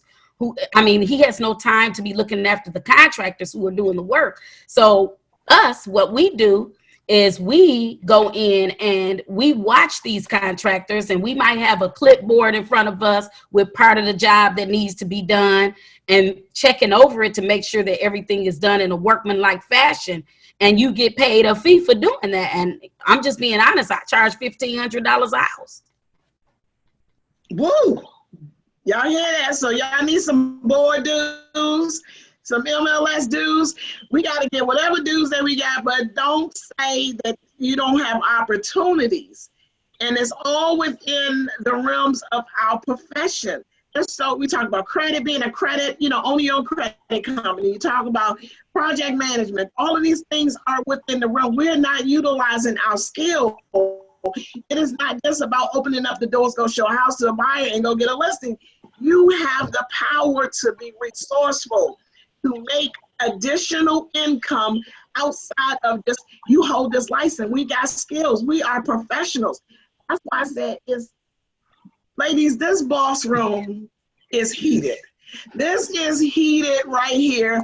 And typically we would be private, but for all of you boss ladies out there on the Facebook, this is what you get. This is what this is about. And I've never been in my business to be talking about, I gotta say, I don't like to sell stuff. I don't want to ever look at this as a sales. This is an opportunity. Tamara, would you just share it with them? I can probably tell you this much. They never even thought about it. Like, y'all ride past houses all the time, and typically they're just hiring somebody to go sit. It's like you sitting at a home inspection for 4 hours, not getting paid, not doing nothing. But you can go over there, check that out. So anybody have any questions? Michelle, you got anything for Tamara? So, can you all hear me? Am I clear now? Yes. Okay, good.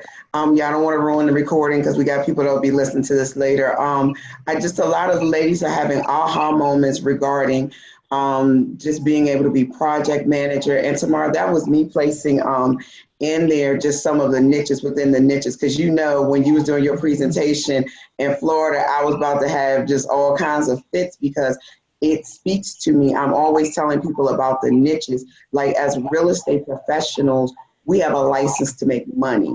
And when you say, oh, you don't have to Uber or Lyft, I'm not taking anything away from anybody that is doing Uber or Lyft, but with the licenses that you already have, with the information that you already have. So when you were talking about how you implement that and then separate yourself from the crowd, is why your clients keep coming back to you over and over and over again. So that was just so powerful. And the reason I was mentioning the GC is because that's another way in.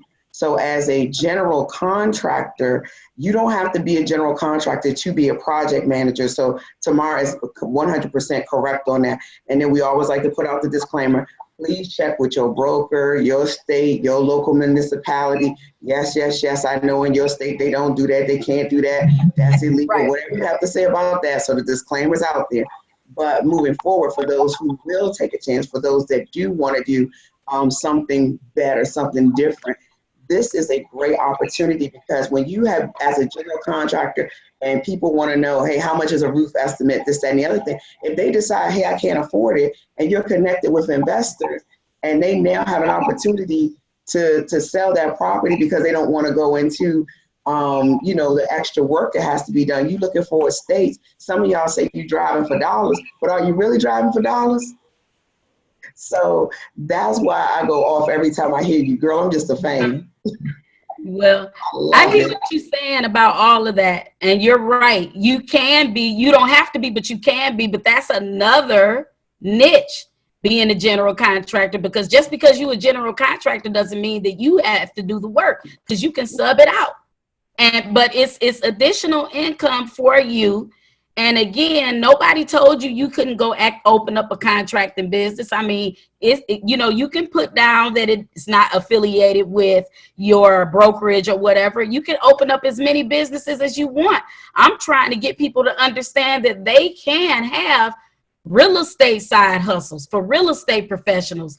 I'm getting ready to do a book, Real Estate Side Hustles for Real Estate Professionals, that you should be understanding and knowing that there's a bunch of jobs that you can be doing or businesses that you can be doing inside of the real estate profession while you're waiting on all your other deals to close. Because I am doing a lot of credit help, trade lines, boosting people's credit scores.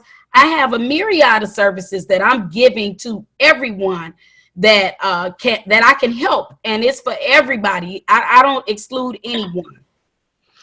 Okay, well, you just dropped the mic on that one, and I'm like saying, wow. All I can say is wow. Wow. Okay, so you know what, ladies? We're going to put the disclaimer out like we always do. Like, we're not practicing law. We're not talking about anything there, whatever. If you can't do it, you can't do it. This is not for everybody. So, yes, we're going to put the disclaimer out. You talk to your broker, and you find out what it is that you can do.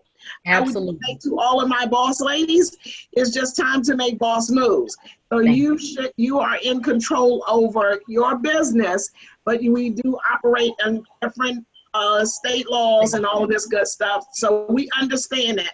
We're not talking to those people that cannot do this. So that's with anything. So look, I think somebody's mic is on. So let me put my glasses on.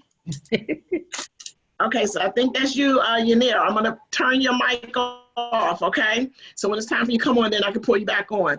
So boss ladies, please give Tamara some hearts. For all of my Facebook folks out there, give her some hearts, give her some hearts. We truly appreciate you. All of the folks that are in the boardroom, please, Tamara will be in the boardroom. She is, I told y'all, she don't be playing. Gonna get in and gonna get it. You know, Venus told y'all got 5 minutes to dust it off. Venus said 5 minutes. That's all I'm gonna give you, 5 minutes to figure it out.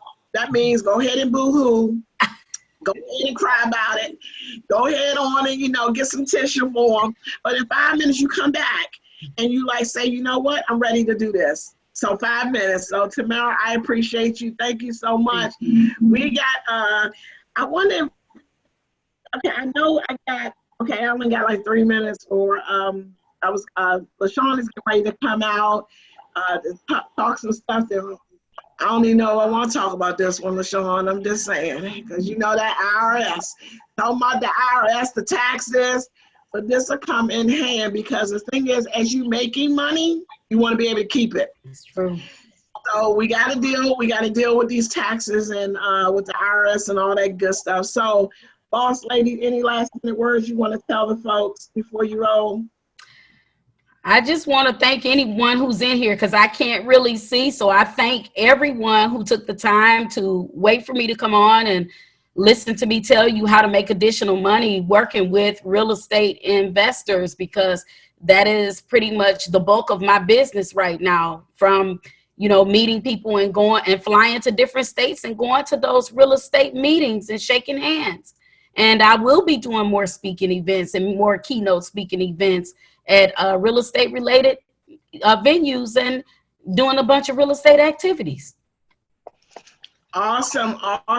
So I'm just glad to know, guys, you can do this in your state, and you can do this, still make the connections in other states, because the thing is, what do? We do referrals.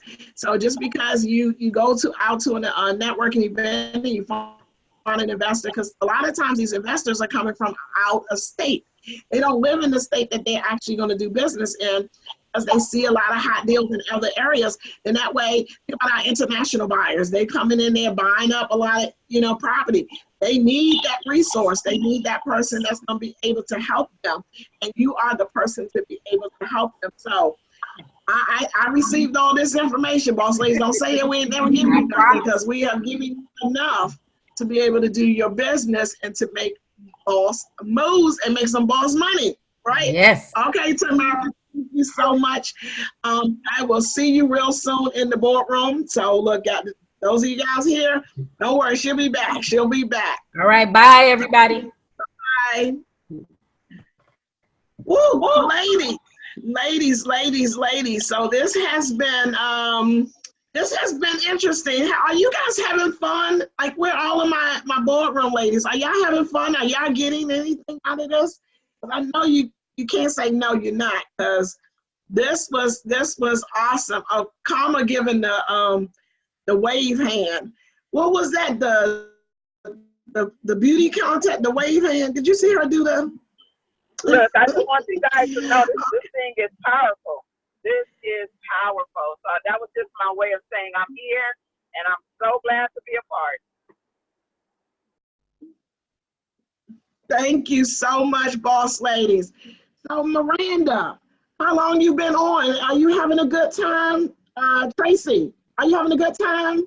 Miss Rosia, Tawanda, come on, talk to me, boss ladies. Miss Andrea, what's that, Adriana? Are you guys having a good time? All of our boardroom folks, are you having a good time over there? I can't see. Yes, they say a wealth, and we're getting people comment on the Facebook page. They say, yes, Coach Ella, a wealth of information, great information. Shannon Higgins just said, great info. You know, some of these ladies are driving around, they between showing properties and probably pull up and catch a few moments. And please forgive me if I slaughter your name. Libretta, she said tomorrow was hot. Monica Jackson, she got the little fire, she just dropping the firecracker bombs. I'm like, oh my God. And you got a couple of people who are jumping on and off. They got one young lady who's getting ready for a birthday party today. And then just, you know, good information. And look, LaShawn even over here, LaShawn on both platforms, I should have known. She up there like dropping fireballs. I mean, pan with a master plan. So all of my panelists, when you come on, your computer opens up, but I'm just putting you on the stop video share. So when it's your turn, then I'm going to open up, you know, then you can open up your, so don't get panicky, like I saw me up here and now I don't see me. So I just turn you off so that your screen won't be up, and then make sure you're on mute so that we don't hear the background, because we are recording. Now the thing is, Facebook. So Facebook, my Facebook boss ladies, the thing with Facebook, the video cannot stay up. So the video on Facebook, we're sharing this live stream with you guys, but it just don't stay on there. So once this is done and there's no recording, we want you in the boardroom. I cannot stress this enough. I do want you in the boardroom.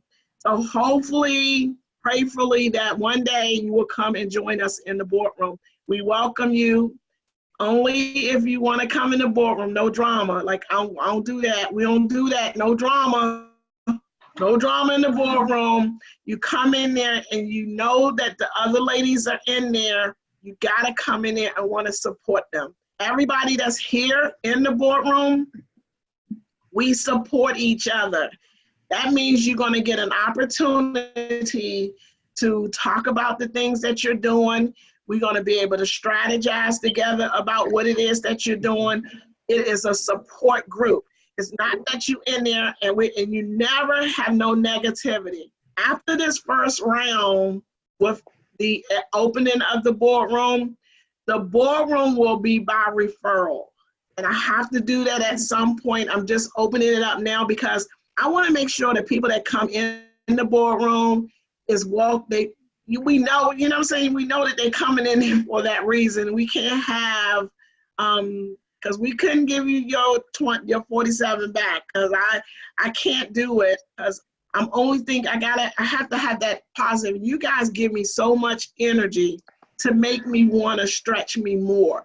And that's what I need. I need to be able to just continue to stretch. So without further ado, Michelle, you got to, Sean, can you open up your mic? I had some folks asking how could they get into the boardroom. So I'm making sure the ladies that are out there in the Facebook group have the link.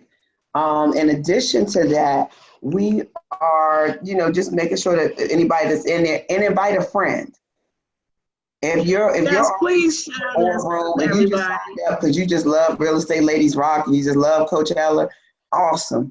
Now we want you to reach out and invite some of your friends who you know may be struggling in the business, or maybe they're doing fantastic in the business. Let's not even put that energy out there that everybody in this business is struggling. Everybody ain't struggling, Coach. No, I never say the word struggle, Michelle. I say we have challenges. Right. Because we're not struggling. We doing very, I had to put that word back in because I don't want that energy out there for nobody. Yeah, some people may have challenges. Yes, but we want you to invite other people to the boardroom because the more diverse we are, the more we have. And when I say diverse, I mean here we had 2 different sets of people talk to us about real estate investing. I got a lot from both, but certainly just slightly different perspectives. I mean, it was phenomenal. And I mean, that's what I mean about diversity. You could talk about real estate investing and this is the vein that you're in and that's how you do it. And there's nothing wrong with that. But just like Tamara said, there's some that might want to do rental units. They only buy 4plexes and they'll tell you 1,000 reasons why that's the best thing to do. You could be rich with inside of a niche. Y'all know I go crazy over some niches. I drill deep on a niche. I mean, the business strategy behind any of this is great. But I'm gonna let you get to that real boss. The other boss is coming on. Yes. Hey, LaShawn, are you there? Are you there? And can you open up your the video share and then turn your mic on? I know she's been on the call for a long time, and so are you there? I'm here, but how do you switch? It's a video, it's a camera thing at the bottom. I guess on yours it may be different. It's a camera thing on the bottom and like share. I'm gonna send you a thing to say share your screen. So I'm gonna send you something. Did you get? There you go. There you go. Awesome. So I know. Look. Let me just say this. I am not the techie person and you guys don't have to be techie neither. We gonna make it work however we gonna make it work. So ladies, and then I'm gonna, after LaShawn, we're gonna take a little break. But you guys, this one here is so important out of everything that we done because y'all been making money all morning. All morning we've been making money. But the problem is a lot of times that $5,000 check, you think it all was yours. Yes, you went to the store and you bought up all of this good stuff and all this, and that $5,000 check you forgot to pay Uncle Sam. And then down the road, Uncle Sam gonna come get you, and then you're gonna be like owing Uncle Sam for years, years. Trust me, a whole lot of people get caught up in there thinking that we make the money. So without further ado, we have a real estate professional, real estate agent, real estate broker, and also, I don't even know if it's 20 years of owning her own tax business. We got LaShawn Woodard all the way from off the red carpet. Boss lady, I'm gonna let you do your thing. Oh, thank you. I'm so honored that you asked me to participate in this. This has been, let me say, the bomb.com. Okay, you hear me? Just to give a little background, I'm a broker of Legacy Real Estate Properties, also the owner of Legacy Taxes. My brokerage is a little unique because the real estate agents that work in my brokerage are also tax professionals. So that comes good hand in hand when we specialize in small businesses. When we have clients that have tax issues that are ready to purchase or sell or we just try to empower small business owners, individuals, how to use their tax refunds and things like that to build the legacy. And that therefore is Legacy, the Legacy brand. The first thing I wanted to discuss was we are business owners, okay? You have your brokerage. I'm speaking from a real estate agent perspective or broker. But from the real estate agent perspective, you work for your brokerage. And then what it seemed like to me that we forget, we're independent contractors. As being an independent contractor, you're self-employed. As being self-employed, guess what? You're a boss, so you're a boss lady. So being just a real estate agent, you have to remember, one, remember you are you are the boss. You are an independent contractor. You are an owner of a business. So one tip that I can just state for everyone, think about incorporating your name, maybe your personal name, maybe a business name underneath. So you are separating yourself, your personal self, as a one entity to a business entity, because you'll have more leverage as being a LLC instead of a sole proprietor. Get an EIN number for that business. Now, the reason I say that, because as a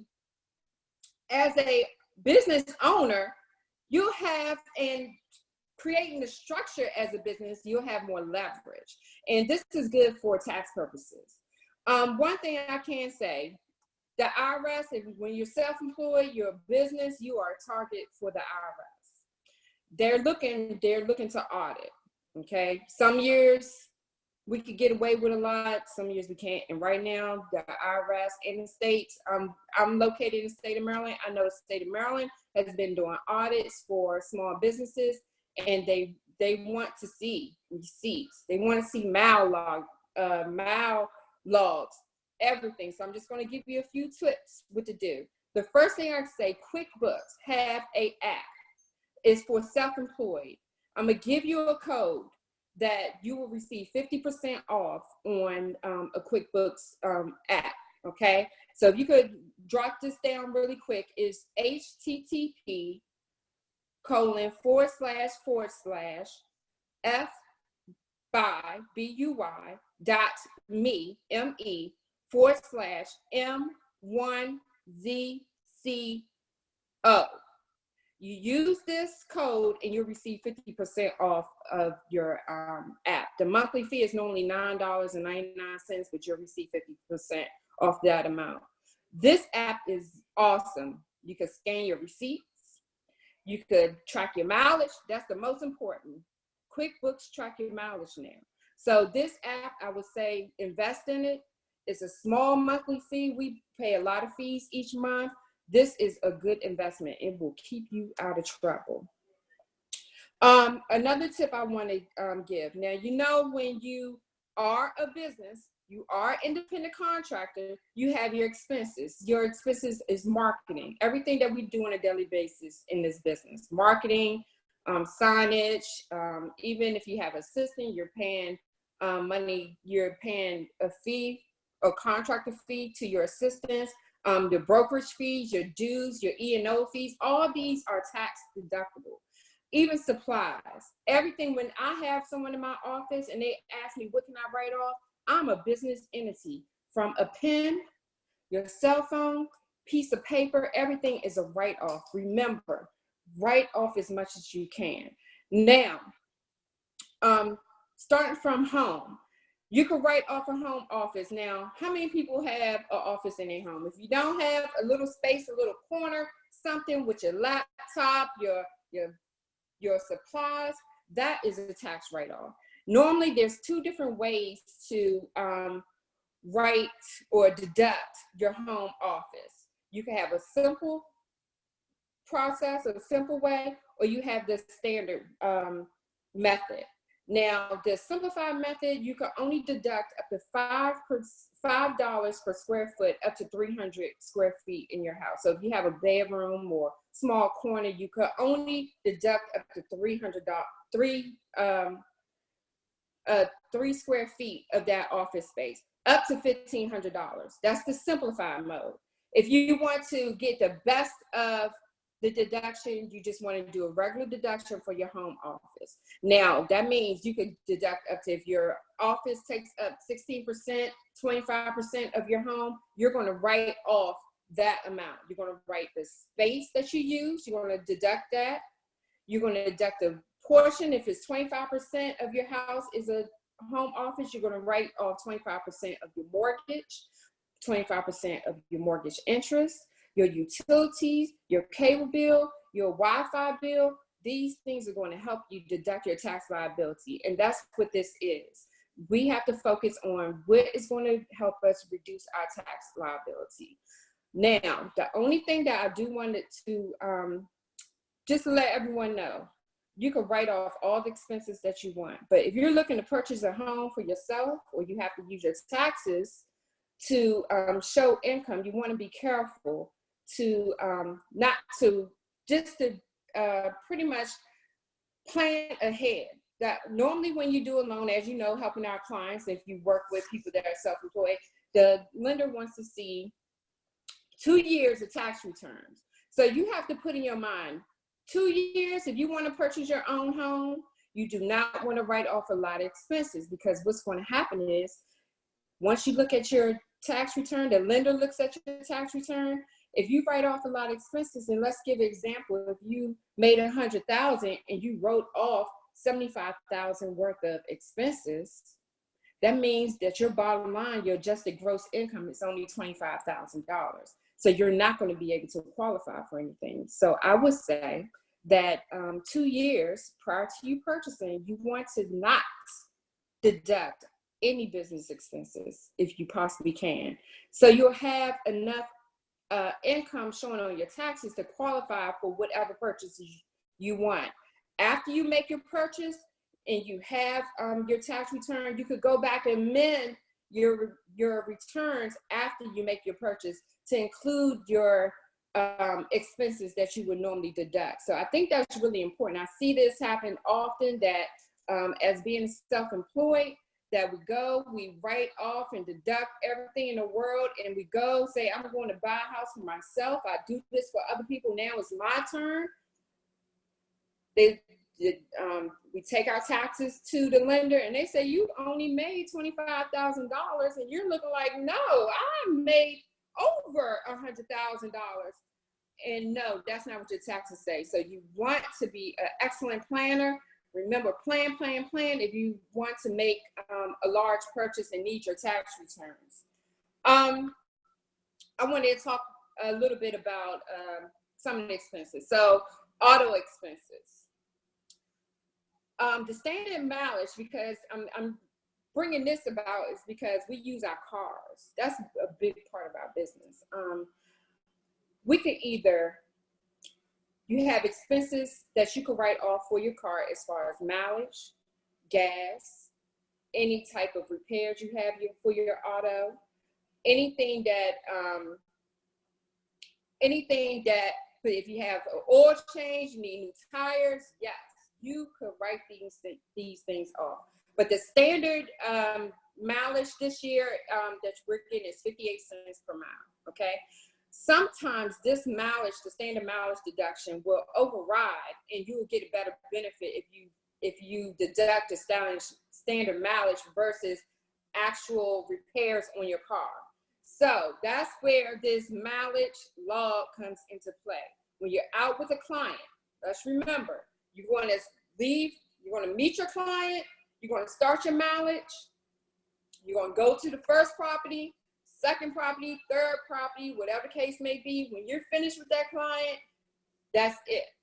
The commuting portion is not really a tax deduction. It's when you're actually with your client, okay?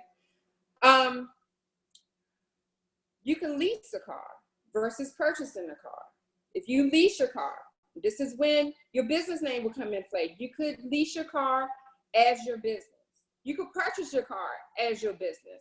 And guess what? That car is a business car, which is a huge tax deduction, which is a huge reduction to your tax liability.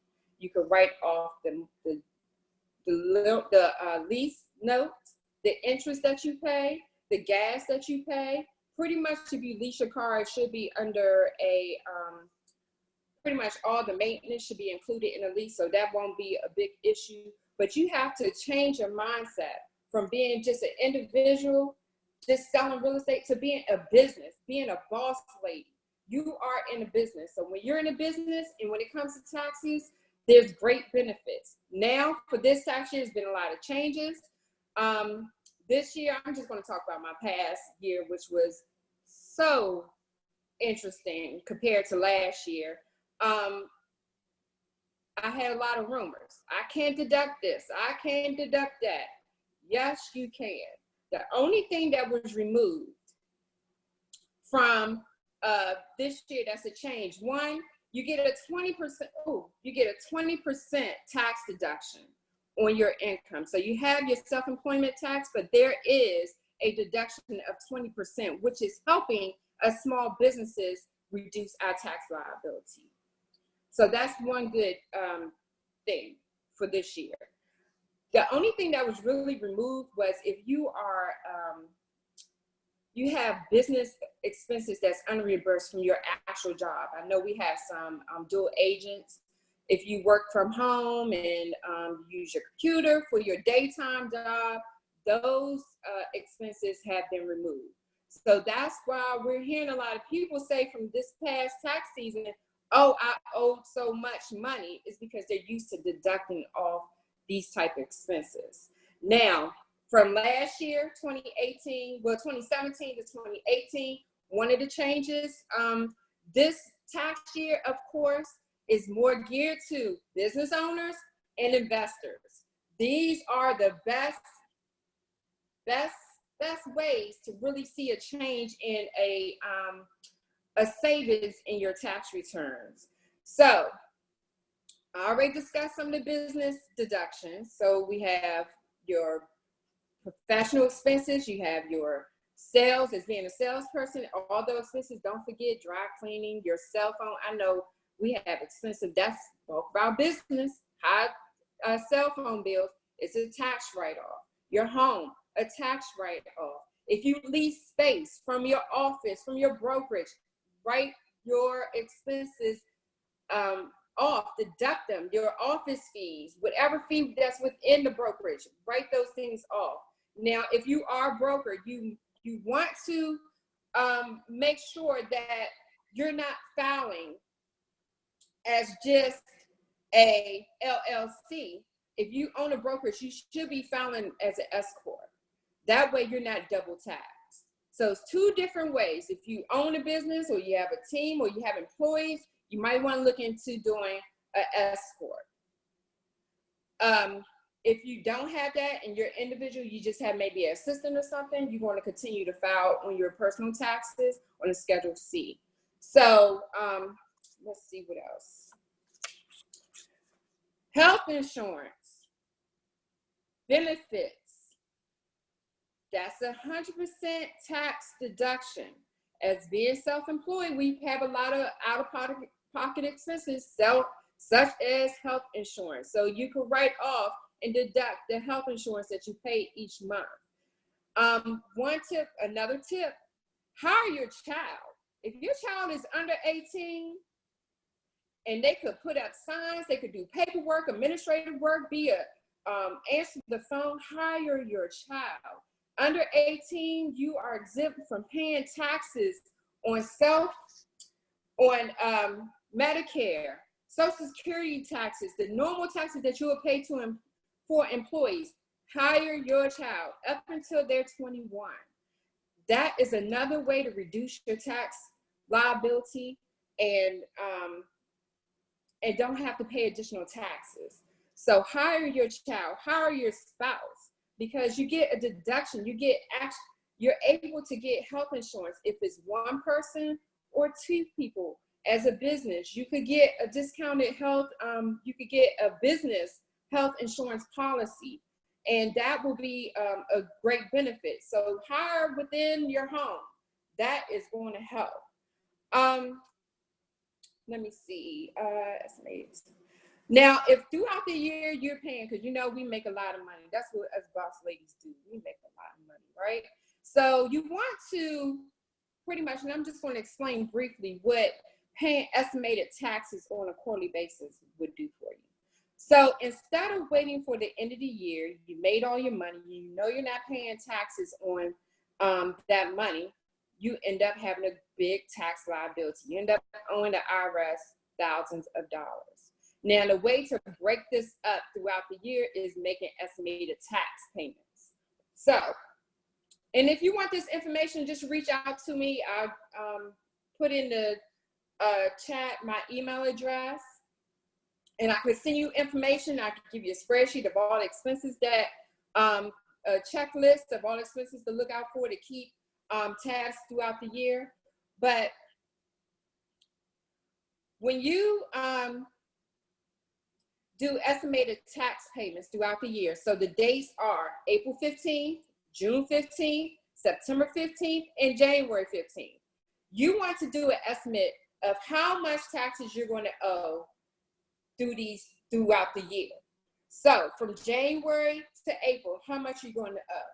You want to estimate and pay. You want to do a filing. Hey, IRS, this is what I owe in taxes for these few months. Let me pay this up front now. Then you're going to do it for the next estimated pay time. And you're going to keep going throughout the end of the year. So at the end of the year, you're going to know how much you paid your taxes throughout the year. Now, if you have expenses and your personal deductions, what you're going to do is, if you're going to get a refund back, you will get those payments back if you set aside for it. Once you file your taxes at the end of the year and you're going to have a refund, you're going to get your money back. But instead of you being stressed and owing so much at the end of the year, it's the best thing to pay throughout the year. So it won't be such of a hassle. I'm a product of it, have high expenses or tax liability because at the end of the year, I end up owing a lot. But I try to set money aside. You know, I put money into account separate. So when that end of the year tax bill comes, I'm ready to pay it off. So it's different ways you could do the estimated tax payments, or you could set the money aside from each closing. Set up a retirement account. Set up a 401k. I mean, pay yourself. Put up money for your retirement, because as we see, retirement might not be as good as it is now. We might have to have a little more. Put that money aside now. If you have to pay so much throughout a year, better pay it now in bulk or throughout the year than worry about it later. Make sure I cover everything. Let me explain what's needed. Make sure you scan your receipts. Make sure you keep a record throughout the year. I would do maybe a quarterly checkup with your business. Go through your expenses, see where you are. Use QuickBooks. I gave you the link for the QuickBooks self-employment, but use QuickBooks as your income tracker, as your invoicing. If you have a job with your client, whether it's a seller, maybe you have to have out-of-pocket expenses. Set up an account, build them, so you can keep track of what you're paying out. Because if you're paying money out and you're reimbursed, or maybe you're just giving help to your client, that is a tax write-off. Make sure everything is documented. Make sure you keep everything's digital now. Keep a file of all the expenses that you have. So are there any questions?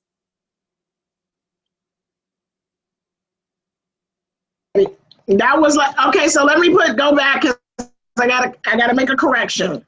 No, you're not sending LaShawn email.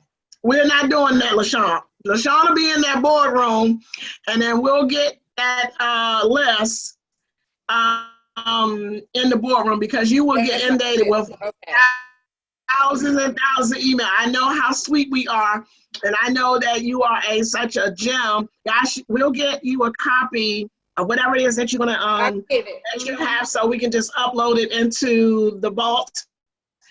Our files are the vault, ladies. So when I talk about vault, I am putting things in the vault. That means it will be a file section into the boardroom.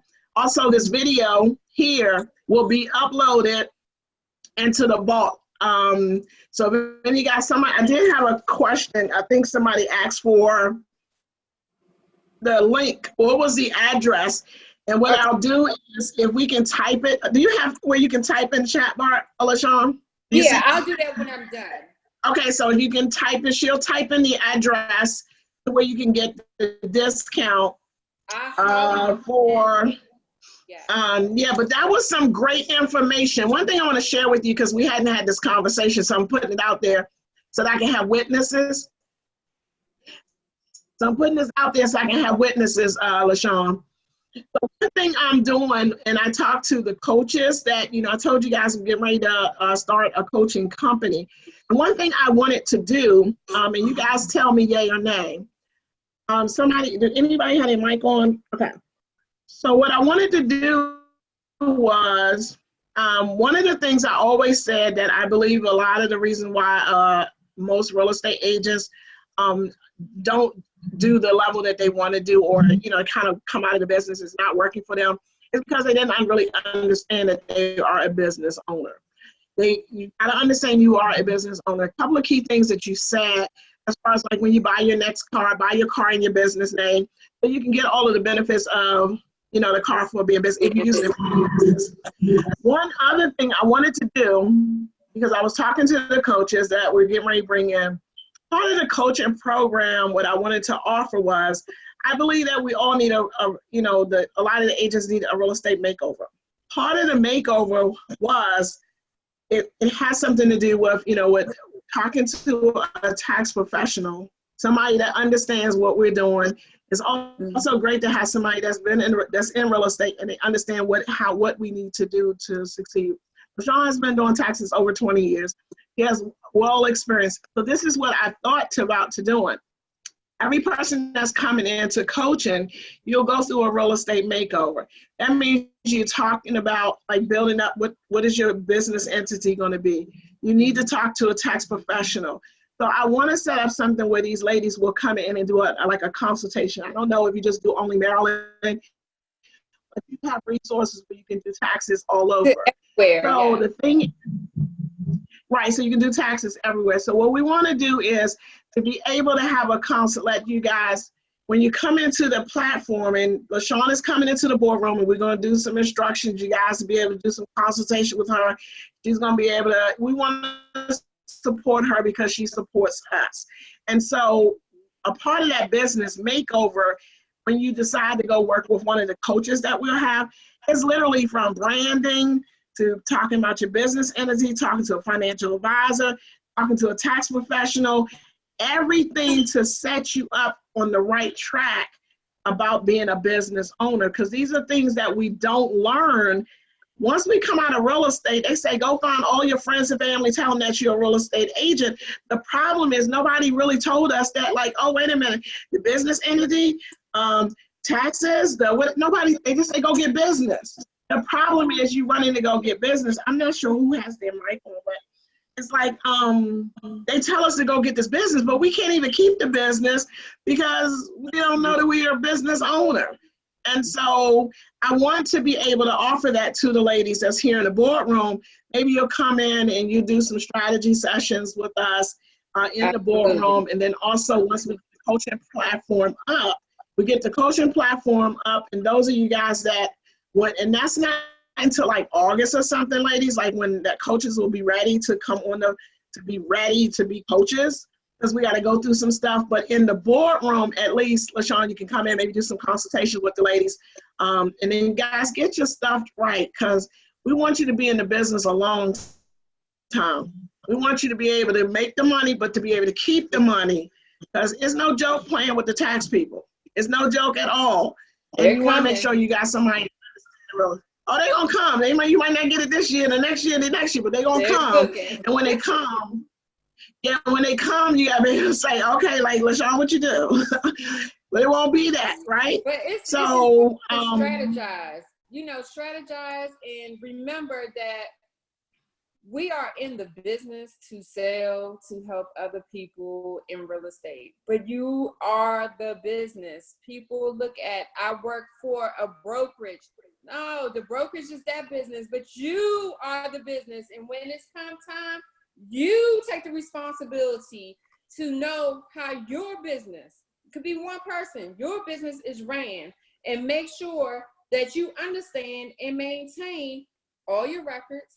Make sure that you understand, just like a large business, you are the same way, and the IRS is going to come to you the same exact way. So know what you have, know how your business is running, and know the structure. That's what's going to keep you afloat. The foundation is setting up the business correctly. Awesome. And with that said, that is powerful. Anybody have any questions? The tax questions are like a one-on-one. You know what I mean? It'd be like, okay, look, we're gonna have to, y'all see all these chairs in the boardroom? Well, we literally go into the boardroom and we'll probably like to do, maybe you can come in and we'll work out a session. Ladies, to be able for us to pull this off in 3 days, to having 25 boss ladies to come out and got all kinds of specialties. We're not playing with this. Michelle, I told you, like, we're not playing with this. I'm not playing with this. I'm literally, this is just day one of the boardroom. What do you think, if you give me 30 days, what do you think I'm going to do in 30 days? I'm not playing with this, boss ladies. This is real stuff right here. We have resources. There's no Facebook group out there that's doing this. You guys know you the best thing ever. Real estate ladies rock out there. We love on each other. No agents left behind. Together we all win. LaShawn, I thank you so much. LaShawn, do you have anything? I was just going to say that, you know, LaShawn is nothing but the truth. She stood here and she gave us facts. And I mean, she was spitting the facts so fast that it was like phenomenal just to hear the information. But on the other side of that, can I tell you the truth? That there's some people that are probably intimidated because they may not have done it all right. So LaShawn, as we're closing out for this session, if they haven't done it all right, we're going to get them right. Give us some information. Help us help, you know, to get it right. Because a lot of people haven't done, you know, or they'll say, well, oh, I don't want to make ABC amount of money because then I'm going to have to pay taxes. Like, for some reason, that statement just vexes me. Now, help us frame that. Can I say something, though? Because I'm gonna get some real talk here, ladies. I want to say I was in my 3rd year real estate. I mean, I'm making money, making a lot of money. Nobody told me nothing about no business. I knew about business stuff, you know, because I've been an avid entrepreneur. I told you my 2nd year, that was the first $100,000. Like, I made 6 figures because I've been doing some kind of business all my life. First year, like 75. 2nd year, 125,000. And we spending money. Like, I'm buying, I'm spending. The problem was this. Nobody told me about the other stuff. Then you got a tax person that don't know what they're doing. Nobody told me about, like, to write off this, I can do that, whatever. I get an $18,000 bill. Huh? I owe $18,000. What? How much money do I have left? Huh? You ain't pay quarterly? Huh? When the tax people told me, you need a new tax person, and that's what I did. When the IRS tell you you need a new tax person, it was like, okay. So let me just say this, it is crucial. You making money, but you need somebody that is going to be able to guide you in the right direction. And this right here, this piece right here, is out of all of the stuff that is happening in today, this is the most important piece right here, right now. And let me say this. When individuals file their tax returns, they don't even know what's on their tax return.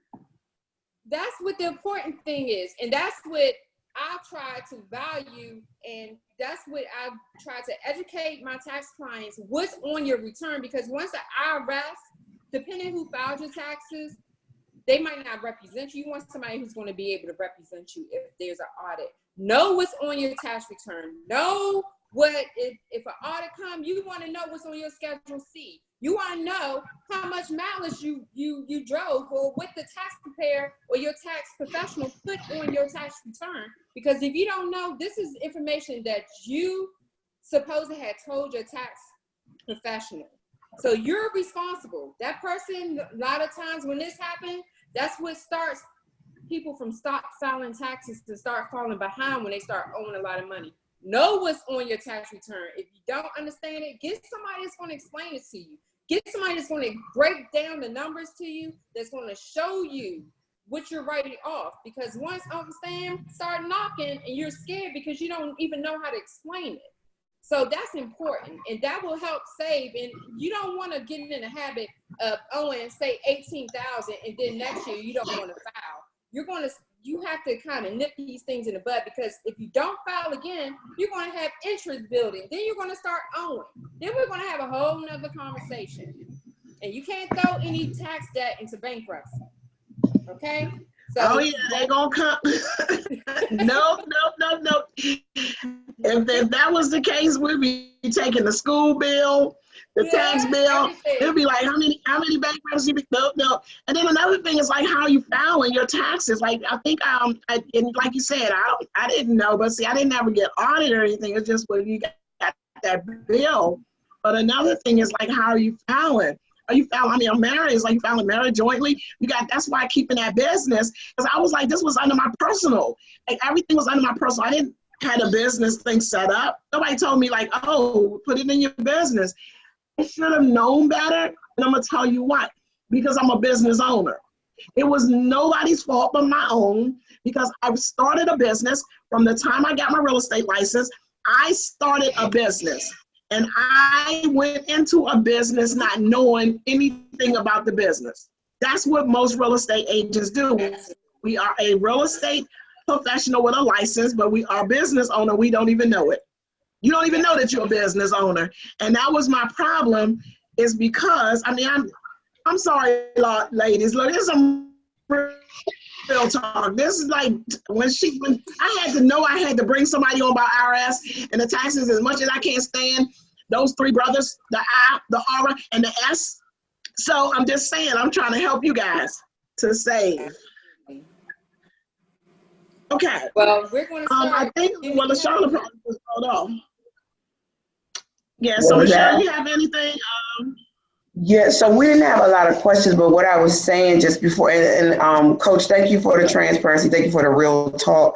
But what I was saying to Sean is probably like when you get around subjects like this, I remember when I was first started out in distress sales, people would get real tight when I would start saying stuff. And I noticed I'd be in the room and at first everybody raising their hands, this, that, and the other thing. But as soon as I started talking about distress sales, because I was stepping on their toes, I was walking down the street. You know, people didn't want to admit that their houses may have been in default and things of that nature. So as much as you spoke to us about what we should be setting up and doing, I want to make sure to reassure those individuals that have those concerns, that have those secret things going on. And then, like I told you, when I heard somebody say, oh, well, I don't want to make ABC amount of money because then I'm going to have to pay taxes, it just was strange to me. So when you talk about strategy, I think that's awesome. And just being able to relieve people of understanding that if you didn't get it right, you do have an opportunity to amend. If you didn't get it right, there are strategies to deal with that as well. Yes. And we could, if we ever have another session, we could talk about investments too, because there's a lot of investors that's here today. So this subject could go on in different avenues, you know. So, right. But we're going to see you in the boardroom. Yeah, I'm going to be in the boardroom. I have teaching. Yes. Teaching. Absolutely, no problem. So the Awesome. website, the site that I have for the link, I'll put it in the chat on Facebook and on here on Zoom. Any other questions? I'll look through the questions and ask. I see some here and answer briefly. But thank you, Miss Ella. Thank you for having me. Okay, boss lady. Of course. Thank you so much. I know LaShawna, I didn't realize the time. And so LaShawna, I'm sorry. We just been doing some great things. So LaShawna, awesome. Thank you. LaShawna says she's in, so ladies, give LaShawn some hearts for you on Facebook, because you know she dropped it. Give her some hearts. I hope all of the folks that are in the boardroom, you guys enjoyed that. So LaShawn, thank you again. And I know we will talk, because I'm going to get you in so you can consult these ladies in the boardroom. Okay, thank you.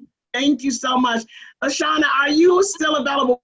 What I need to do, ladies, LaShawn just, you got a LaShawn and then we got a LaShawn. So LaShawn, I'm going to let you go. So turn off your video. And then LaShawna, I know you said you were in a spot. I didn't even realize the time. We've been just going so well, so good. But what I need to do, ladies, we need to take if LaShawna is not going to come on, let me see. We were texting and talking to each other. And she said she was in a loud space because she on travel. I want to say she's in Aruba or something. And she like, okay, well, I'm going to, or some kind of festival. It's like, I'm going to come on. Let me see if I can get her. LaShawna, can you hear me? I think she's in a loud space. Okay, so what we're going to do is we're going to put her on. I'm sorry, I think, okay, she's there. Can you hear me, LaShawna? Yes, hold on 1 second. Okay. So, boss lady, after we get LaShawna on, I'm going to take a break, though, because I know you guys have been holding on, but I think this video can only go a certain time on Facebook, and then I'm going to come back. I'm going to see how that works. Now, turn your, I'm going to send you a message, LaShawna, to turn your video on. There you go, boss lady. I'm sorry. That's okay. Can you guys hear me though? Yes, we can hear you. And you know, like this thing has been hot, sizzling hot all day long. And I was like, I told them you're on vacation, and she took time off of her vacation to say, you know what, I'm coming here to talk to these boss ladies. Yeah, so we appreciate you. No we problem. appreciate you so much. Ladies, give her plenty of hearts too, because I don't even know if I'm gonna call y'all on my vacation. Thank you for having me. I'm so excited to be on the call. And actually, yeah, I am here on vacation with my daughter. She said I work all the time. And so I said, well, just book us somewhere and we're gonna just go. So that's what I'm doing. But at any rate, first of all, I want to thank you, Coach Ella, for the platform. You are just awesome. LaShawn Woodward, that was some great information. I was sitting in the restaurant and I was listening, could barely hear, but I heard some good stuff. I didn't know you did taxes, but actually, LaShawn and I just did LaShawn sent me a referral, and we closed that on that referral just Thursday. And with that, LaShawn and I only met one time. And, you know, so it's been really great. So LaShawn, I have a check that I'm sending to you when I get back on Monday.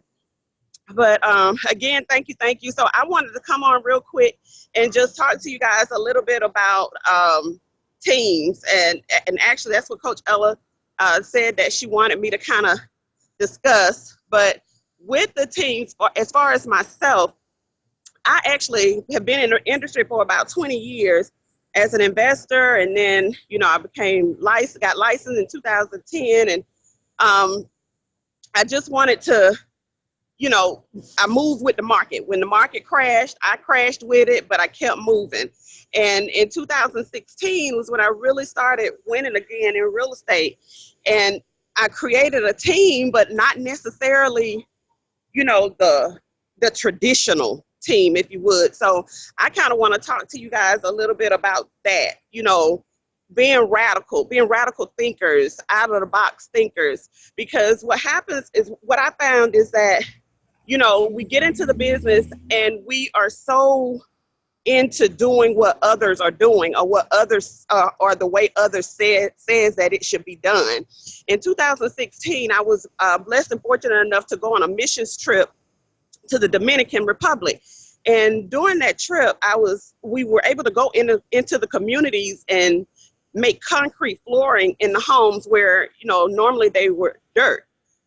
So of course, when, you know, there were holes in the tin roofs and things like that. So of course, when it rained, you know, the floors turned to mud. So I was actually out there on my hands and knees spreading concrete on the floors. And it was there that I got the vision to make 200 people homeowners. And I actually wrote both my sons and my husband letters while I was there, you know, just basically telling them the vision and how I was going to be so busy when I got back home. And because of that, I was like, okay, I've been in real estate a long time. I owned about 30 properties at one point, and I knew that at that time I had a team of people, and that team was nothing more than just, the people that you needed to make the deals happen. So with that, I said, okay, I need to build another team. And, God gave me that vision of 200 homeowners, but I didn't, we all know that's a very aggressive number. But, hey, I was like, okay, I think I can still make it happen. So I said, okay, I have to have a team in order to do it. So I put this team together, and as a matter of fact, it was just myself at that time, just starting out. It was just myself and, my lender and my preferred attorney and that sort of thing. And then, this year in January, actually I started around November of last year, I started, adding agents to the team. And simply because, for one, I don't like showing property, but I love my buyers. I absolutely love my buyers, but I don't like to show property. But I do like the relationship building. I like seeing the success stories. I like showing them what's possible, because most of the time they're thinking it's impossible. So I started putting a team of agents together to do that portion of the business, that showing, and that, and I needed help because there's no way that I could do it, alone. So I put these agents together. Right now I have 9 agents on my team, and it's just been great, and I know there's a lot of things that I miss or am missing with having a team, but right now it's working for me. I do home buyer events. I've been doing home buyer events for the last 3 years on a monthly basis, each and every month. And so I get a lot of business from my seminars. And, Coach Ella definitely talks about, and she teaches and trains on home buyer events. And they definitely work. And that's how I actually started my pipeline back almost 4 years ago, is through home buyer events. And that was the other way too, that I felt like I could capture all these people that I was coming in contact with. Fast forward, I now teach a CE class on mastering home buyer events here in Atlanta. But the point that I'm making is that everything does not have to be perfect, and it doesn't have to be the norm. You have to do what works for you. So if you have whatever that vision is, with the vision comes provision. So if you just stay true to your vision, everything else will work itself out. So you can't look at other people and compare yourself to other people. You just have to do, again, what works for you. So, and that's basically what I've done. And I have agents, oh my God, agents are always contacting me. How can I be a part of Team Paradigm? And I'm like, oh gosh, I keep saying I want to cut it off and, and just stick with what I have. But then on the other hand, I'm like, am I limiting myself? Because just like Coach Ella thinks huge. She always thinks huge numbers, and I love it because I'm the same way. I'm always, trying to figure out how can I touch and reach a massive amount of people with the same, efforts, and not have to work so hard. But if you just stay true to what it is that you believe in, all else will be well. So, and like I said, I have 9 agents. I have a couple of them that are, well versed in the industry. And the other thing that I've done with my team is I had a coach myself before I had a team. And part of the benefits of being on my team is that coach also coaches every last one of my agents. He's a 15-year Keller Williams productivity coach and John Maxwell certified coach. And so I pick up the tab for that coaching for my agents, because again, that takes a lot of the pressures off of me for those agents that are, kind of green and unseasoned. So with that, again, that was just kind of out of the box thinking. And that's all we have to do is just, don't be so robotic, if you will. And I can remember a mentor of mine, years ago telling me, not to focus so much on buyers, because my leverage was in my listings. And I heard her, but I didn't hear her because I was so focused on the vision.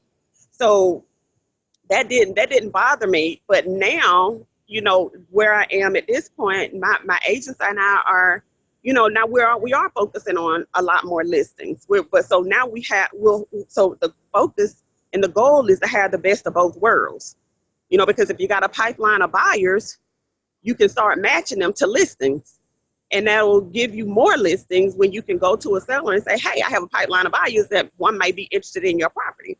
So everything comes in its own time. And, and the other thing is, and this is something I hope to be able to come back and talk about is a revitalization project that I'm doing in my hometown, where I partnered with the community. I partnered with the city, to revitalize and just, they're actually giving me, there 300 some odd properties that's available to purchase. And I've been able to put in a proposal that was approved by the city to take down 30 properties over these next 18 months to rehab. Basically, everything is going to be torn down, so it'll all be new construction. But that's a whole nother story. But again, I would hope to be able to come back on at another time and kind of, give you guys, the goods on that and how I've been able to accomplish that. But like I said, as far as, the teams and whatnot, and just your business, period, just do what works for you. Get all the education that you can. And even when you're getting the education, some of that stuff is just it's not you. It's not you, but it's still great to have, the education behind it. So I'm open to take any questions you may have at this time. Awesome, but look, so I didn't know you was gonna drop the bomb. Like I didn't know you were gonna tell them about the other bomb of these property deals. Cause look, LaShawna is making some massive boss moves. I shared with her about my vision of having Real Estate Ladies Rock as a nonprofit. Mm-hmm. And then I told her, about this is how this thing falls in place. We had Andy talking about investing and teaching you guys how to in real estate.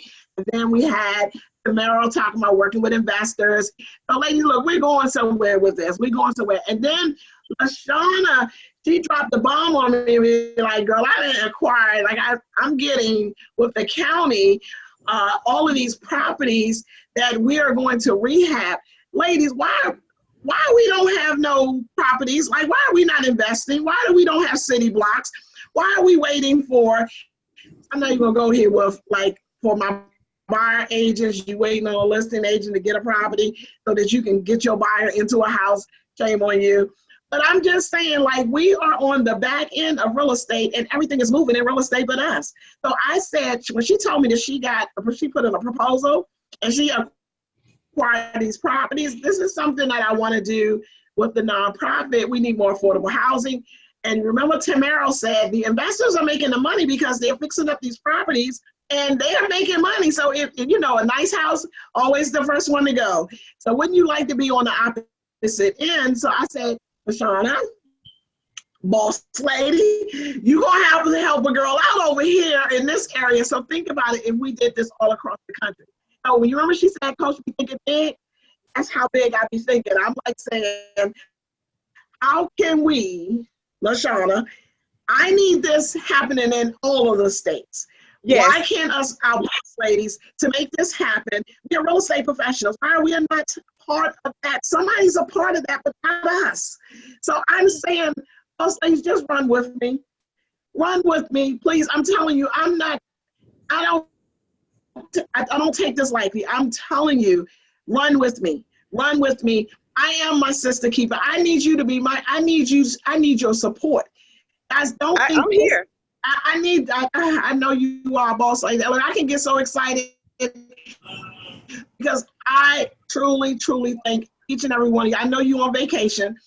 LaShawna is coming back in. We're going to get her in as one of our specialty coaches that's going to come in. And for those of you guys that do the home buyer event, LaShawna has a course, and we brought her on once before. And I want to bring her back, but she teaches you guys how to maximize, how to fill that pipeline up on your home buyer events. Also, LaShawna has showed you guys how to get referrals when you do have the events. She even can come out there, train you guys are getting it right. So we are connecting with the right people. We're connecting with the right people, but this is so much bigger than $47, ladies. It definitely. I'm tell you. Yes. This is so much bigger than that. It is not about, because some people say, you know what, okay, we just collect. I don't know. I'm past that stage. I'm at a change stage. Like, it is time for a change. Yes. It is time for us to take our place in this industry like we supposed to. And so, LaShawna, I appreciate you. When you got a boss lady that can come and get online during her vacation, I told you, I don't know if I'm gonna come on. Yes, I will. Yes, I will. But to come on her vacation, we're gonna have her back in the boardroom so you guys can, in detail. Is it anything that you want to share about something that you're doing, something that we can support? Anything that you want to add? Any last minute pieces that you want to give to the ladies? One thing I will say is that I do for my community project, I do have all the funding for that, but God told me to make other people investors. And, just the regular people like me and you, because sometimes we have people, they don't have $40, $50, $60, $100,000 to invest, but they can come up with $2,000, $3,000, $4,000, $5,000, even if they got to partner with someone. So right now my attorney is putting together an investor package for the project. And, I'm going to take a few investors where we're looking at giving a 15 to 20% return on your money over an 18-month period. So, that's something that I'm getting ready to put on the table as well, because we all know if you take those same $2,000 and put it into a Bank of America IRA or CD over 18 months, you're looking at about 20-cent profit versus $200 profit.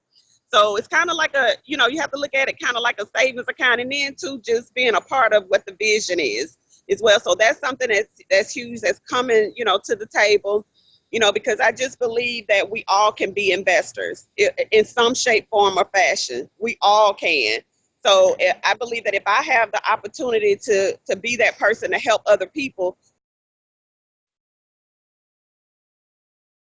Okay, you went on mute. Let me unmute you. Be able to be on the call and just be a part of, the whole Real Estate Ladies Rock. I appreciate you. You went on mute for a minute. I had to unmute you. I can't hear you. Oh, can you hear me? Can you hear me? I can still hear you. I don't have no volume. Oh, okay. I can hear you. There you go. Can you hear? There you go. Yes. Okay. No, you know what? When you were saying, let me tell you how big I think. Ladies, I don't understand why we couldn't be the bank. So LaShawna was talking about getting investors, but I'm like saying, look at all these resources. Look at all this money that's on this page. Like the resources, you can cash and checks. Do you guys know, and I'm going to take y'all so far to the left. I'm going to stretch you so far, because you remember what I told you a coach do. A coach strategize. A coach take you farther than you even think you can go. What if you were a hard money lender? You guys, like, you could be the bank. All of these ladies together, get 20 of you guys together, get 30 of you guys together. Matter of fact, get 100 of you guys together, put some money together, and you want to take some charge, you be the hard money lender. Right. You know how much money the hard lender gets? So these investors that they want to work with, come on, boss ladies. I'm trying to get y'all to stretch, put it in the feed, to stretch. So you can be the bank, you can be the hard money lender. And ladies, why you can't invest together? So LaShawna is given an opportunity where you can make a little bit on your, making something on, but you learning the process. I was talking to Andy yesterday, and I said, we got to figure out something. How can we get into this? How can we get into this and be into this game? Why are we not into this game? So y'all don't know. I get excited when I hear stuff like this because I think differently. You know why? I'm thinking like a boss. I'm thinking how to make boss moves. I am not thinking about just today. And then, Coach, sometimes too, we're fearful of a lot of things. And I have to be honest, I don't know how any of this is going to turn out, but we always have to just take a step. And, and sometimes, like I said, I don't know how this is going to turn out, but I'm believing that it will turn out well because of all the people that have been coming across my path. I was at home a couple of weeks ago, and I ran into an old classmate that I haven't seen in 35 years. And he walked up, we saw each other in the water company, at the water company. And he said, oh my God, he said, Shauna, my wife and I, which was his high school sweetheart, he said, we were just talking about you last night. He is the building inspector. Wow. He said, I'm your man. He was like, you don't have to worry about nothing. So I say that to say, when you're going in the right direction, when things just fall in place. And Absolutely. So we all have to think in the same manner, and we can't be so fearful. And guess what? Because sometimes if it failed, guess what? It didn't fail. You just learned what not to do or what to do. You have to be willing to. You have to be open to that. Absolutely. You have to have those so you know whether or not to go, which way you're going to go. But the thing about it, I'm going to do like Venus said, I'm going to give y'all 5 minutes. I'm going to give y'all 5 minutes to get over it and then to come up with another plan. Because if plan A don't work, if there's another B. If plan B don't work, go to C. Keep on going down. And when that don't work, you start all over. And get back on that horse. Get back into the drawing board, come back into the boardroom, and let's strategize and make it work. Opportunities exist. Opportunities exist is what opportunity do you want? That's all it is. Right. So, boss lady, I appreciate you. God is good for me. Like I'm just saying, he surrounded me around some powerful, positive, beautiful people. And ladies, you guys on this page, like I told you, my breakthrough is your breakthrough. I'm working all the way. Like I am in it. I am so immersed in this. I didn't even say, do you got a life jacket? You guys are this is like, get in there and just do it. You never know until you do it. So any last minute things to the boss ladies? You guys got me excited. I know we're gonna have to take a break and then kind of pause because I want to close because you guys will be looking at an 8-hour video. So I want to kind of close it. I don't know. I'm gonna ask Michelle, is that something we could do to close this out? And then, but LaShawna, do you have any last minute things you want to say? Boss ladies, please give LaShawna some hearts. Give her some hearts. Major moves. You making major boss moves. I might have to add that now.